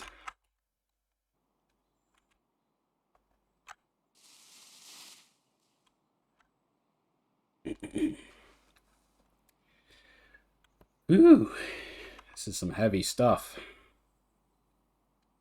But I mean, this is an honest game that deals with like honest human emotions. I think they don't cheeseball anything. So I don't mind it.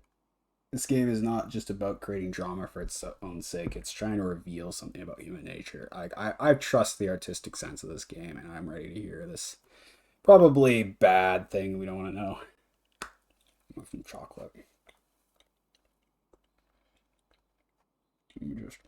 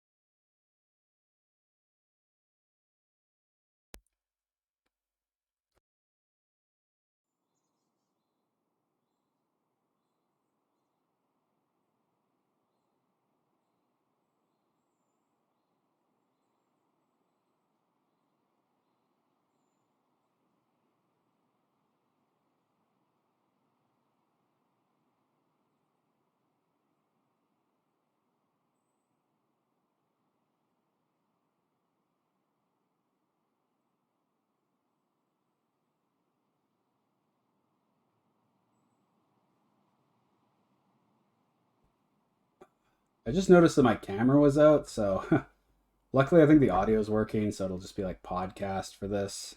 That's fine. I was mostly just staring at the screen talking anyways. But yeah, I mean, it is what it is. Camera's out. I guess I don't know how long that was going on for. I should probably leave the at least a peeking of the window out on the left so I can see if my camera's still going. Because I can't see when it goes out. No big deal. I like to do camera, but it's like, yeah, whatever. Because this is just going to be part podcast. That's life.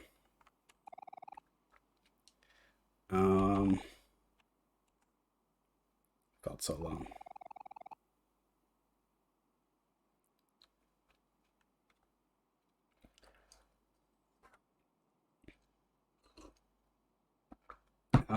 I'm curious as to how long that was out for, but it's no big deal.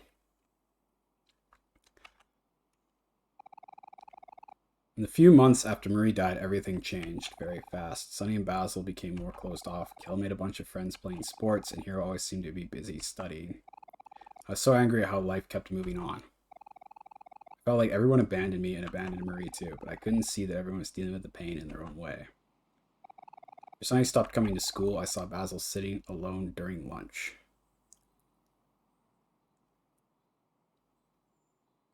Okay, so Sunny becomes like a shut-in, basically. There we go. Okay, that's interesting. To study. They did study at his house. Okay. But he didn't talk much.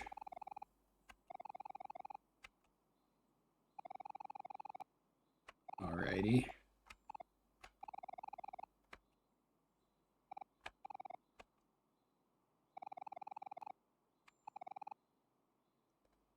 Well, that in of itself is not unforgivable. I mean, I don't know. I mean, Basil, I think, doesn't. I don't know. We'll see.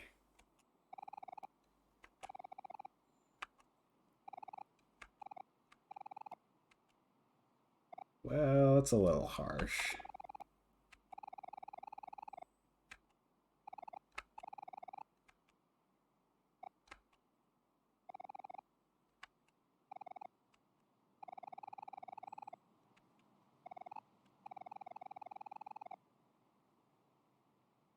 Yes, yes, it's worse. Oh, it's no big deal. Nobody has to be perfect. Yeah, I mean, if that's all that you're worried about, I don't think that's like an unforgivable crime if that's it. Just, maybe just apologize to him. I'm sure that would do some good.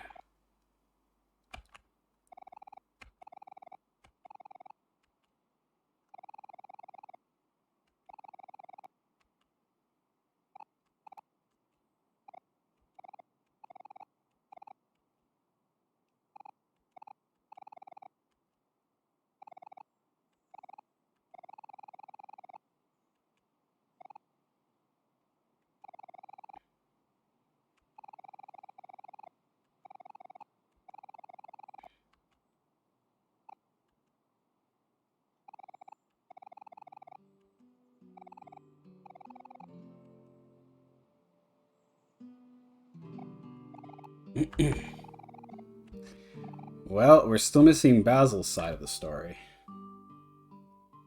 Um,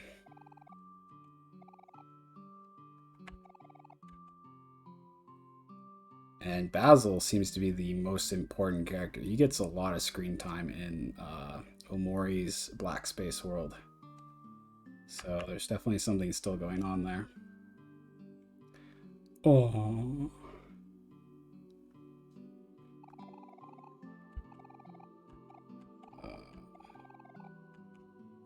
Sure. Okay. Do.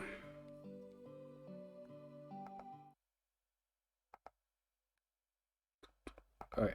Just making sure everything's working. Now I'm a little paranoid.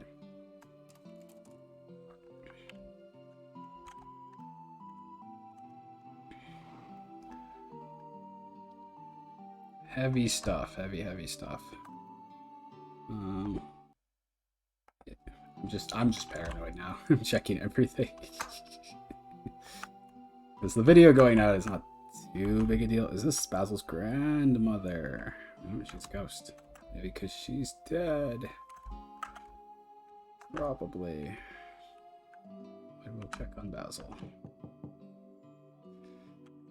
This is all tough stuff. Oof. Makes your chest a little tight. Heavy stuff. Wow, Basil's back home, but he's not talking to me.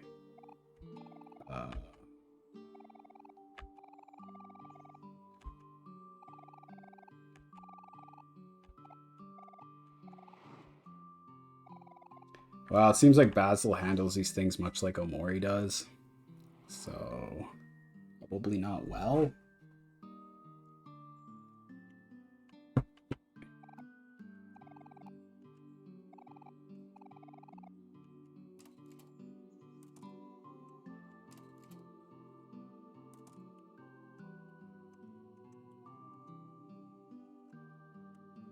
Is it? Thought this is the bathroom. It's the next one. What? Oh, cutscene. It's Hero.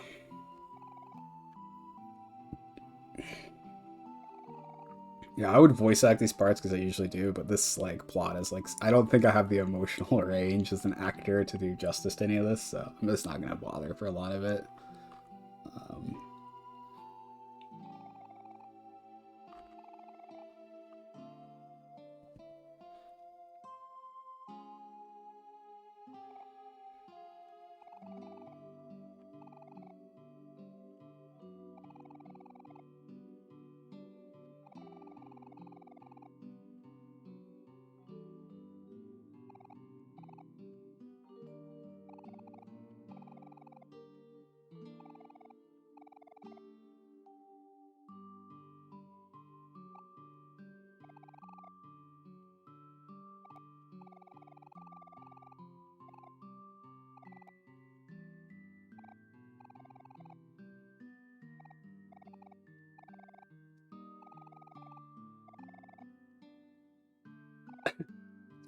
Maybe. Yeah, sure, why not? I mean, you saw. I mean, he's probably his grandmother just died or something, so it's a bit sudden to ask him to come out right away, isn't it? It's, you get the catch. Well, duh, it's because I called it first. Alrighty. Okay. Yes. I guess they've probably been over to Basil's house a fair bit because it shows up in the dream world, so.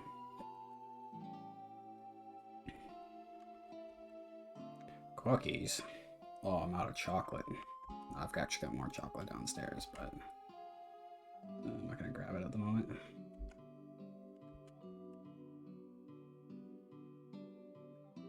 Everyone's chitter chattering.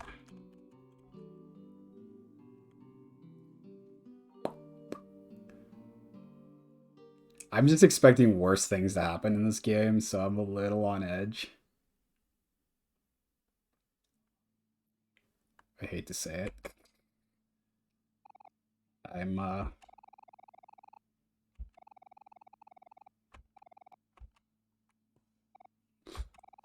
that's too cheesy. Sure.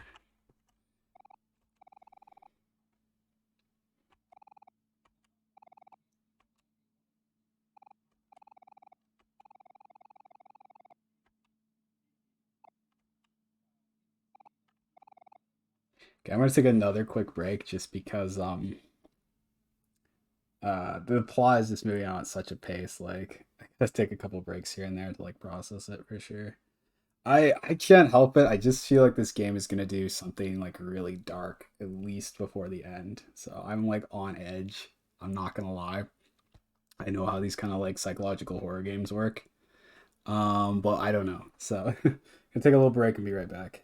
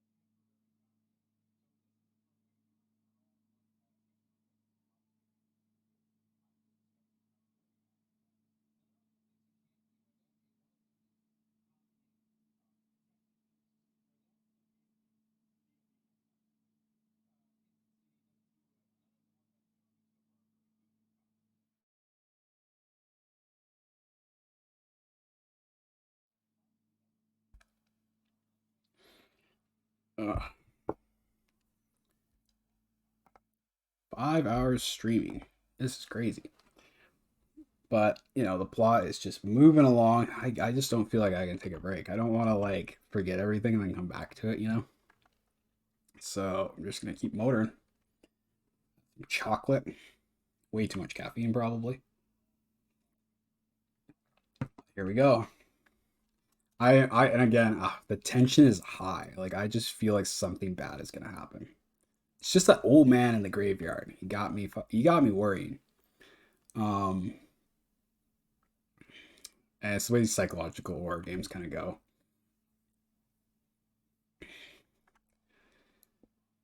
But that's part of the game, right? Uh, it's simulating a sense of anxiety that I guess Omori probably feels, so we feel it through him. We'll see what happens. Maybe I'm paranoid.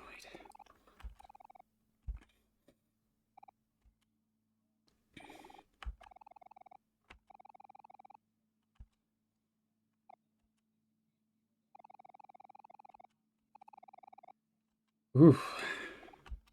Yeah, something I don't know. Ooh.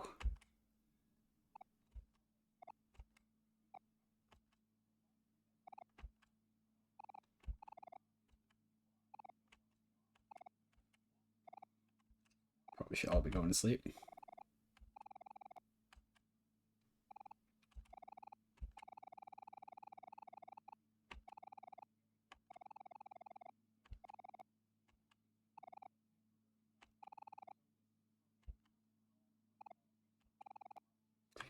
Basil is such an important character in this game. Like he's the key to everything.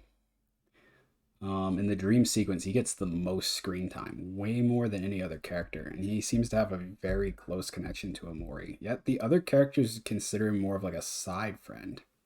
They don't seem to have like this strong connection to them in the same way. Maybe I'm wrong. I don't know. Something strange. Yeah, is it possible to visit? I mean, problem is Omori's pretty young, so he has like little control over it, but maybe.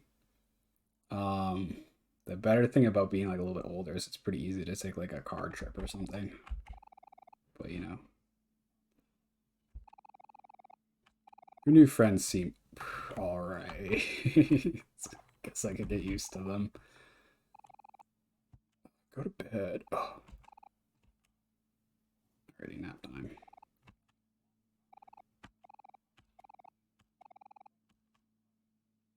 Yeah, go to bed. We all know nighttime for Omori is usually not event free. Aw. I love the drawing in here. So I got some pretty good art. And it's not just all like simple, cutesy, wholesome. There's like some very, very poignant and very even like ugly, beautiful kind of art every once in a while. Yes. Uh yeah, I mean I think we're reaching the climax.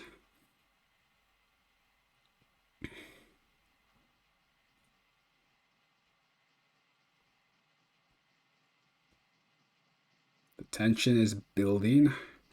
Tension, she is mounting.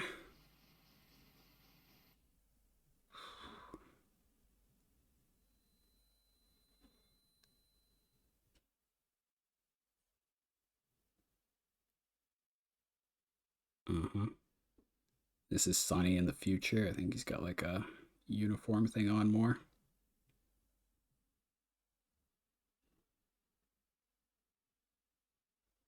Yeah, so nighttime for Sunny is always a moment of extra tension because this is where like you know he goes back to his like old habits, and it usually keeps him stuck in this like white space or whatever. But he's with his friends, so he's gonna wake up, and that's not gonna be the case. But oh, here's old me. Black light bulb. Okay, there's old me. Well, nothing else to do here. Let's touch that light bulb. Let's read the sketchbook first. Yeah, sure. We've seen it like 100 times. Blank. Interesting.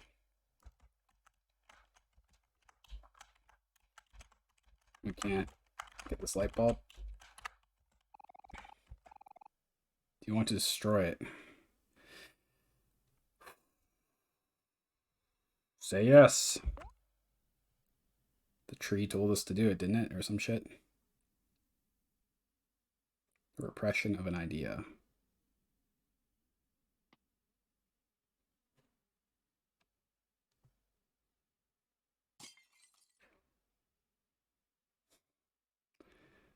We're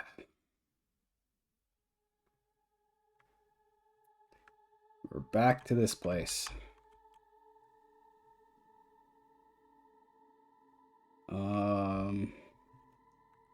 Don't give me a bad ending for being an adventurous game. I'll be mad at you. We're weak. We only have 80 HP. Skill. Calm down. Let's do that first. Oh, actually, we already calm, so that was kind of pointless. That's alright, though. Into the shadows. Ow. Oops. I guess now we need to calm down for sure.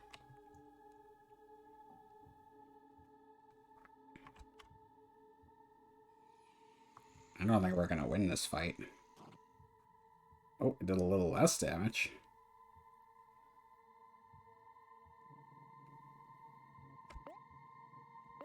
Let's try attacking. Well, it basically does nothing, so we're going to calm down.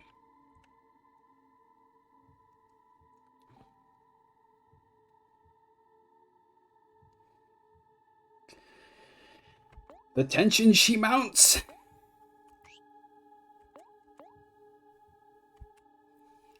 I don't think, no.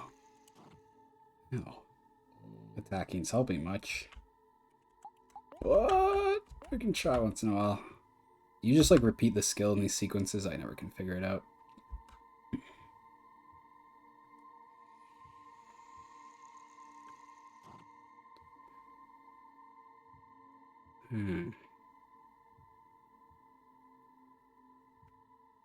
Something is trying to talk to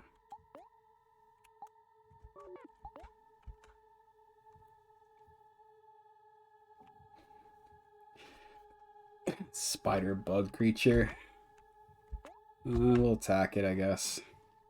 Ow.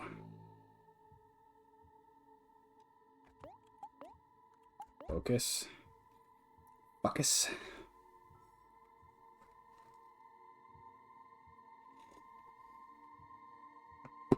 Hey, it didn't heal us.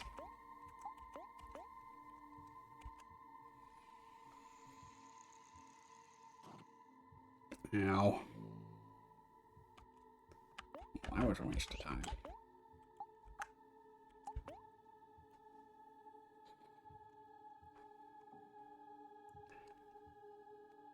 We're using all of our talents. I think Marie told us these skills.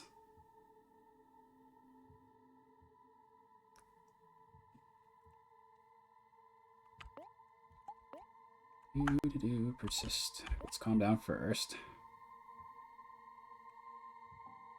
Persisting is the one we learned when we were swimming.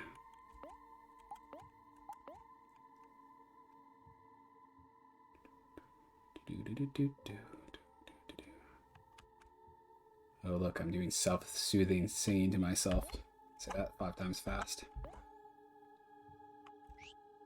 I really need to focus because I can't say anything. Oh, we're still afraid, so we gotta calm down first. Okay.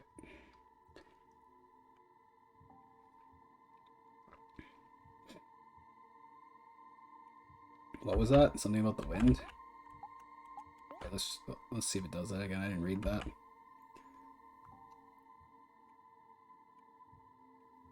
Sways in the wind. That's probably not good. Focus. Yeah, focus our vision. Maybe all these skills aren't really going to help us out after all. Yeah, no, I kind of feel like your life is in danger. Yeah, I thought that wasn't going to be helpful. Persist? Yeah, I figured that's what it was going to be. Oh.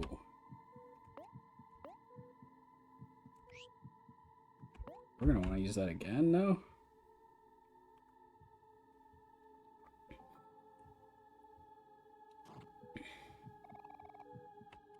Heart beats out of your chest. Excuse me.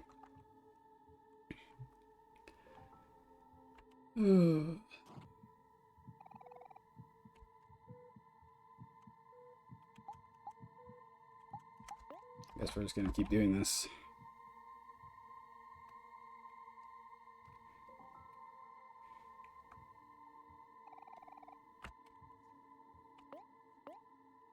Down.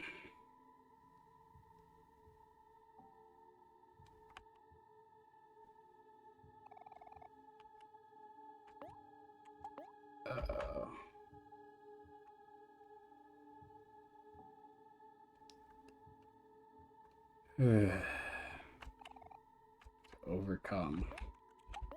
Well, let's try that.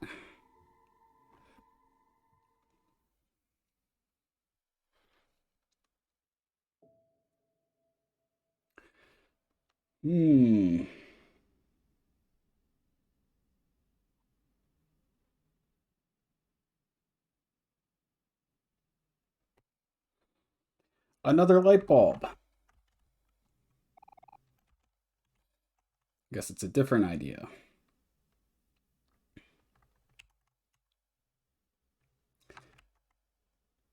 Well, I guess everything's taken care of.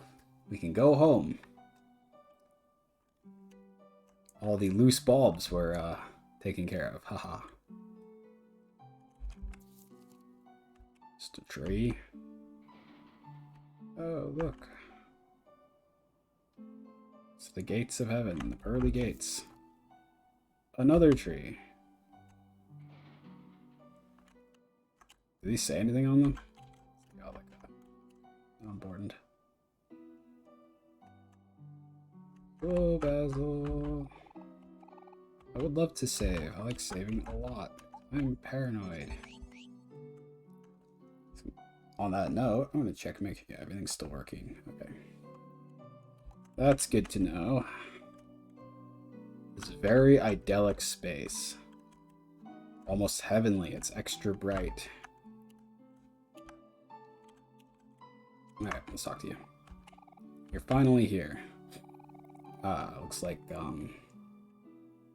this is the, truth of that day will be hard to accept. When you see it, you have to stay strong. What's the truth? I don't know if I want to see it, guys. This sucks. What is this about?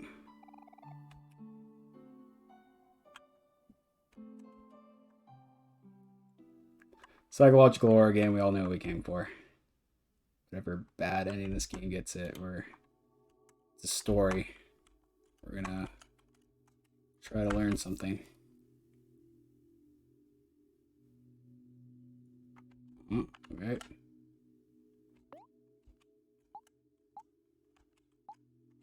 Oh, we have to put these in the proper order.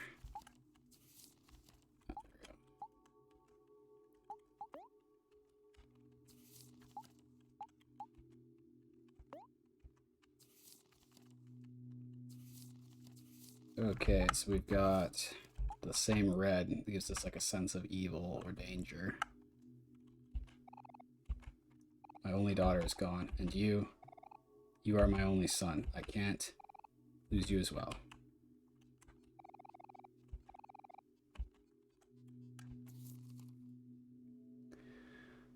What are we looking at?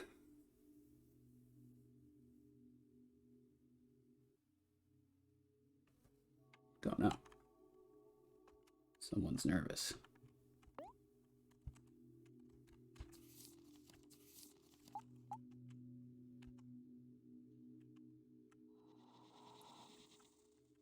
Whatever's here, we're not gonna like it. Everyone's face is scratched out but Marie.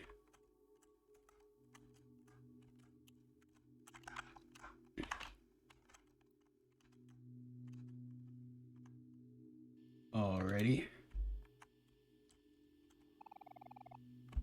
Climbing a ladder to space. Having a picnic. Riding an elevator. Talking to a whale. These are dream world sequences. These are some sick people. The hospital.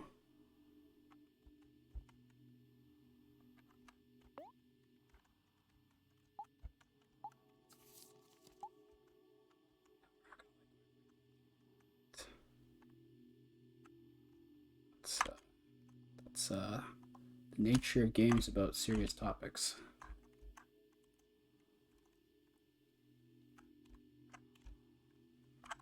Another picture.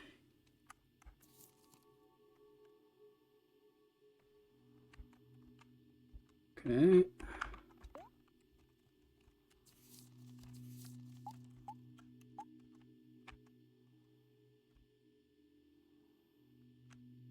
Oh, someone died. Or disappeared from the bed.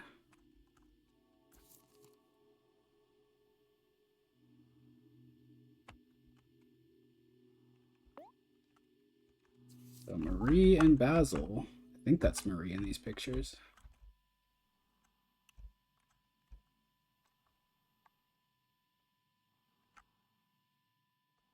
I don't know. Not sure yet. Oh, there's more TVs over here.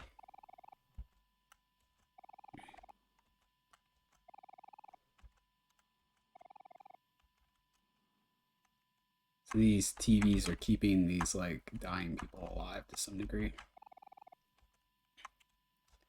Well, not alive, but like fixating on it while they're dying. Are there more pictures that I'm not noticing?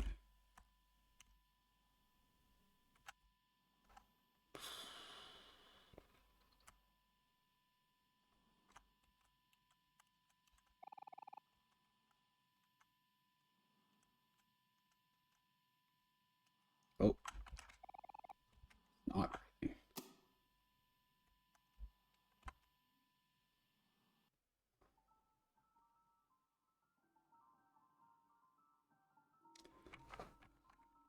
This is like a mockery of Marie's song. It's like really disjointed.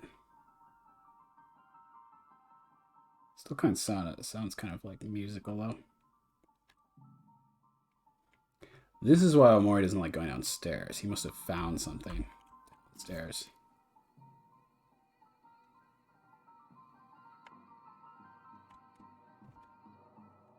Alrighty. It's definitely something bad. Oof. It's gonna be something very bad. But we must persist. Yeah, that's what the game taught us, right?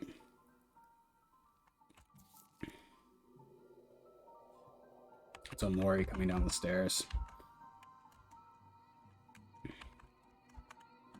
Oh, right. Wait, it didn't make us put it in the photo album. Alright, fair enough. Someone's unconscious. Is our face red or bloody? I can't tell. We're waking up.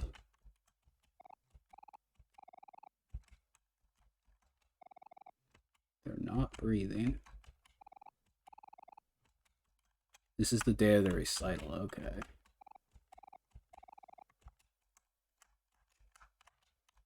Uh-huh. Alrighty. Marie is dead. Uh-huh. Alright. That's it for here.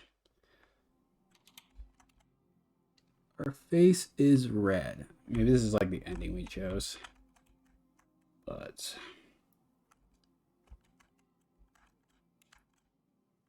oh, more lovely pictures.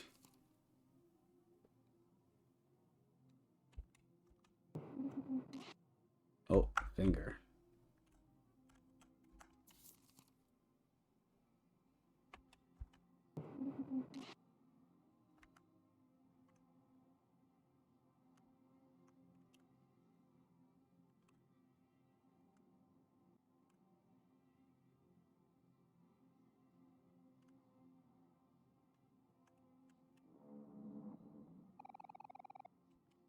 We have to collect all the photos. Okay.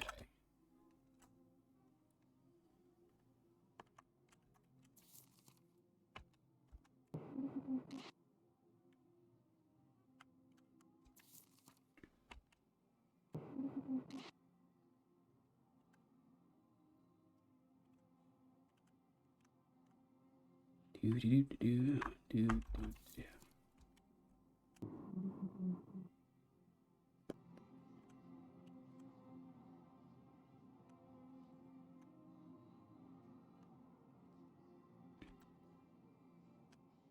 Musical instruments. Recital.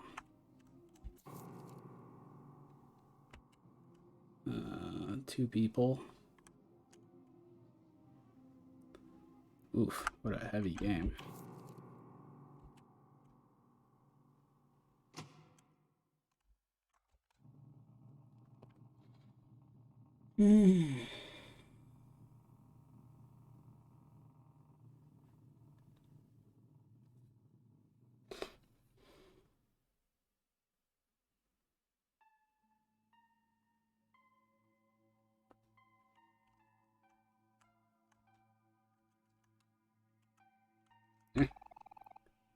Sure.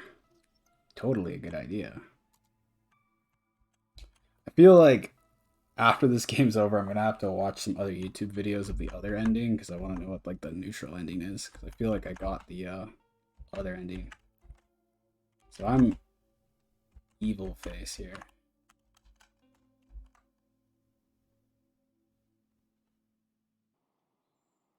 Oh wait, I didn't get to look at the other photo. Yeah, sure.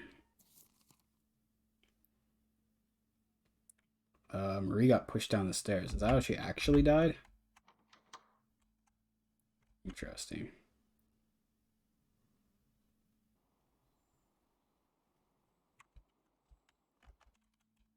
Okay. I don't get it. Oh, great. We have to put in a lot of photos.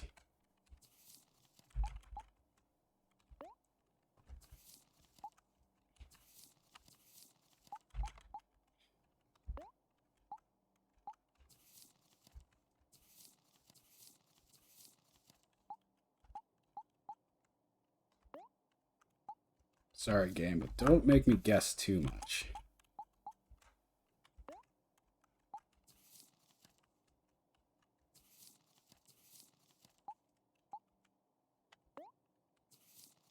Otherwise, I'll have to like go look up some stuff about this game to like really make sure I understand what's going on.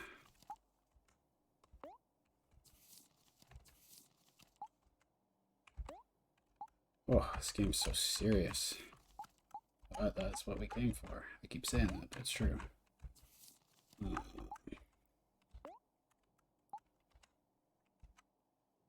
Alright, cool, cool.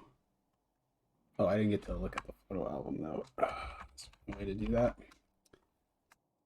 Oops. There's a couple more. Yeah, it's got pushed down the stairs and like strung her up in the tree to hide it, I guess. Okay, that's one part of the mystery.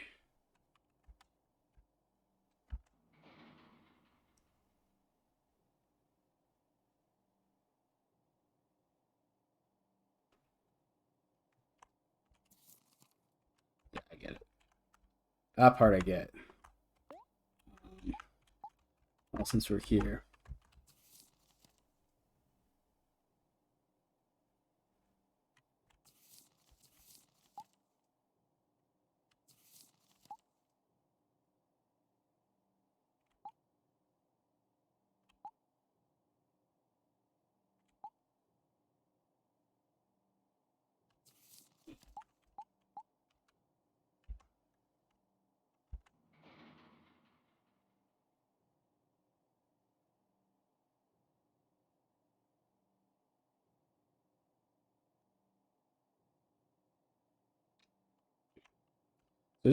What are they trying to tell me, though? Omori just randomly pushed her down the stairs. Because, like, that's how it starts. Door opens, haircut, they're talking, pushes her down the stairs. She's, like, dead, possibly.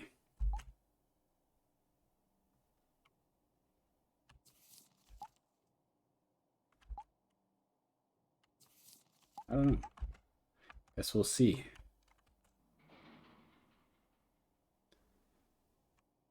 The tension. So I wonder what the other ending is, because I get the feeling this is a specific quote-unquote bad ending. I'm guessing it doesn't just change the past, though. I'm guessing this is just what happened.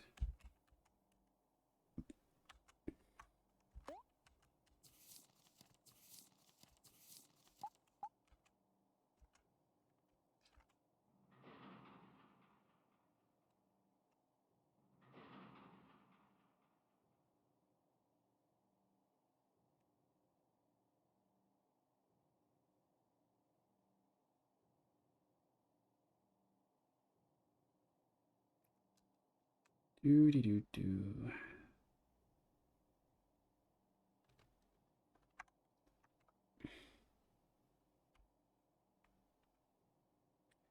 Ooh, so tense. Oh, it's showing us in sequence. What's with the haircut? I don't get that. Talking, argue, pushed her, she fell on the stairs. She's lying there.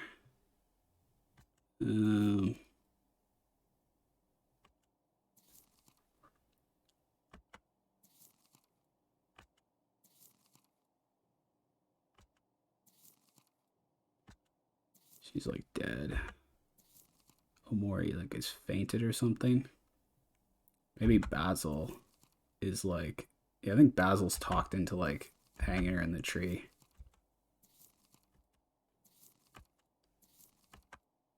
Is that all there's to it?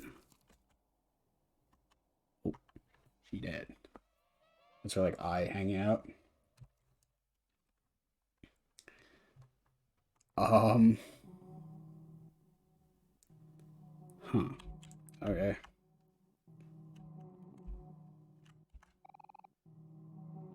Save Basil, sure. Let's do that.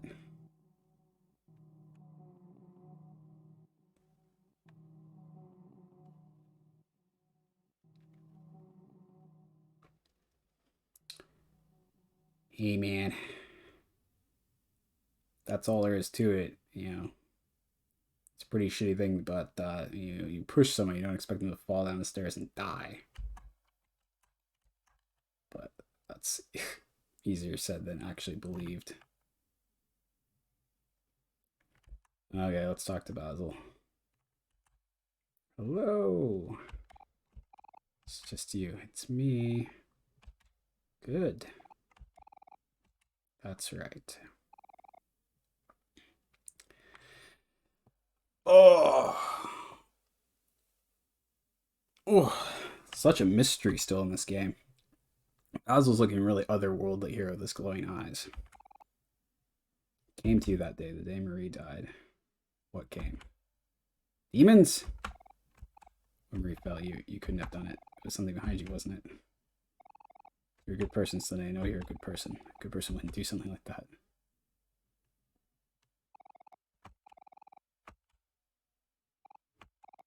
Tomorrow, you're going away. How could you do that? Oh, Basil's really upset about it. That's mean, Sunny. That's so mean.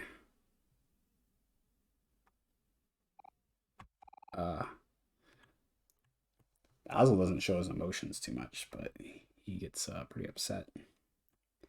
Probably understandably. I mean, this is all a lot. I mean, this murder, well, it's manslaughter. It's like accidental, I guess.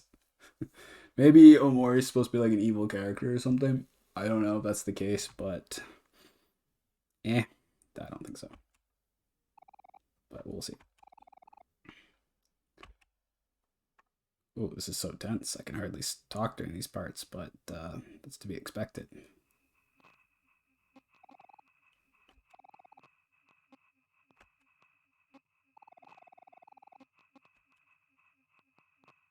Basil's got some very extreme emotions.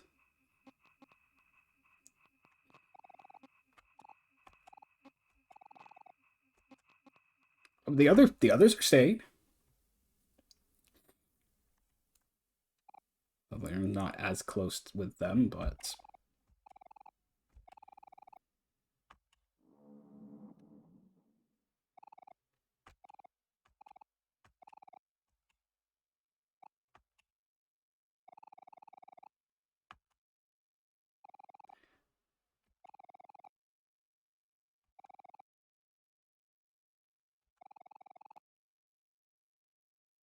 oh, it's actually Sunny that ruined the photos.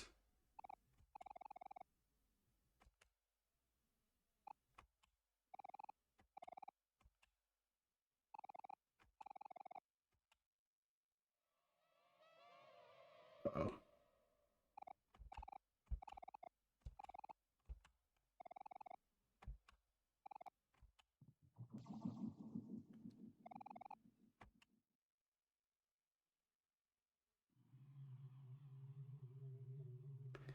Hmm.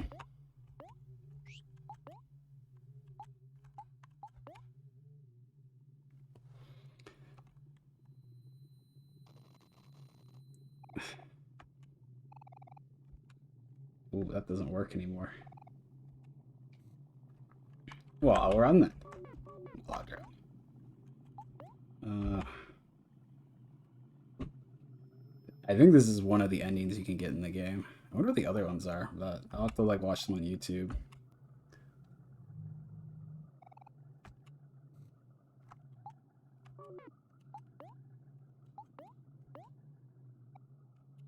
Sunny. There's no way out of this, is there? Ooh. This game is very intense. Maybe some chocolate. Nausea overwhelmed you. You know, if we were a psycho killer, I feel like we wouldn't be this nervous all the time.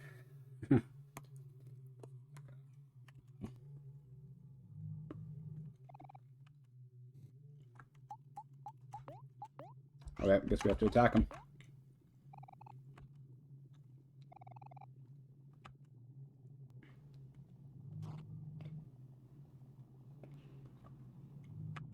We're pretty wimpy. We run. Not allowed to run.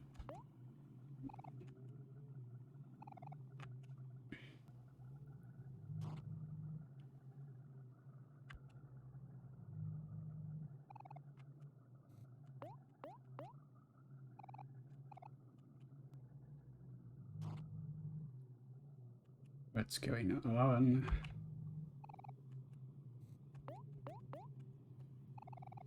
Stop struggling. Being defeated by Basil.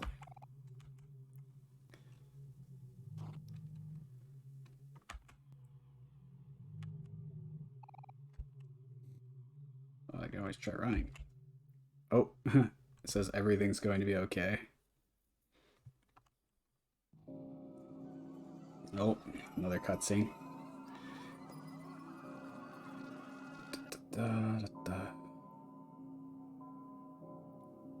Stressed out. Run away! Not allowed. Skill. Not allowed. Attack.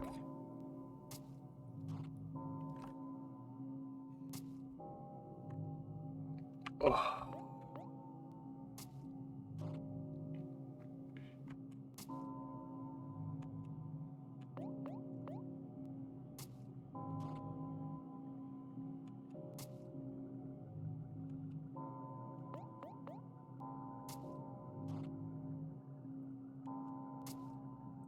This is a pretty slow fight.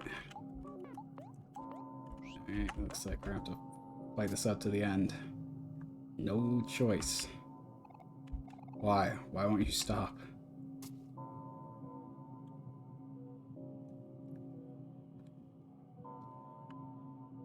Oh, looks like I took a serious wound. Half my eye is missing.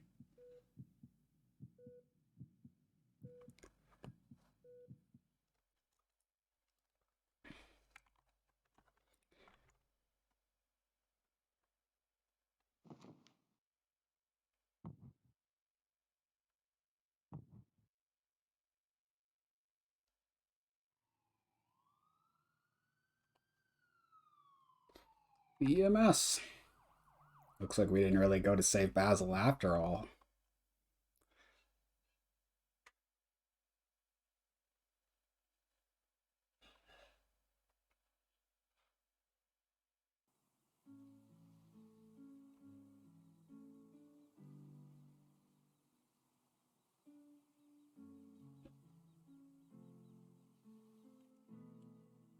To the bright light.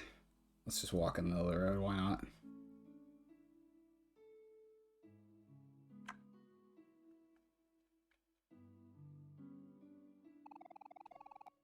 Your acknowledgement of the truth has come at a great cost, but it's not too late for redemption. Fortunately, you still know the way back home.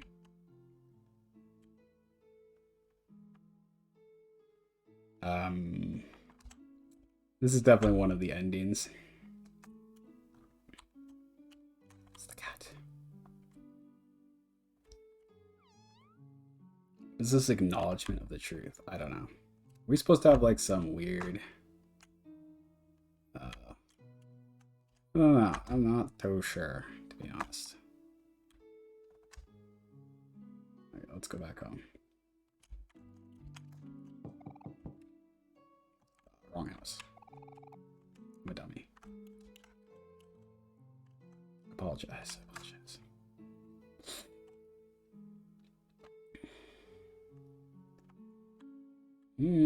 Hello.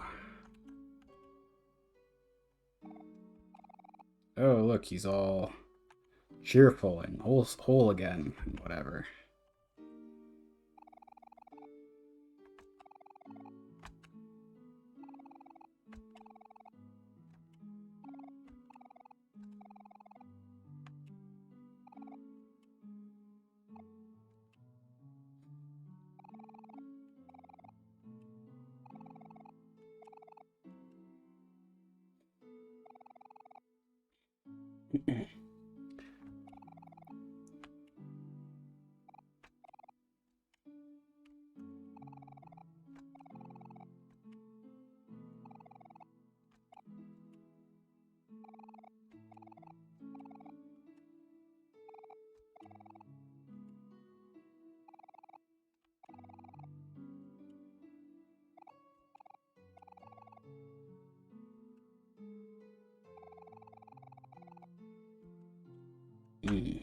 I see. So they both have like overwhelming guilt and like wanting to like cover up what actually happened. Okay.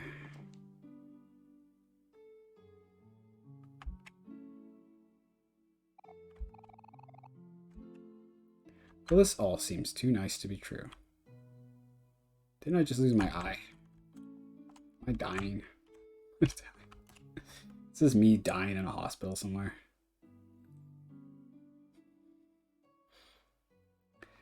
Well. Oh, the toy box. Did I forget to do something? Please let me finish it now. Thank you. Okay, toy box. Alas, I don't know where it is. I'm stupid. Oh, this is our house before we moved out. It's pretty nice. I don't know where the toy box is, so we're just gonna have to go looking for it.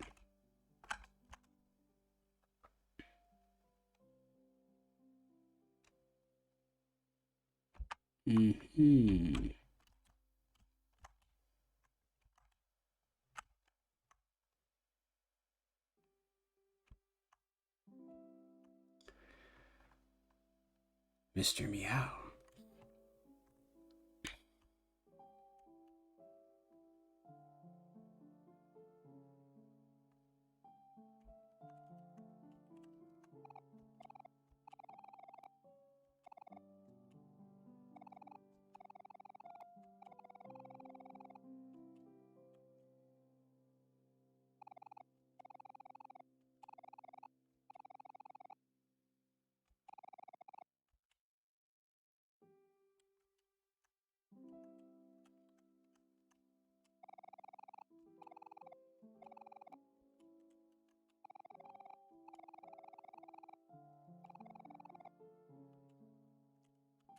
These are actual memories in the place.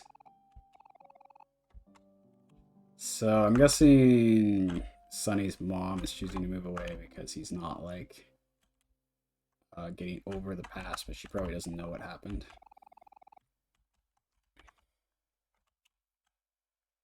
Oh, this is the room we weren't allowed to go in before. We want to see everything in the game if possible. That's the toy box, okay. Before we do that, I'm going to take another... well, I'll just be right back in a minute, so...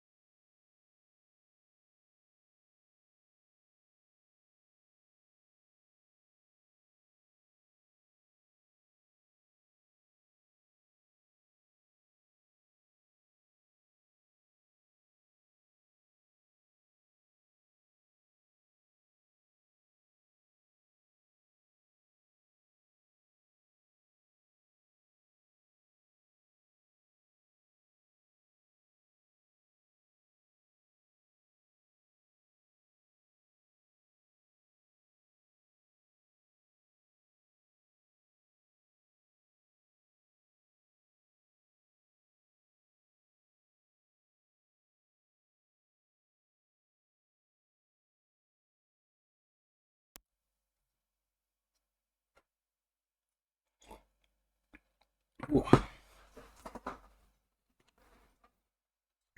Okay.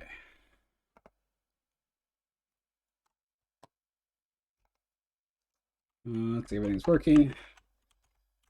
Ooh. Alright, more scary stuff. Oh boy, the toy box. Could it be any more horrifying things? Perhaps.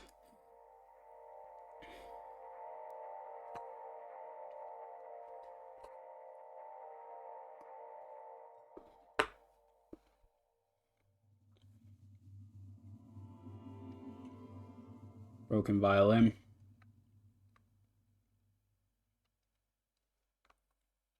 Oh, I forgot to check out the rest of the house, but maybe we'll have a chance to do that still. I guess most of it we've kind of seen already, but... Strands of long black hair entangled with its strings.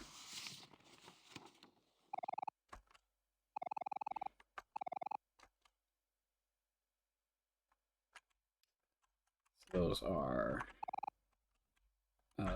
probably like got smashed when she fell down the stairs, I guess.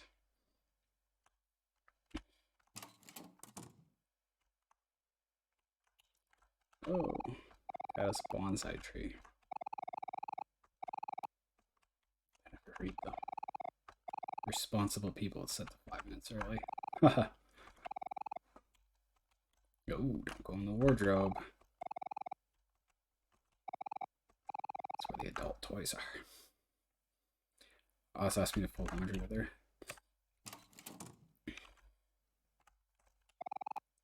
Porcelain vases. Used to be more, but I broke one of them. Omori took the blame for it, though.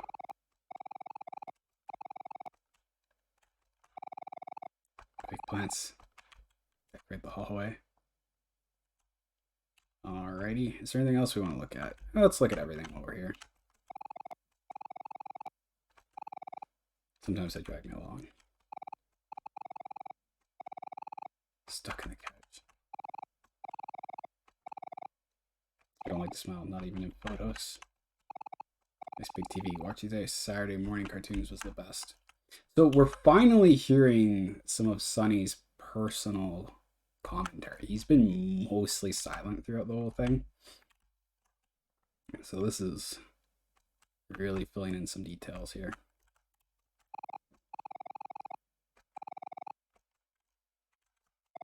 Cactus. Very long time. There's a lot of commentary.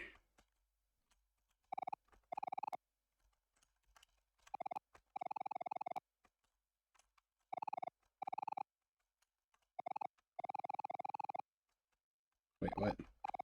See, my relatives more in pictures than in real life. Yeah, I never hung out with my relatives much either.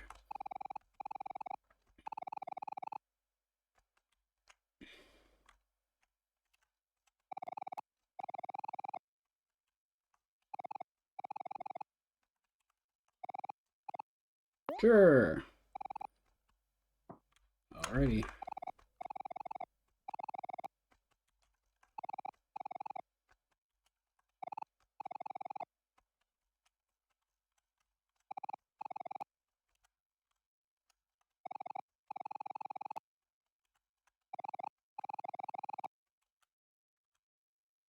Marie's dead because I pushed her down the stairs.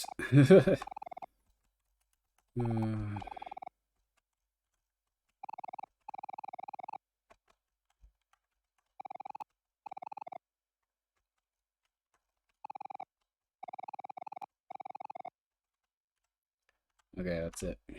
It's just some very, very neutral commentary for the most part. That's about it. What's this? Small toy cars. Okay. Let's go check out the other rooms. We're gonna check everything pretty thoroughly because grand piano is etched in the center. Why Omori? That's Omori's nickname. His actual name is Sunny.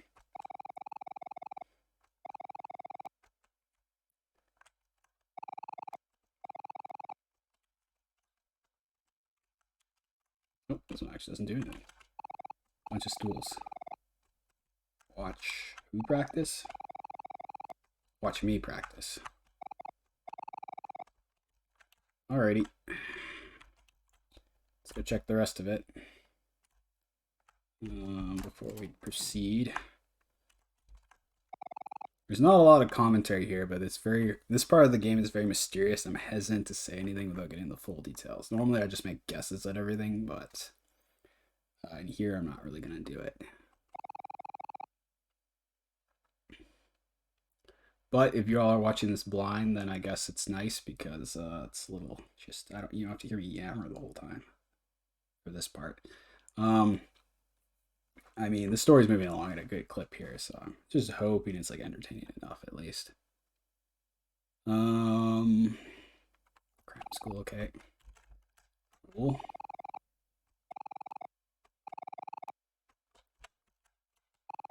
Next bed.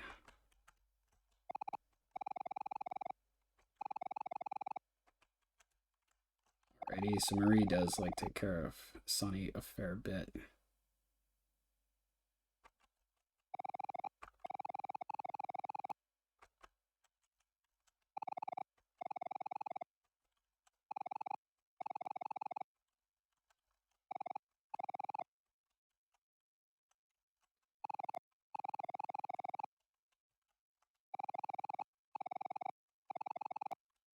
Alrighty.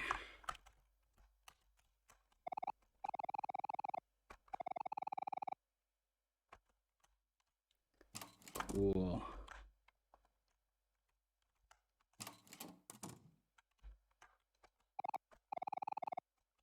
Much of opinion on baths. It seems like Sunny's pretty neutral in his commentary with everything. It's us. Woohoo.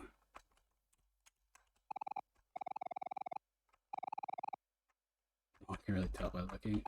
A toilet, very reliable. That's good.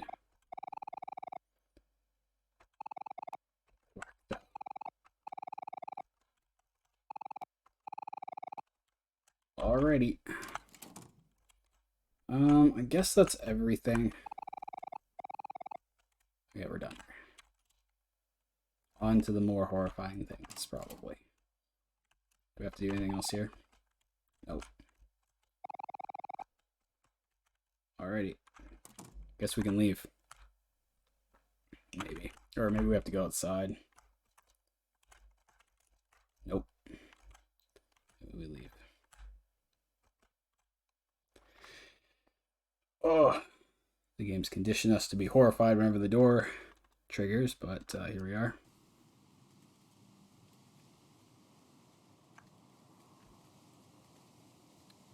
Got some miserable weather. A desolate bridge.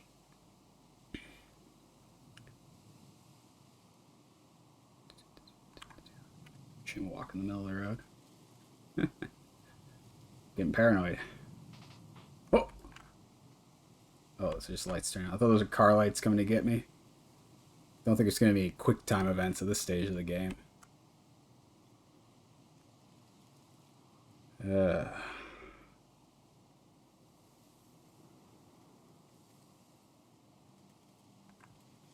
we have to go in this? Oh, that's it. All right.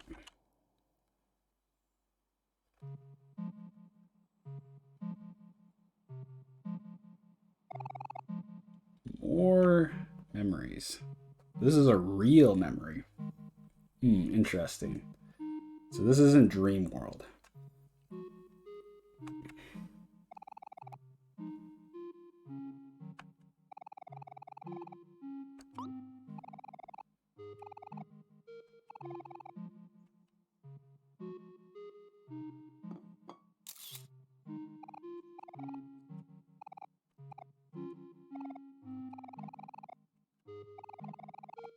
It's just a card game.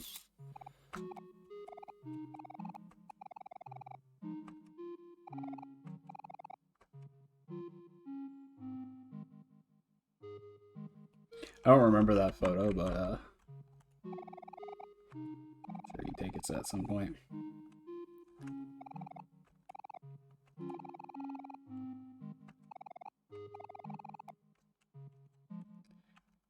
Oh, this is doubly sad because we end up killing Marie. Oh no, it's pretty bad.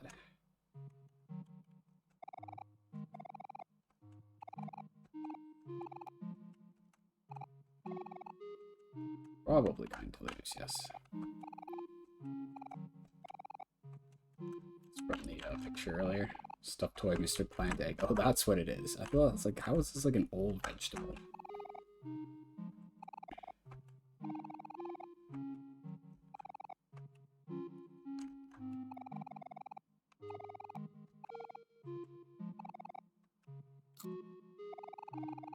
Oh boy. This seems all the more painful because, yeah. Apparently Omori kills Marie at some point. Alright, we're done here. Not when you say it like that. Toys are scattered across the floor. Possibilities are endless.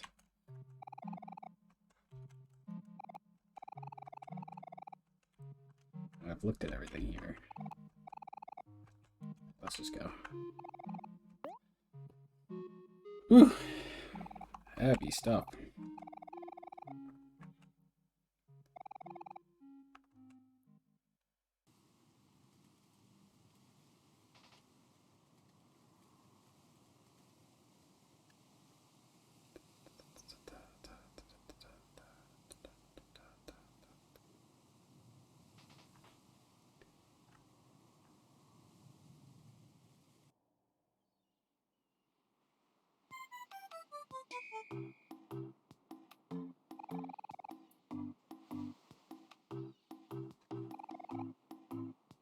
These are all like the actual memories.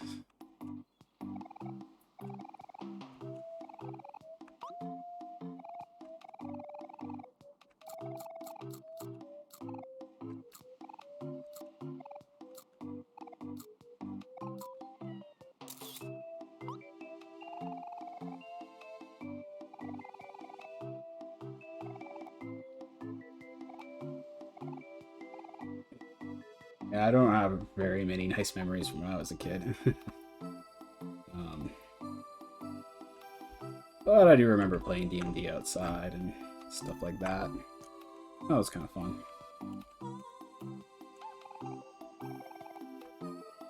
Oh, so much to look at here. So we'll check everything out. I've been streaming for like ever today. Oh, I mean, who's gonna stop at the game at this part? That ain't happening. Oh, there's a save spot, maybe. Yes, I'd like to save. I don't have to redo anything. I think it's been a hot minute. Okay. Super nice. Wow. I don't suppose anything worse could happen.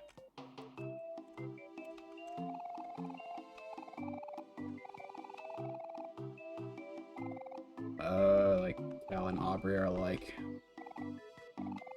in love, supposedly, according to Marie.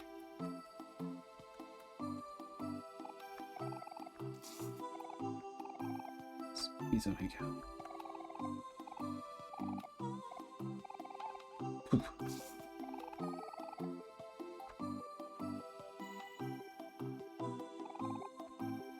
Alrighty, that's probably it for this area.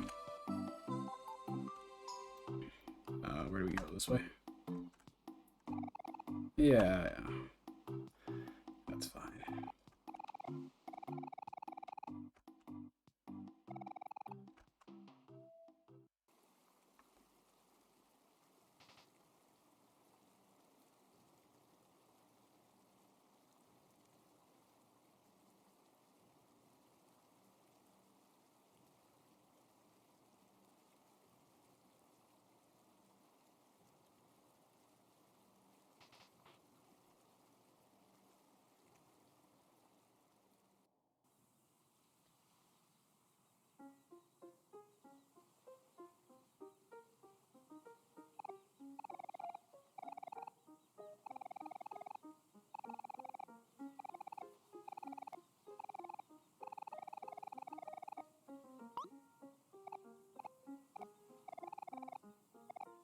Guess he doesn't. He goes on to like do, I guess, regular college stuff.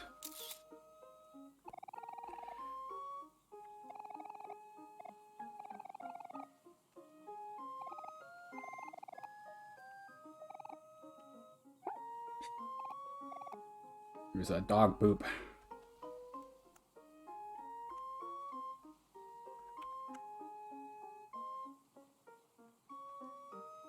Ah, this is our hangout spot.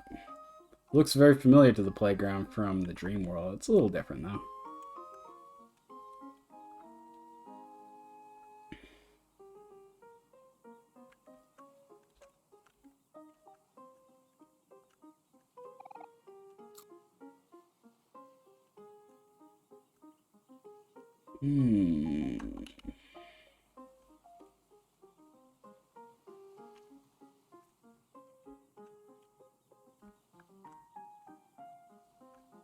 Well, this is nice. It's almost like there's no bad things that happened at all. Oh. Whoops. Stepped in the poop. You can't go this way without stepping in the poop. Oh, God. They trapped me. Let's go talk to everyone quickly.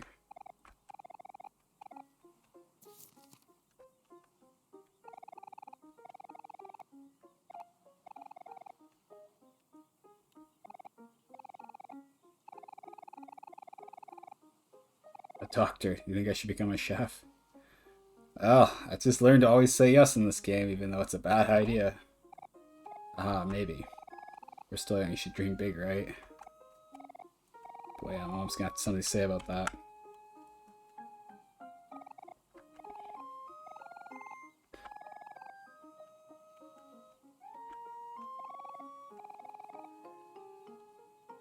Guess we'll save quickly again. Yeah, this game's definitely probably wrapping itself up. I wonder what the other ending is. I'm gonna have to look it up on YouTube at something. But I guess it's the ending we get. Yeah.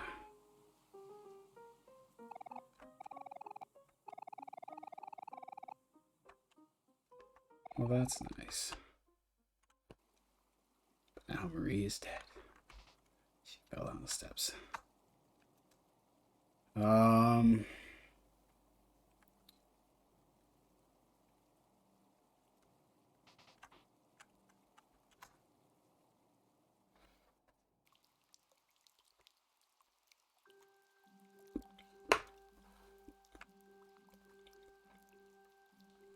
curious what happens when you don't find out that Sonny kills Marie. There must be some kind of bad ending that happens. I don't know. I'll have to look it up later. It's a mystery.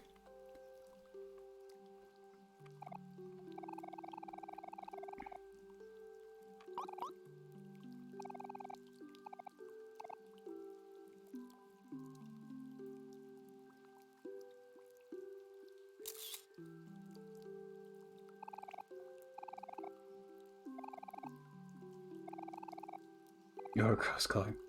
Doesn't even make any sense. We're gonna dye our hair together. Oh yes, pink. That's weird. Why would you ever do that? Okay.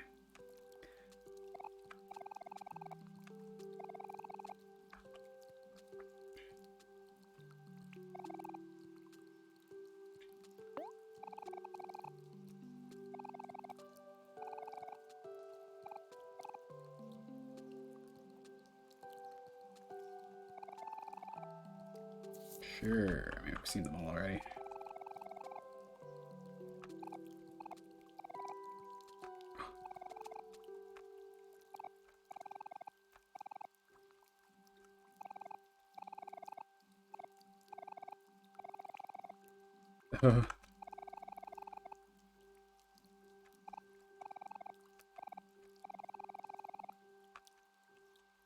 Alrighty.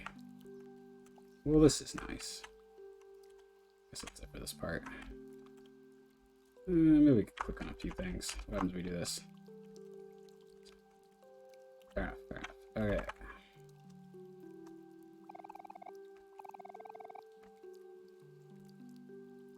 Alrighty.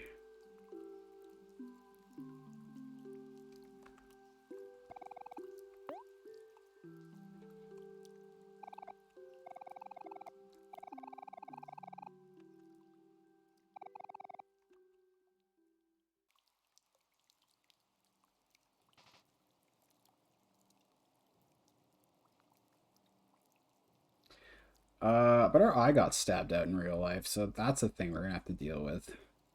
Are we dying? Who knows? The game really likes to keep its cards close to its chest in a few of the plot points. For now, we can enjoy some of these happy memories. Hey, at least I don't have the overwhelming guilt of having killed the person, I guess. Sorry, I'm making jokes because this game is like so tense that it's like, it's nuts. It's definitely, it's a tough game to get through, but you know, that's the whole point of it.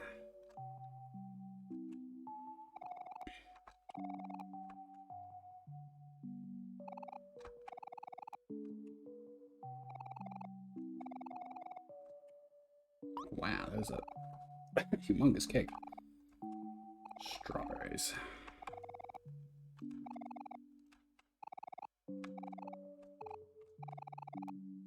Straight A's in school. Hey, you can't do that. Oh, that's funny. What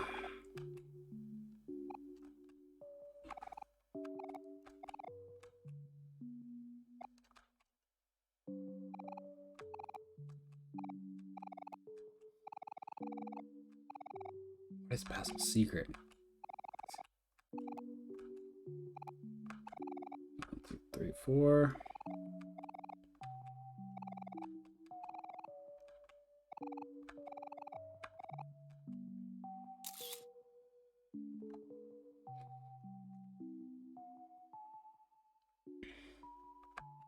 I've seen the pictures. What, do they expect you to skip them all?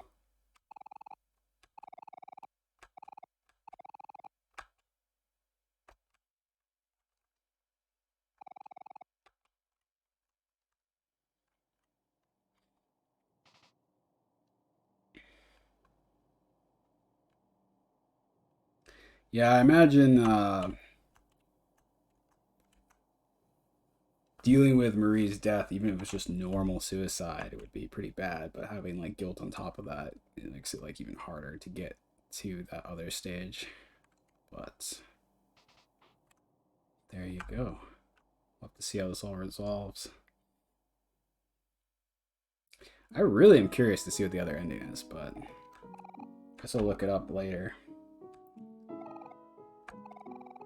I'm not doing much talking at this part, but it's kind of unavoidable. There's no... the game is pretty much speaking for itself at this point, so... it is what it is. Maybe if I upload them to YouTube, I'll have to learn to like edit them to make clips and stuff, because this is going to be really long. That's okay.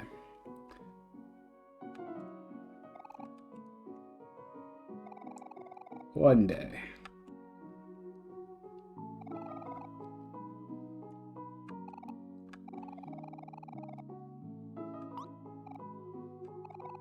Ah, this is the violin.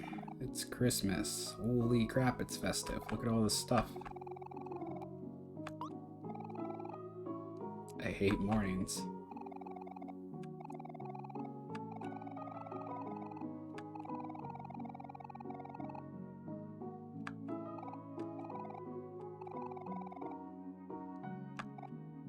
So they got him a new violin to encourage him to keep playing.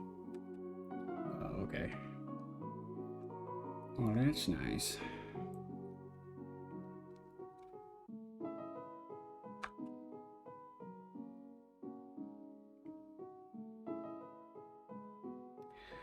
Oh.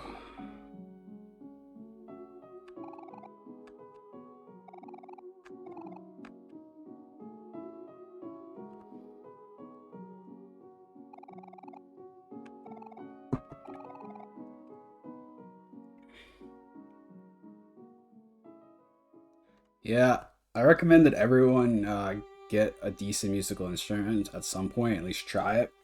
And I wouldn't put any pressure on yourselves to play it well, just like play it the way you want to play it. You know. If it's bad, then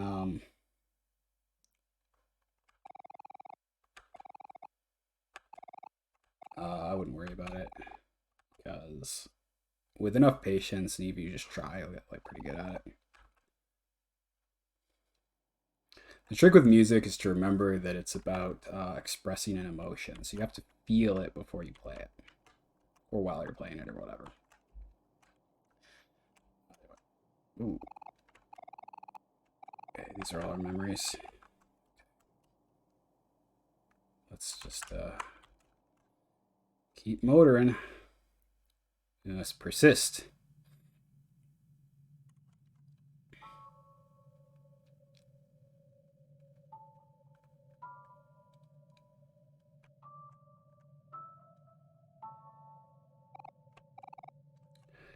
You're finally here. Oh, this is the theater that you like see Sweetheart in.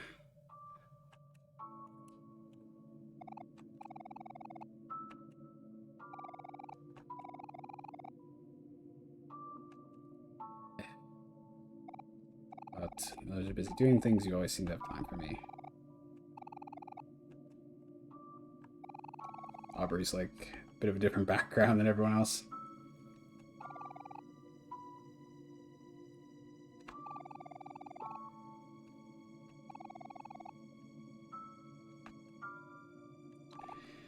Is this... What is this? The recital day?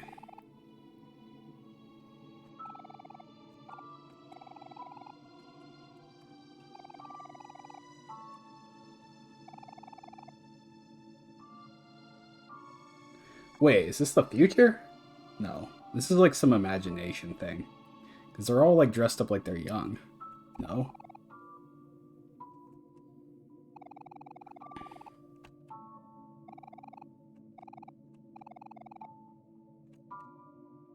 I don't know. I don't trust any of this. Oh, Aubrey's clothing changed. Okay, so this is the future.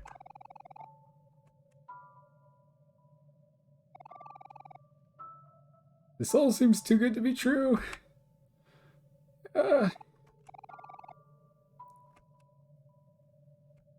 This isn't goodbye.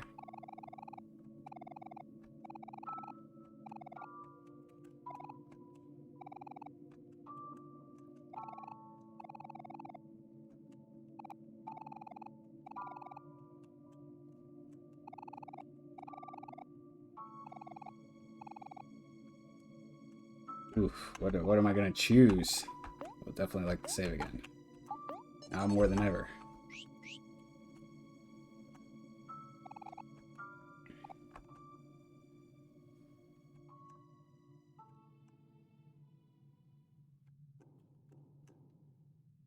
Oh, they're all gone. Sure. This seems like a good idea. I say that a lot in here. Hard to tell. Everything's so ominous. Oh, heavy game. But the buildup is worth it because it adds complexity. It allows you to like think about things on your own before it hits you with like the main story.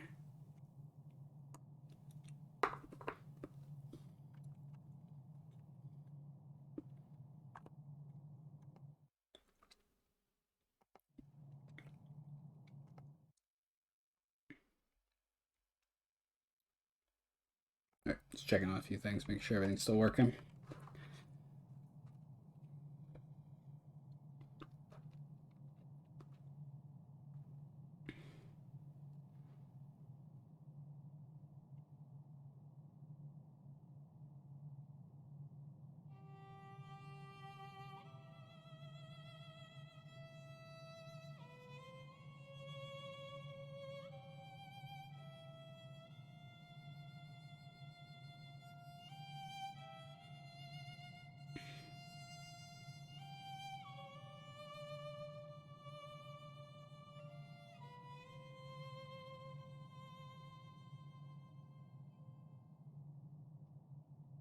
Oh, that was okay.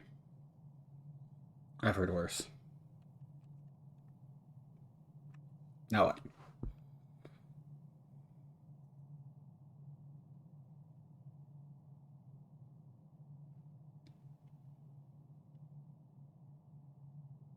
Is that it? Do I have to do something?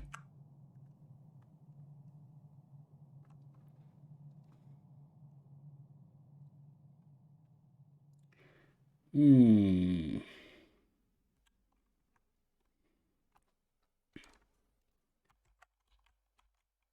Back in white space. Interesting. Oh, I have my cursor on here the whole time. Whoops. Oh, it's old me. Ah, this is when I took the light bulb out. Punish me for picking the risky ending. Don't do it, game. Don't do it. Don't do it. I'm sorry. I needed to know the truth. Why is that like a military salute? Encore. Allegro. Cherish. Oh.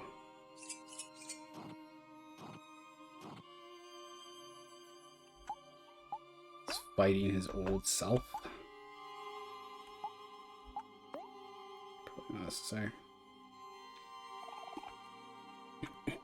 This music's definitely a lot better.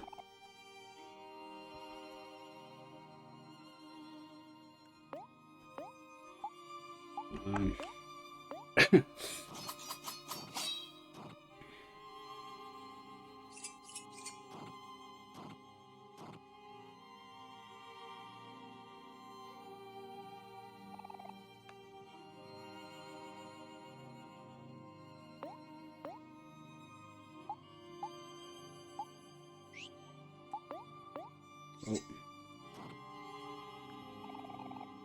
Caused so much suffering, yet you do nothing. And so you've earned nothing in return. Erases the enemy.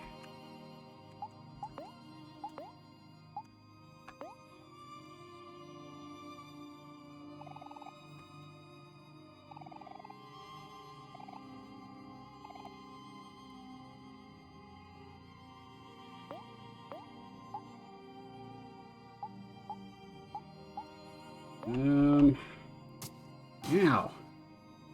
Right in the heart. How dare ye? Your friends will never forgive you. Like them, and that's what you deserve.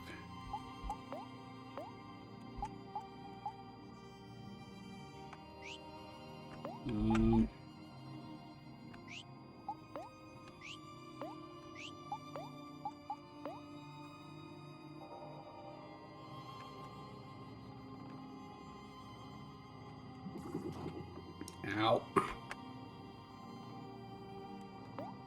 Whoops. Let's try using this.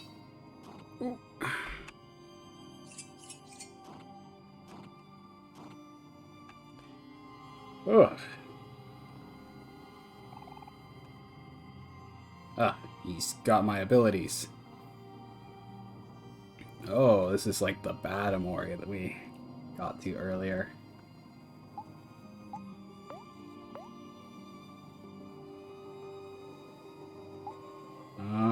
We want to probably heal our wounds quickly.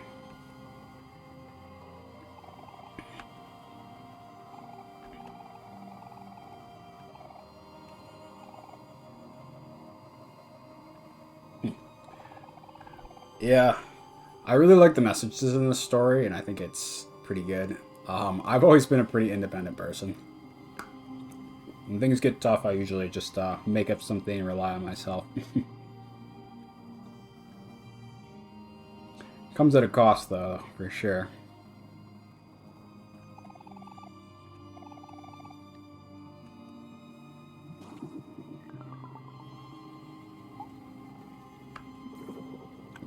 Oh, running.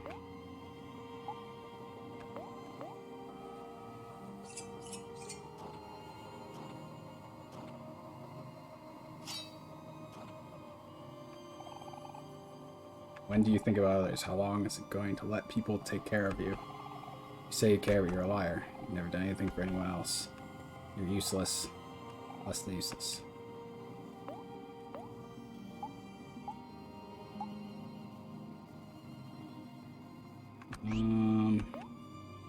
Let's do this one.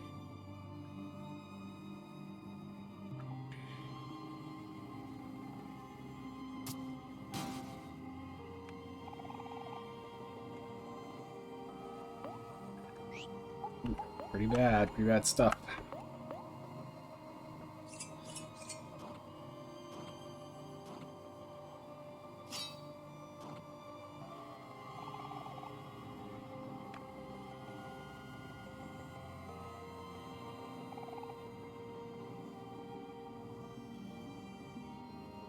Whoa, scary face.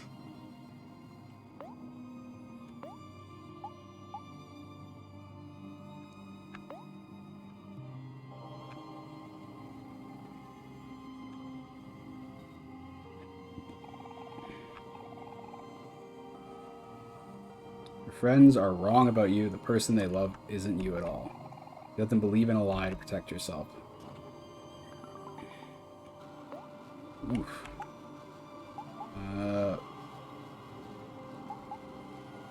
There we go. That's what we want.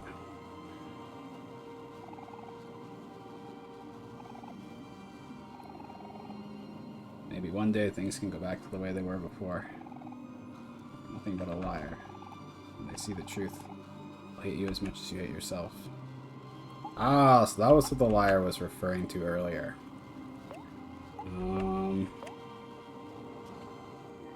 Ow. Oh, this is gonna be an easy fight. What happened? Yikes.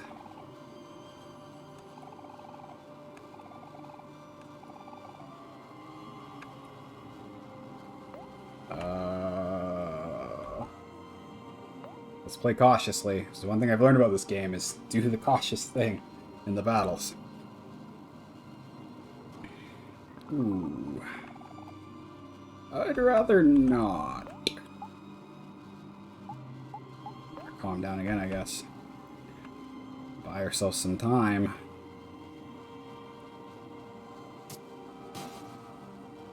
Okay.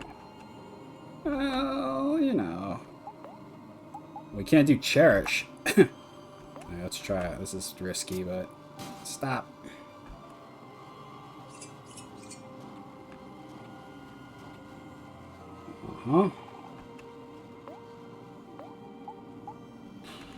Guess we have to heal. This is quite the final battle. I don't even know if you're supposed to win this. This looks pretty tough.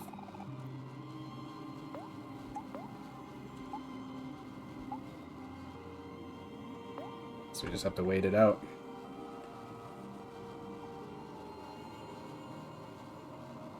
I thought perhaps Basil had accidentally killed Marie or something. Because he keeps saying forgive me, but it's actually like Omori, and he just like, I don't know. Got roped into, oh, poor choice of words. The gallows humor is really strong today. Oh, again, poor choice of words. My bad.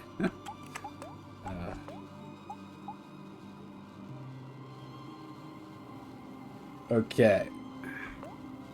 Hopefully we don't die here.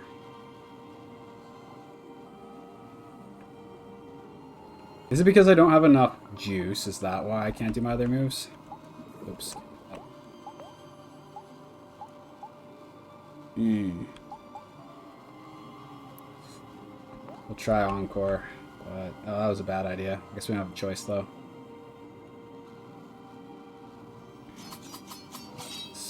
Ooh. Guess we're dead.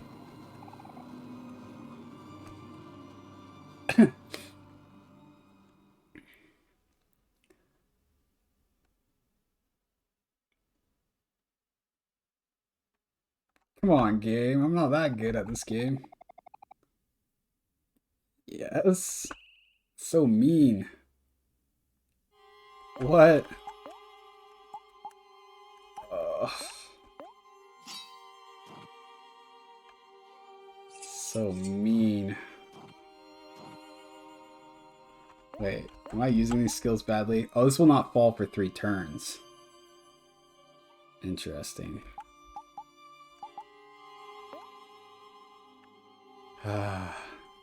Don't make me look up a guide for this fight.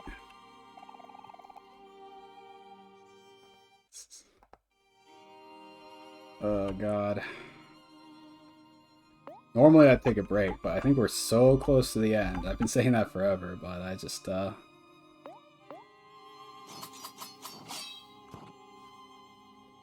gonna look up the guide to this fight, because I'm not really into the gameplay as much as I am the story, so...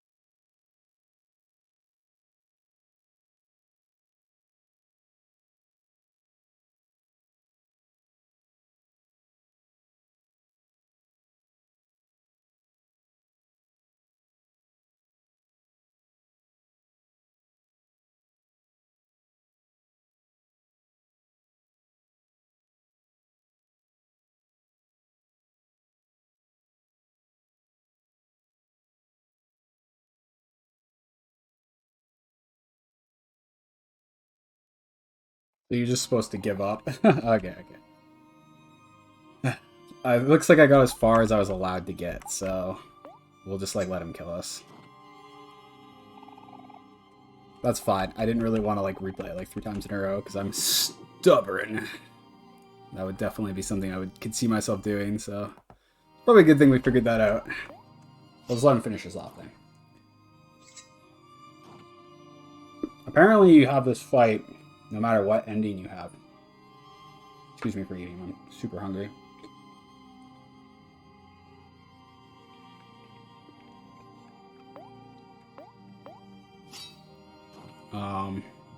There's an Omori ending and a Sunny ending.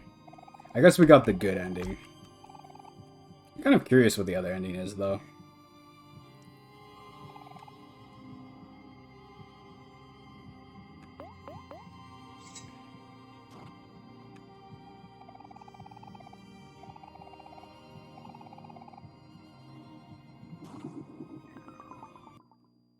Alright. You got me. Guess we'll pick no. But I've been trained to say yes to everything. Okay.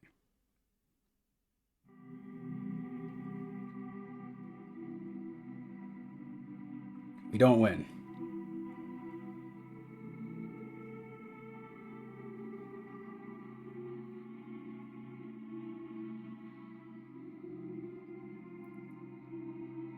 Oh. You erased us.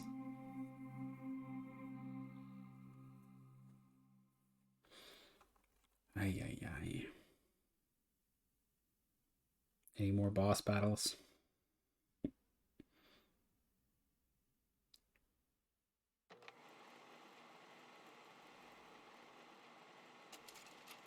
Welcome to White Space. We've been here before.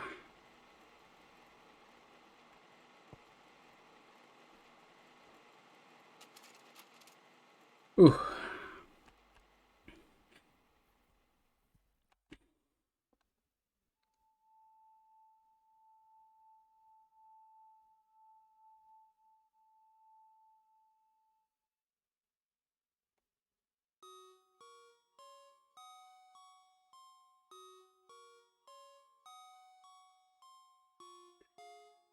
Okay.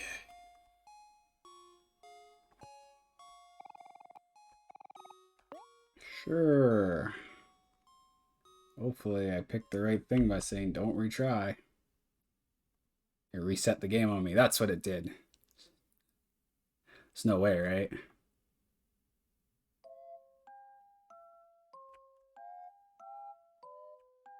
What is this? I don't want to reset the game. What's going on? I saved, I guess, so. Okay, they're not talking, so it's not just resetting the game.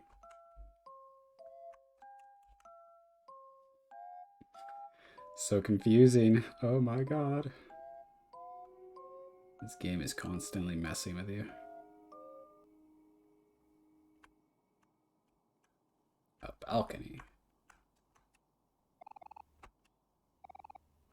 Not really.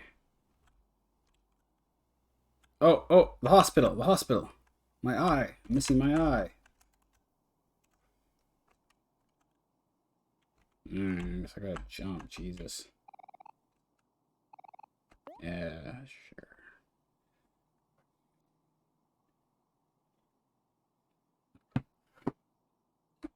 Hopefully that wiki didn't lie to me and there wasn't. Oh, a song. Your eyes, you'll be here soon.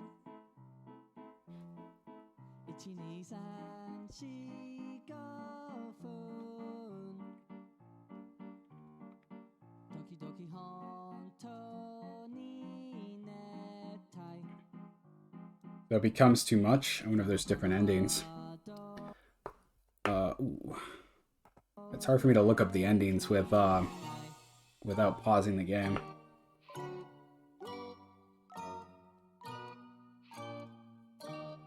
I'm gonna quickly look up and see if there's different endings, and then we'll listen to this. That should be fine.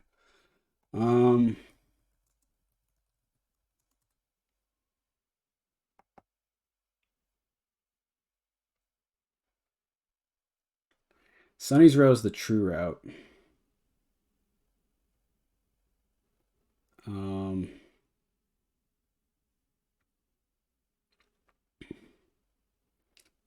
Fighting Basil. They're both sent to the hospital. Battles him. It's impossible to win the fight. Player chooses to continue after dying. Oh, so you can have a good ending. What? How dare they trick me?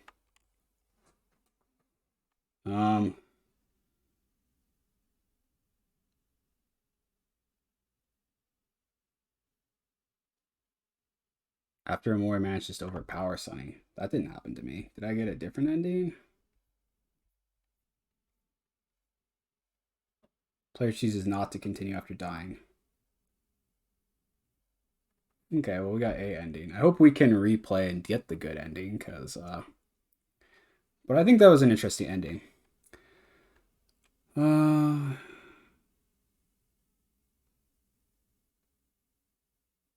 wait. The secret ending. What ending did I get? I'm super confused. Super confused, everybody. Sorry. We got the bad ending. I think. Leaving headspace into another. Oh, yeah, strangely silent. Yeah, your friends don't talk to you. Okay, so we'll try to get the good ending.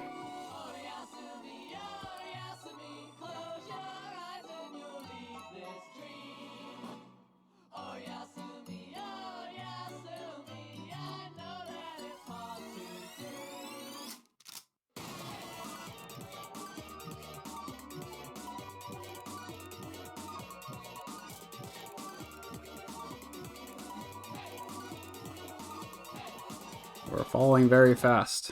I wonder if we survive. I'm just kidding.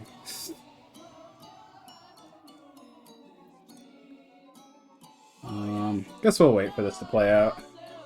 I've been playing for like 6 or some hours, so that's a few more minutes. I hope we get a chance at the other ending though, for sure.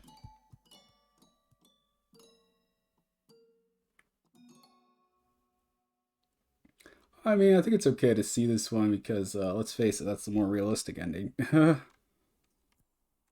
Oh, we can choose to continue.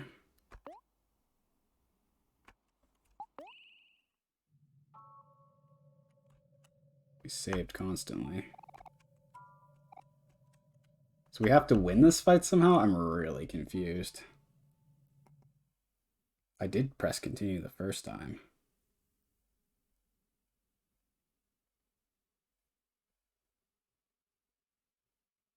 Yeah. It's impossible to win, however, after Omori matches, this will result in a unique game over screen. Okay, if you say so.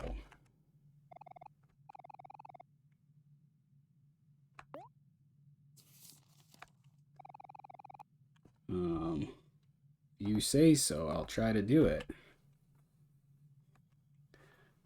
really confused as to how this works, because I already tried to redo it once.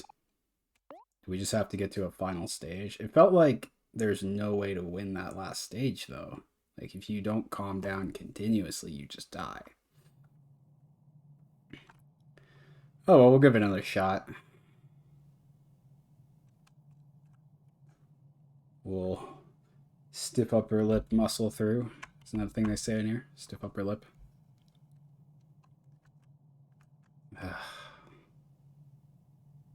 Maybe that game over screen was the unique one, and we just had to press continue because like that was different.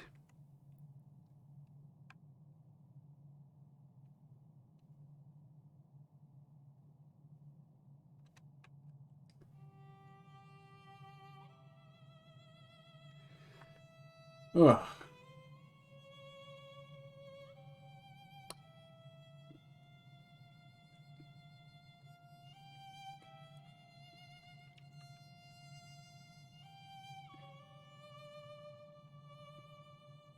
When it comes to issues of guilt, I would say for myself, I've always, when I was younger, felt bad about being so belligerent. We lived in a very chaotic household with a lot of shouting between my parents and at us. Um, and I would learn to defend myself from that, but it always came with a cost of guilt because there is a cost for learning to speak up for yourself.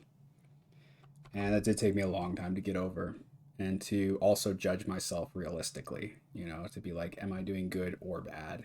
To come up with a really strong sense of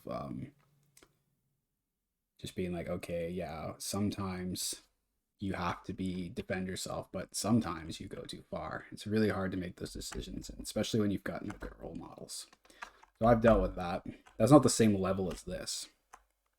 Okay, so this is different. So all we had to do is just continue. That's good. Or wait, no, is this the fight? Oh, don't make me fight you again, bro. I'm bad at fighting. I'm not good at turn-based RPGs.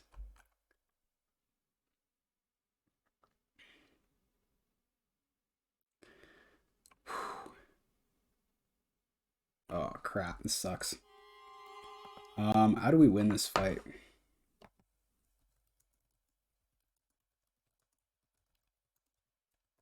I'm like not good at RPGs, so the only way, okay, let's read this fandom.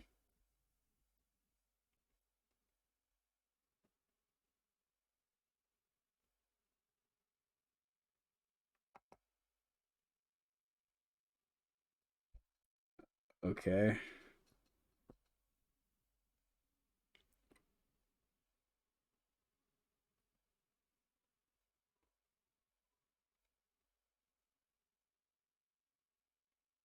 What is this hardest boss? Wait, I'm so confused. This is a different thing. There's like an impossible boss somewhere.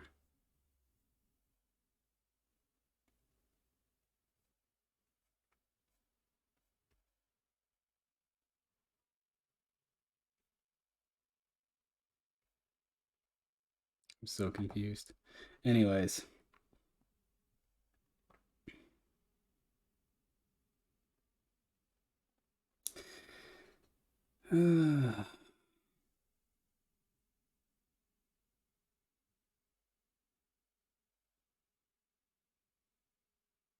Oh, he has to get to the point where he makes you afraid. Okay. I'm sorry, everybody. I suck. Oh, I shouldn't have used that. I should have used juice first. Okay. I'm sure there's plenty of people out there that are much more skilled at,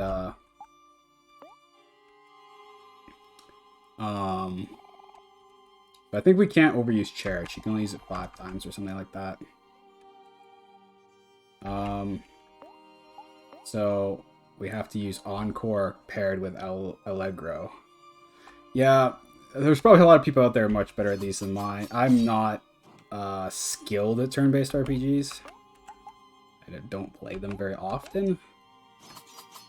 My specialty is like more action games or whatever. But that's alright. I'm sure we'll figure it out eventually. Hopefully not with after too many tries.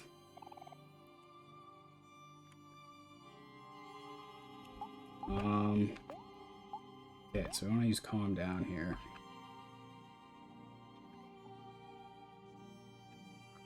So we have to survive to the first time we're afraid. Gotcha.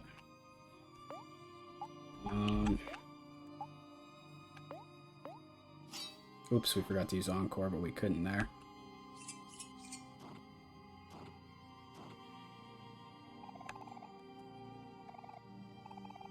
These fights are tough, man.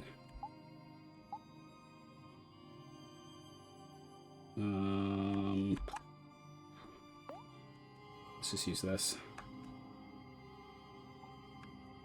So we want to keep our cherishes for a while, but it ain't easy.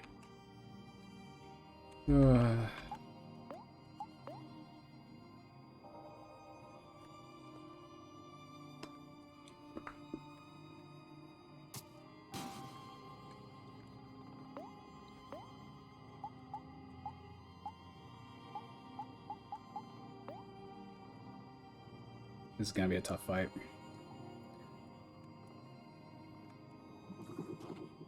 Stop doing big attacks on me.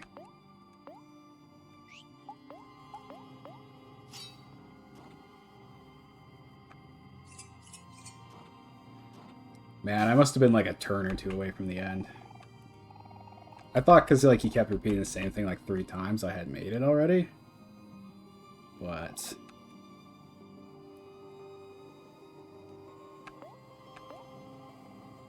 we're gonna use Cherish, I guess.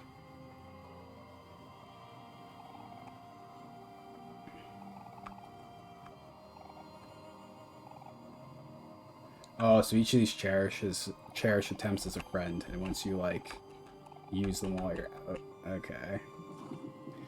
That's helpful. Gosh, why is this fight so hard, yo? Man, I'm gonna lose again.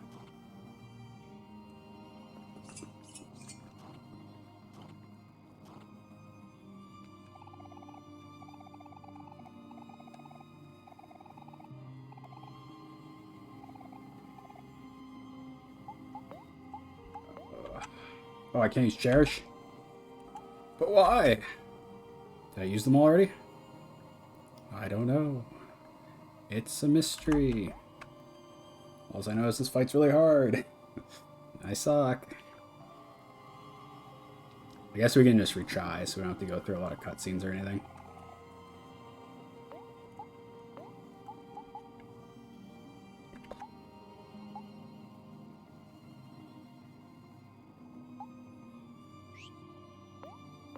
Am I really out of cherishes?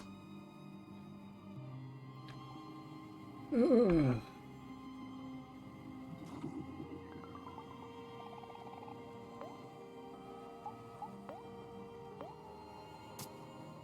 Wow.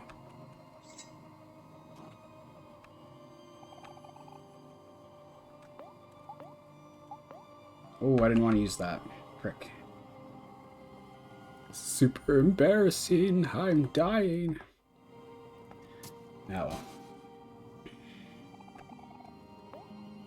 Oh, we can use Allegro. That's weird. Let's just calm down first, though.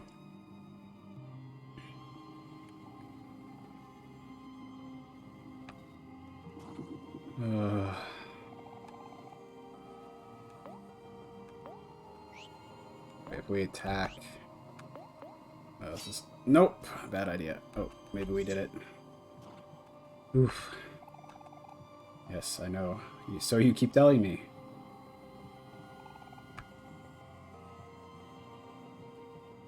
Oh, we've been to this level already, though. Okay, now for time to use Cherish. Okay. We got this far last time, though. And we didn't make it, so no guarantees.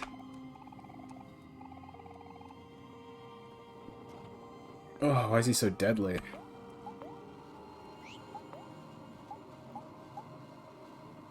I'm gonna try Encore very quickly.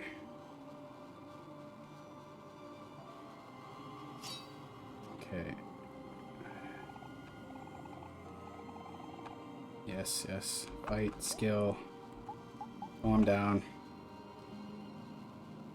Well, she gets some free attacks with Allegro.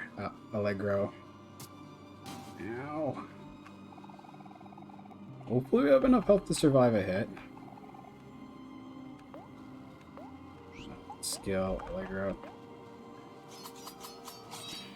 Yes, yes, I know. I know. Ooh, we barely survived. That's nice. Good for us. Do we have anything left to heal with? Not really. But we're gonna do our best.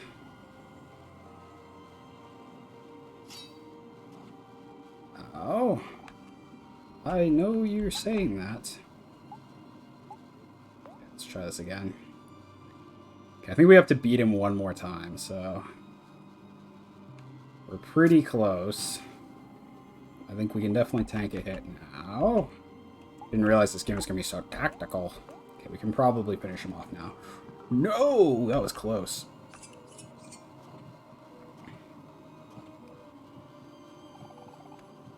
Great. No! I pressed the wrong thing. Ah, frick. I'm a dumbass.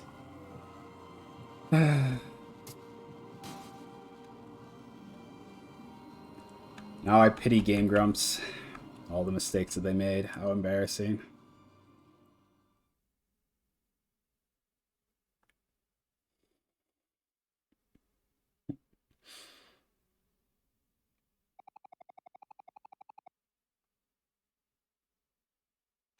Yes. I hope you like watching people get frustrated. I know some people out there love that sort of stuff. Okay, we'll try again. Luckily, it's a quick reset. It's not that big a deal. I'm just gonna slather on the positivity and march through this. It'll be okay. Remember what Basil said. Ugh.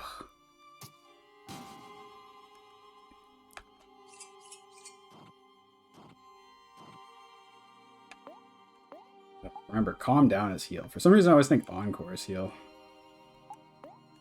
We can do a couple of these. Although this is going to be an easy fight. Nope. Skill. Now we want to calm down. Oh, mamma mia.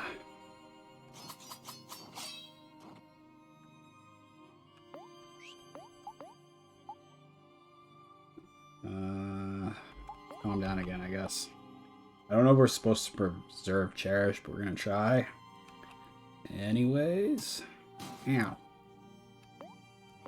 Nope. Skill.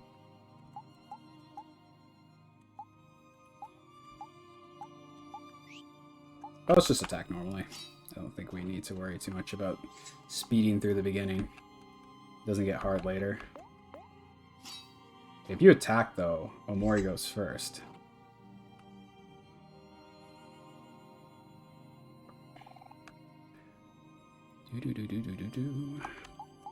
Fight, skill, calm down. Oh, final boss fights are so tough. What can I say? I guess we just have to keep healing. I mean, if we use Cherish, it only heals us slightly more, so there's really no point. Skill. Let's use Encore.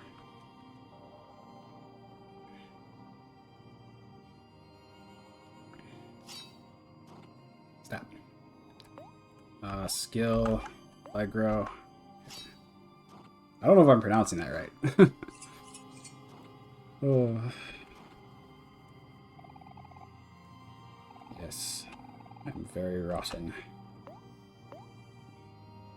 I think we got a couple Allegros we can use for free. So we'll just do that quickly.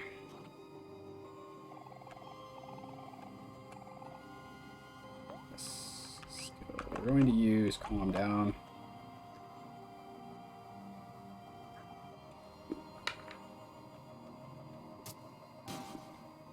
Go away. Stop stabbing me. Right up to here with you.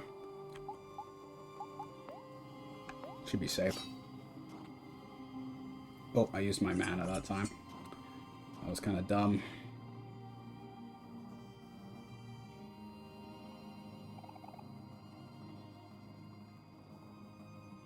Okay, this time we'll use one Cherish. I think we've only used one so far, so...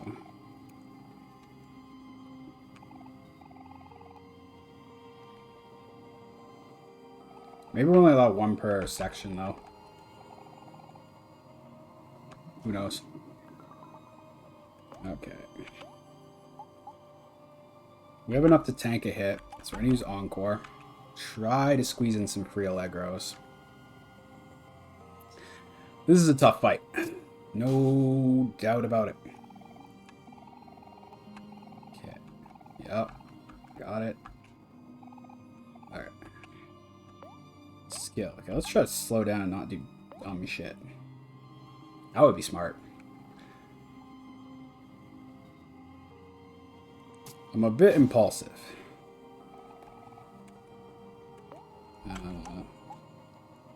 Skill, Allegro. We've got some free Allegros. Let's see if we can do it twice. That would be nice. We're not going to get the chance to do that. Okay, fair enough.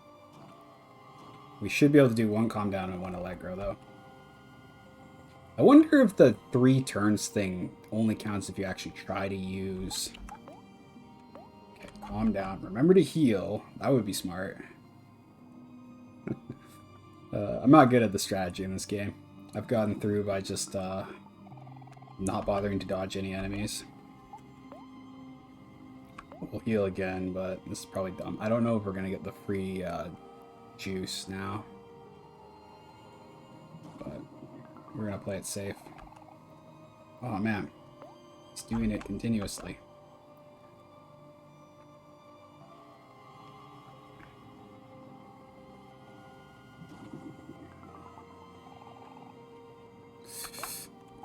I don't like this.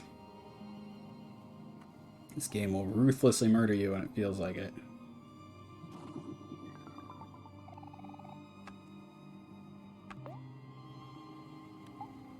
What the hell? I'm so bad at this game. Alright, let's just try it. Oh, this spares you. But game designers, I'm bad at strategy.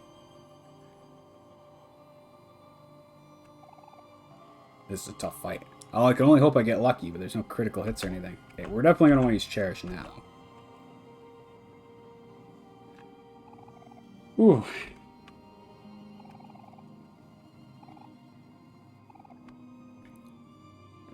Mm-hmm.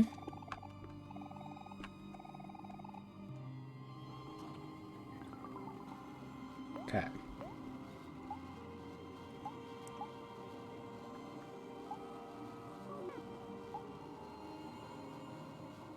We're going to try Encore. It's risky, but... Okay, did a slash. That's interesting. Fight, skill, calm down. Because we have to.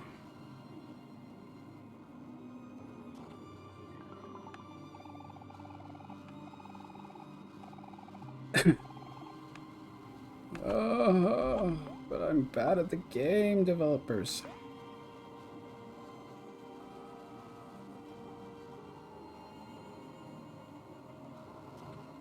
Why does he keep doing a race? Ugh. Man, this game's tough, yo. And it keeps lowering my stats, so I think he's just doing more damage every time. Yeah, I know you're saying that, bro, but... You can only use one Cherish per round.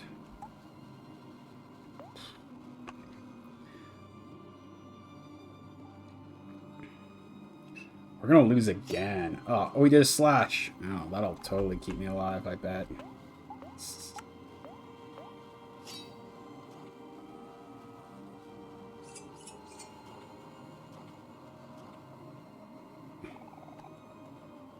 Ugh.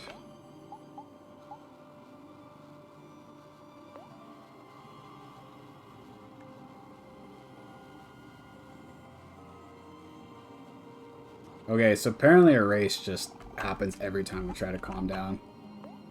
So that sucks. Let's just Encore.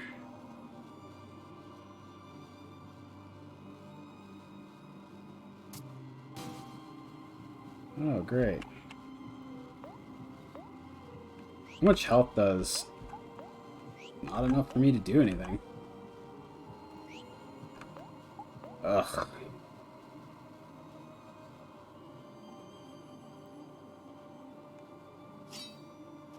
Oh, he slashed us. Thank God.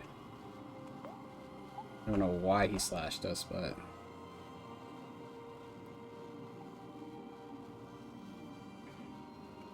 Oh! Another stab. But it was a critical, so that sucks. Okay, let's use Allegro. Oh, thanks for almost killing me. That's awesome. Yeah, I know you say that, but... I definitely need to heal now. This is not like a fake fight where they just let you win. Stop. He just wins? Come on, game. This sucks.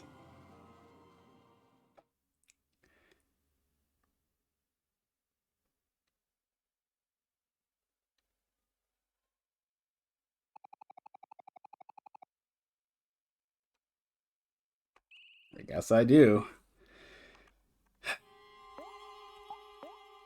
Well, this makes me feel stupid. Apparently, okay, so saving your cherish just doesn't matter.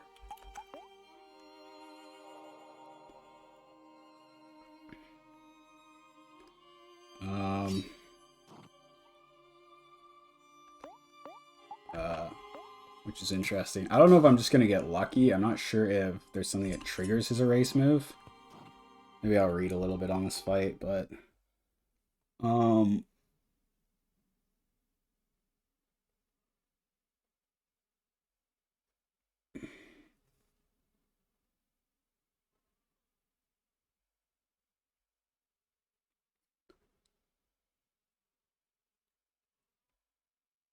Yeah, his erase attack is just very powerful. I guess he randomly uses it.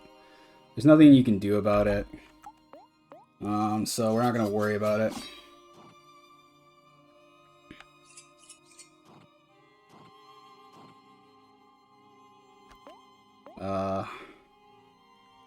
There's a limit to how much you can use Cherish, but I think you can only use it once per fight, so it doesn't really matter if you save it.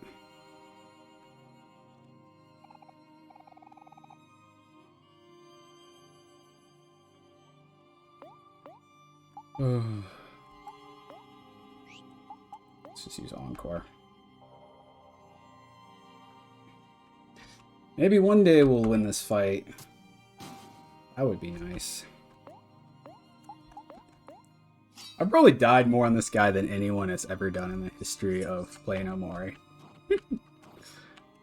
I don't think it's supposed to be that hard. I think I'm just really bad at turn-based RPGs. Or maybe it's just based on like how much he Okay,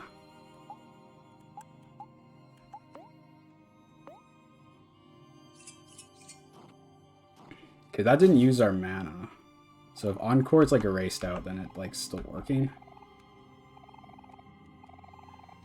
I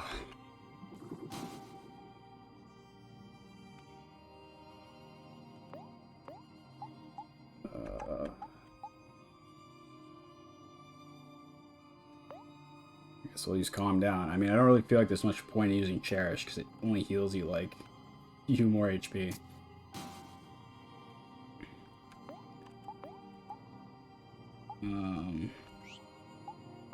We'll just use attack. Ow. You dick. Maybe one day we'll win this fight. Anything's possible, folks.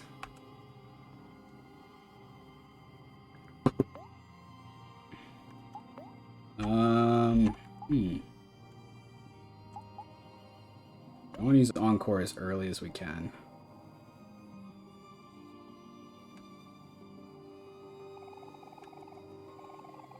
Oh, I wish this was the final stage. Holy crap, how does he do so much damage randomly? Use Cherish.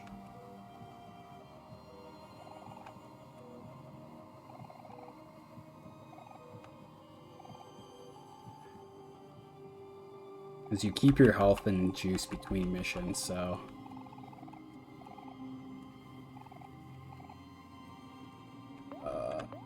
we want to time ourselves so that we're full power before the final mission. All this strategizing will surely save me, won't it?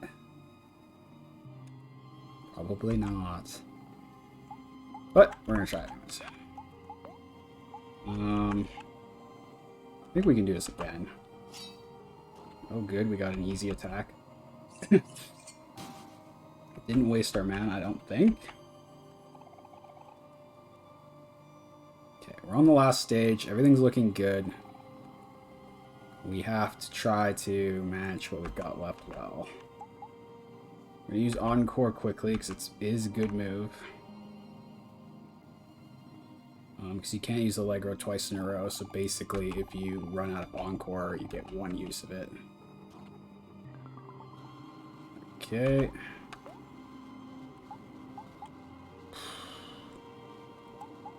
I don't think it's ready. Time to use Cherish yet. I mean, I don't know how his erase works, but... Okay, it is random. I guess you can just get lucky eventually. We're gonna try this. I guess we got unlucky. You just got a bunch of erases in a row. It is what it is. We want to use Cherish and Allegro with no Encore as like a last resort. Basically. But, please use an easy move. Oh, thank you. Oh, thank you so much. What's his HP at? Okay, so we're going to move quickly here and just use Allegro, and if we get screwed, we'll use Cherish to get the mana back. Yep, that's exactly what I expected. But now we can use Cherish after we've drawn everything out as much as we possibly can. click on it correctly. Okay. Oh, okay. And I'm probably just going to go ahead and use Allegro right away, just to be sure. Because I think he's down to his last buck. Let's just check. Yeah, he is. We can attack him normally. It's a risk. I feel really dumb for doing this, but we're going to do it anyways. He did not get lucky, so that's good. That should be enough, right? Okay.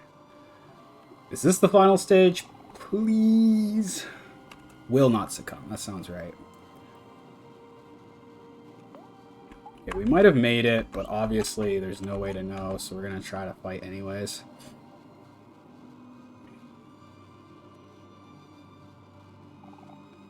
You killed Marie, she loved you, and you killed her.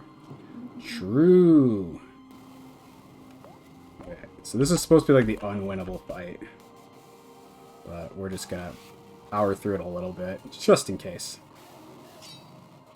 Industrial music. Hero loved her and you killed her. Yeah, that's pretty bad. I mean, Hero probably loved her the most, so... that definitely feels bad. But, I don't know if our Encore's still working, but...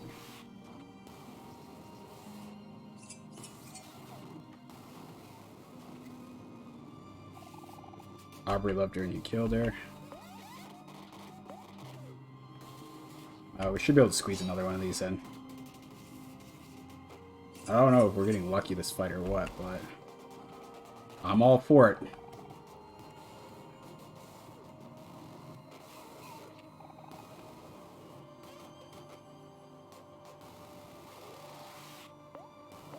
Okay, hopefully this is the part of the fight where we can, die, effectively. But...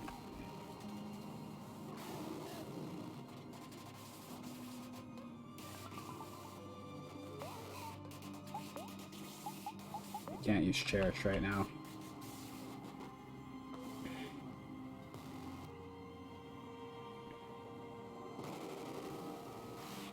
This is probably the super Cherish they're talking about where you can't win. But we're gonna keep trying anyways.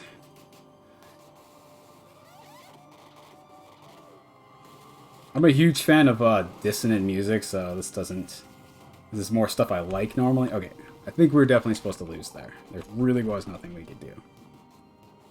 We weren't just, like, kind of inept. Okay, don't touch anything. Read the screen. Please. Please, game. Have mercy on me. I'm bad. I'm bad at turn-based RPGs. I'm gonna wait. See what happens.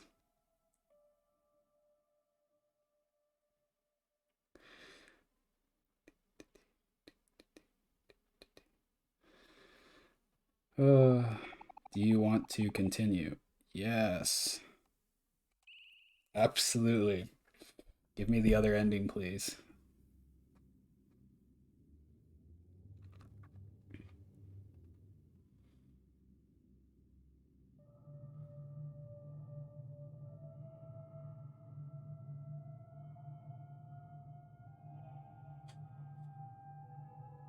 Excuse me, my nose is getting a little dry.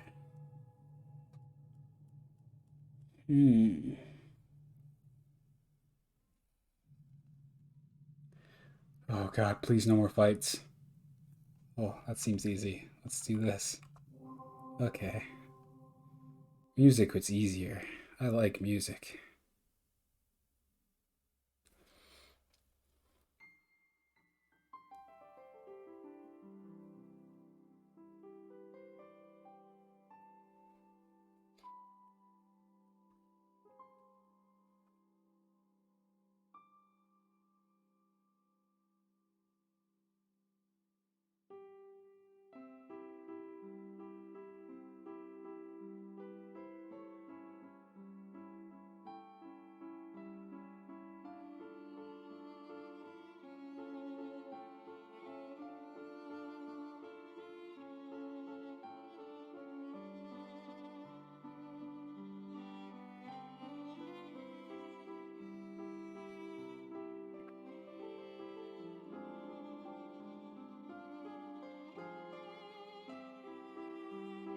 Everything's so nice.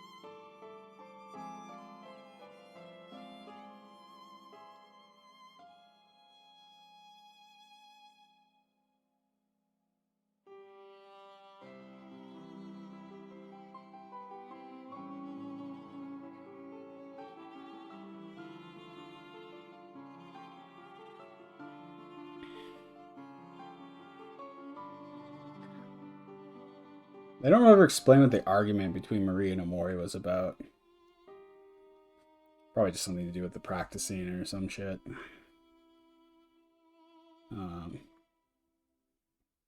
Maybe it wasn't even that serious, but I guess it's not super important.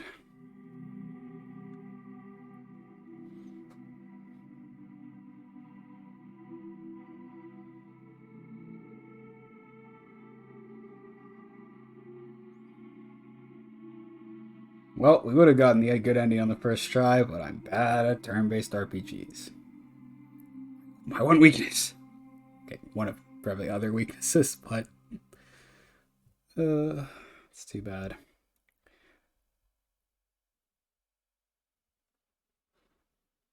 The other ending was pretty funny though. I like the weird credits music.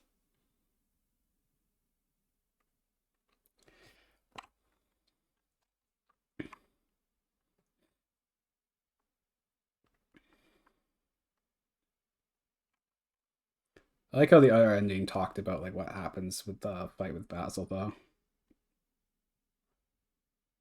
I wonder what's gonna happen in this ending. A bow.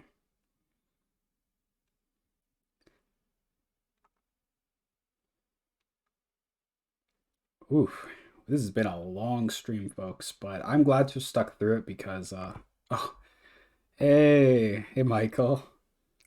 I'm sorry, this is like the very end of Omori, so you've missed everything unfortunately. But I do have the episodes on YouTube if you want to watch them. The link's in my about, so yeah, it's the very end. I think I've been streaming for like 7 hours, but I didn't want to interrupt the story, so.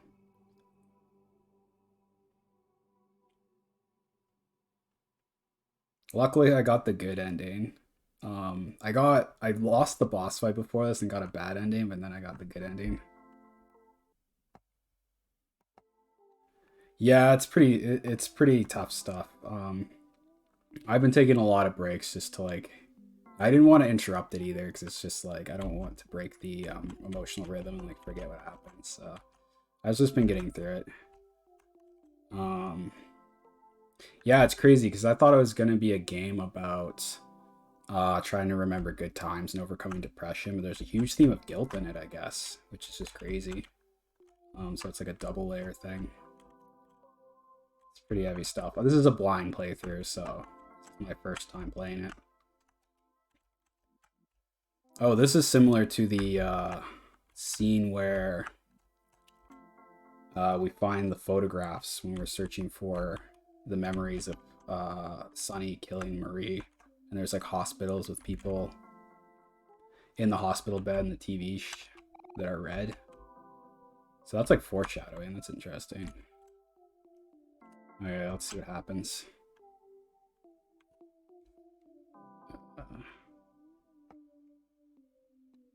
Yeah. Oh. Everything's locked. Hey, everybody.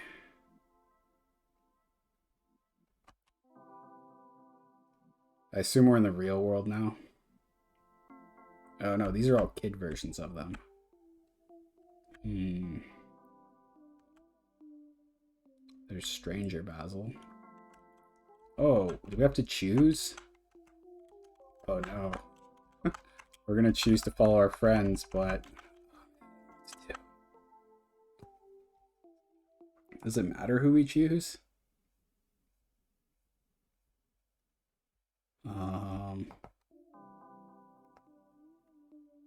Okay, let's go follow our friends first. I want to check up on Basil though.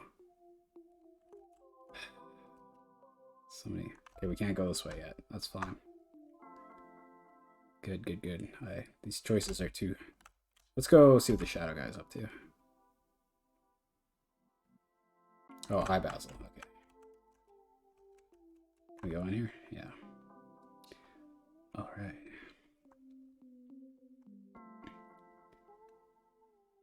Apparently Basil, I guess, ends up hiding the fact that Marie died. That's strange. Why does he say to forgive me, though?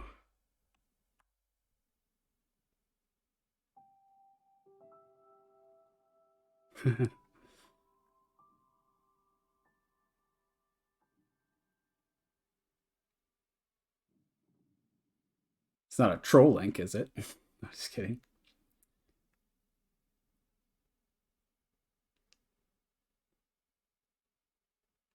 Oh, okay, that's it.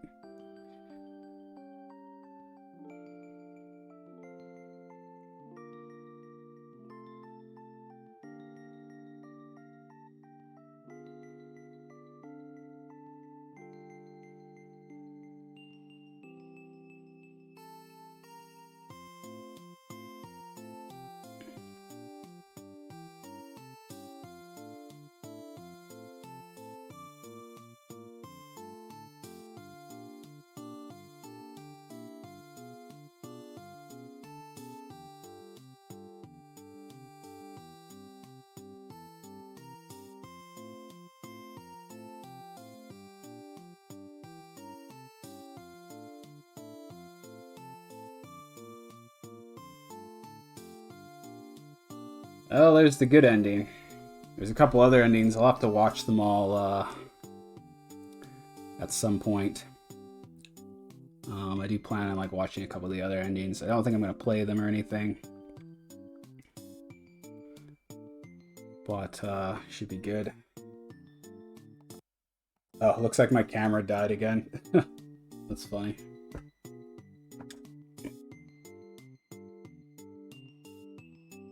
Yeah, this camera's not super reliable.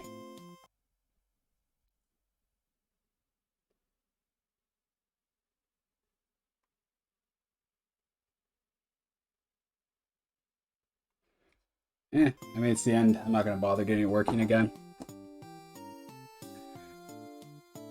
Super sad, do you mean the other endings or this ending? Yeah, I mean, this game's just crazy. But that's what we all came for, right? Like, I came for this game to deal with something a little less, like, fantasy, a little less, like, escapism. And that's, that's what you get here.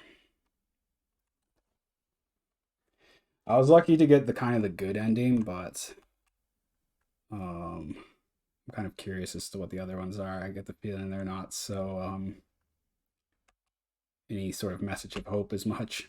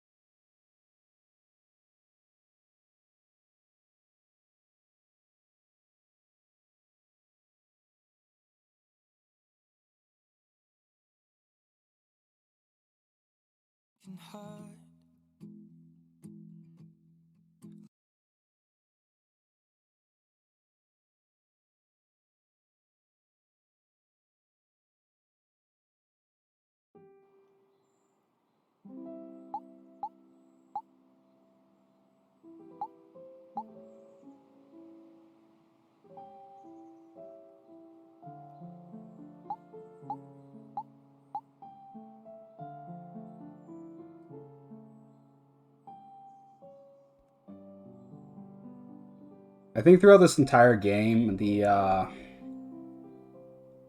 I had a good chance to think about my relationship with my own memories as a kid. And that was definitely nice for sure. There's no easy answers in here, right?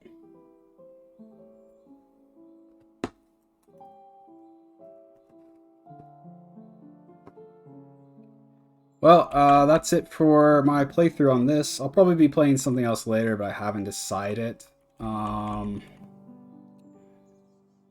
Maybe I'll play Lisa or perhaps Disco Elysium or something.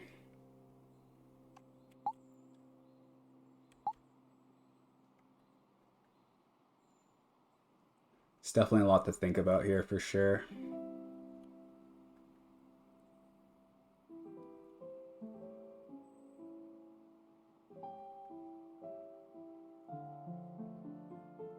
And just when you think things are getting simple, you find out that Omori is responsible for Marie's death, and so there's like a huge element of guilt on top of it.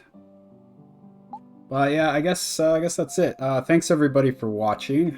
I've been playing for like 7 hours now, so I definitely have to take like a break.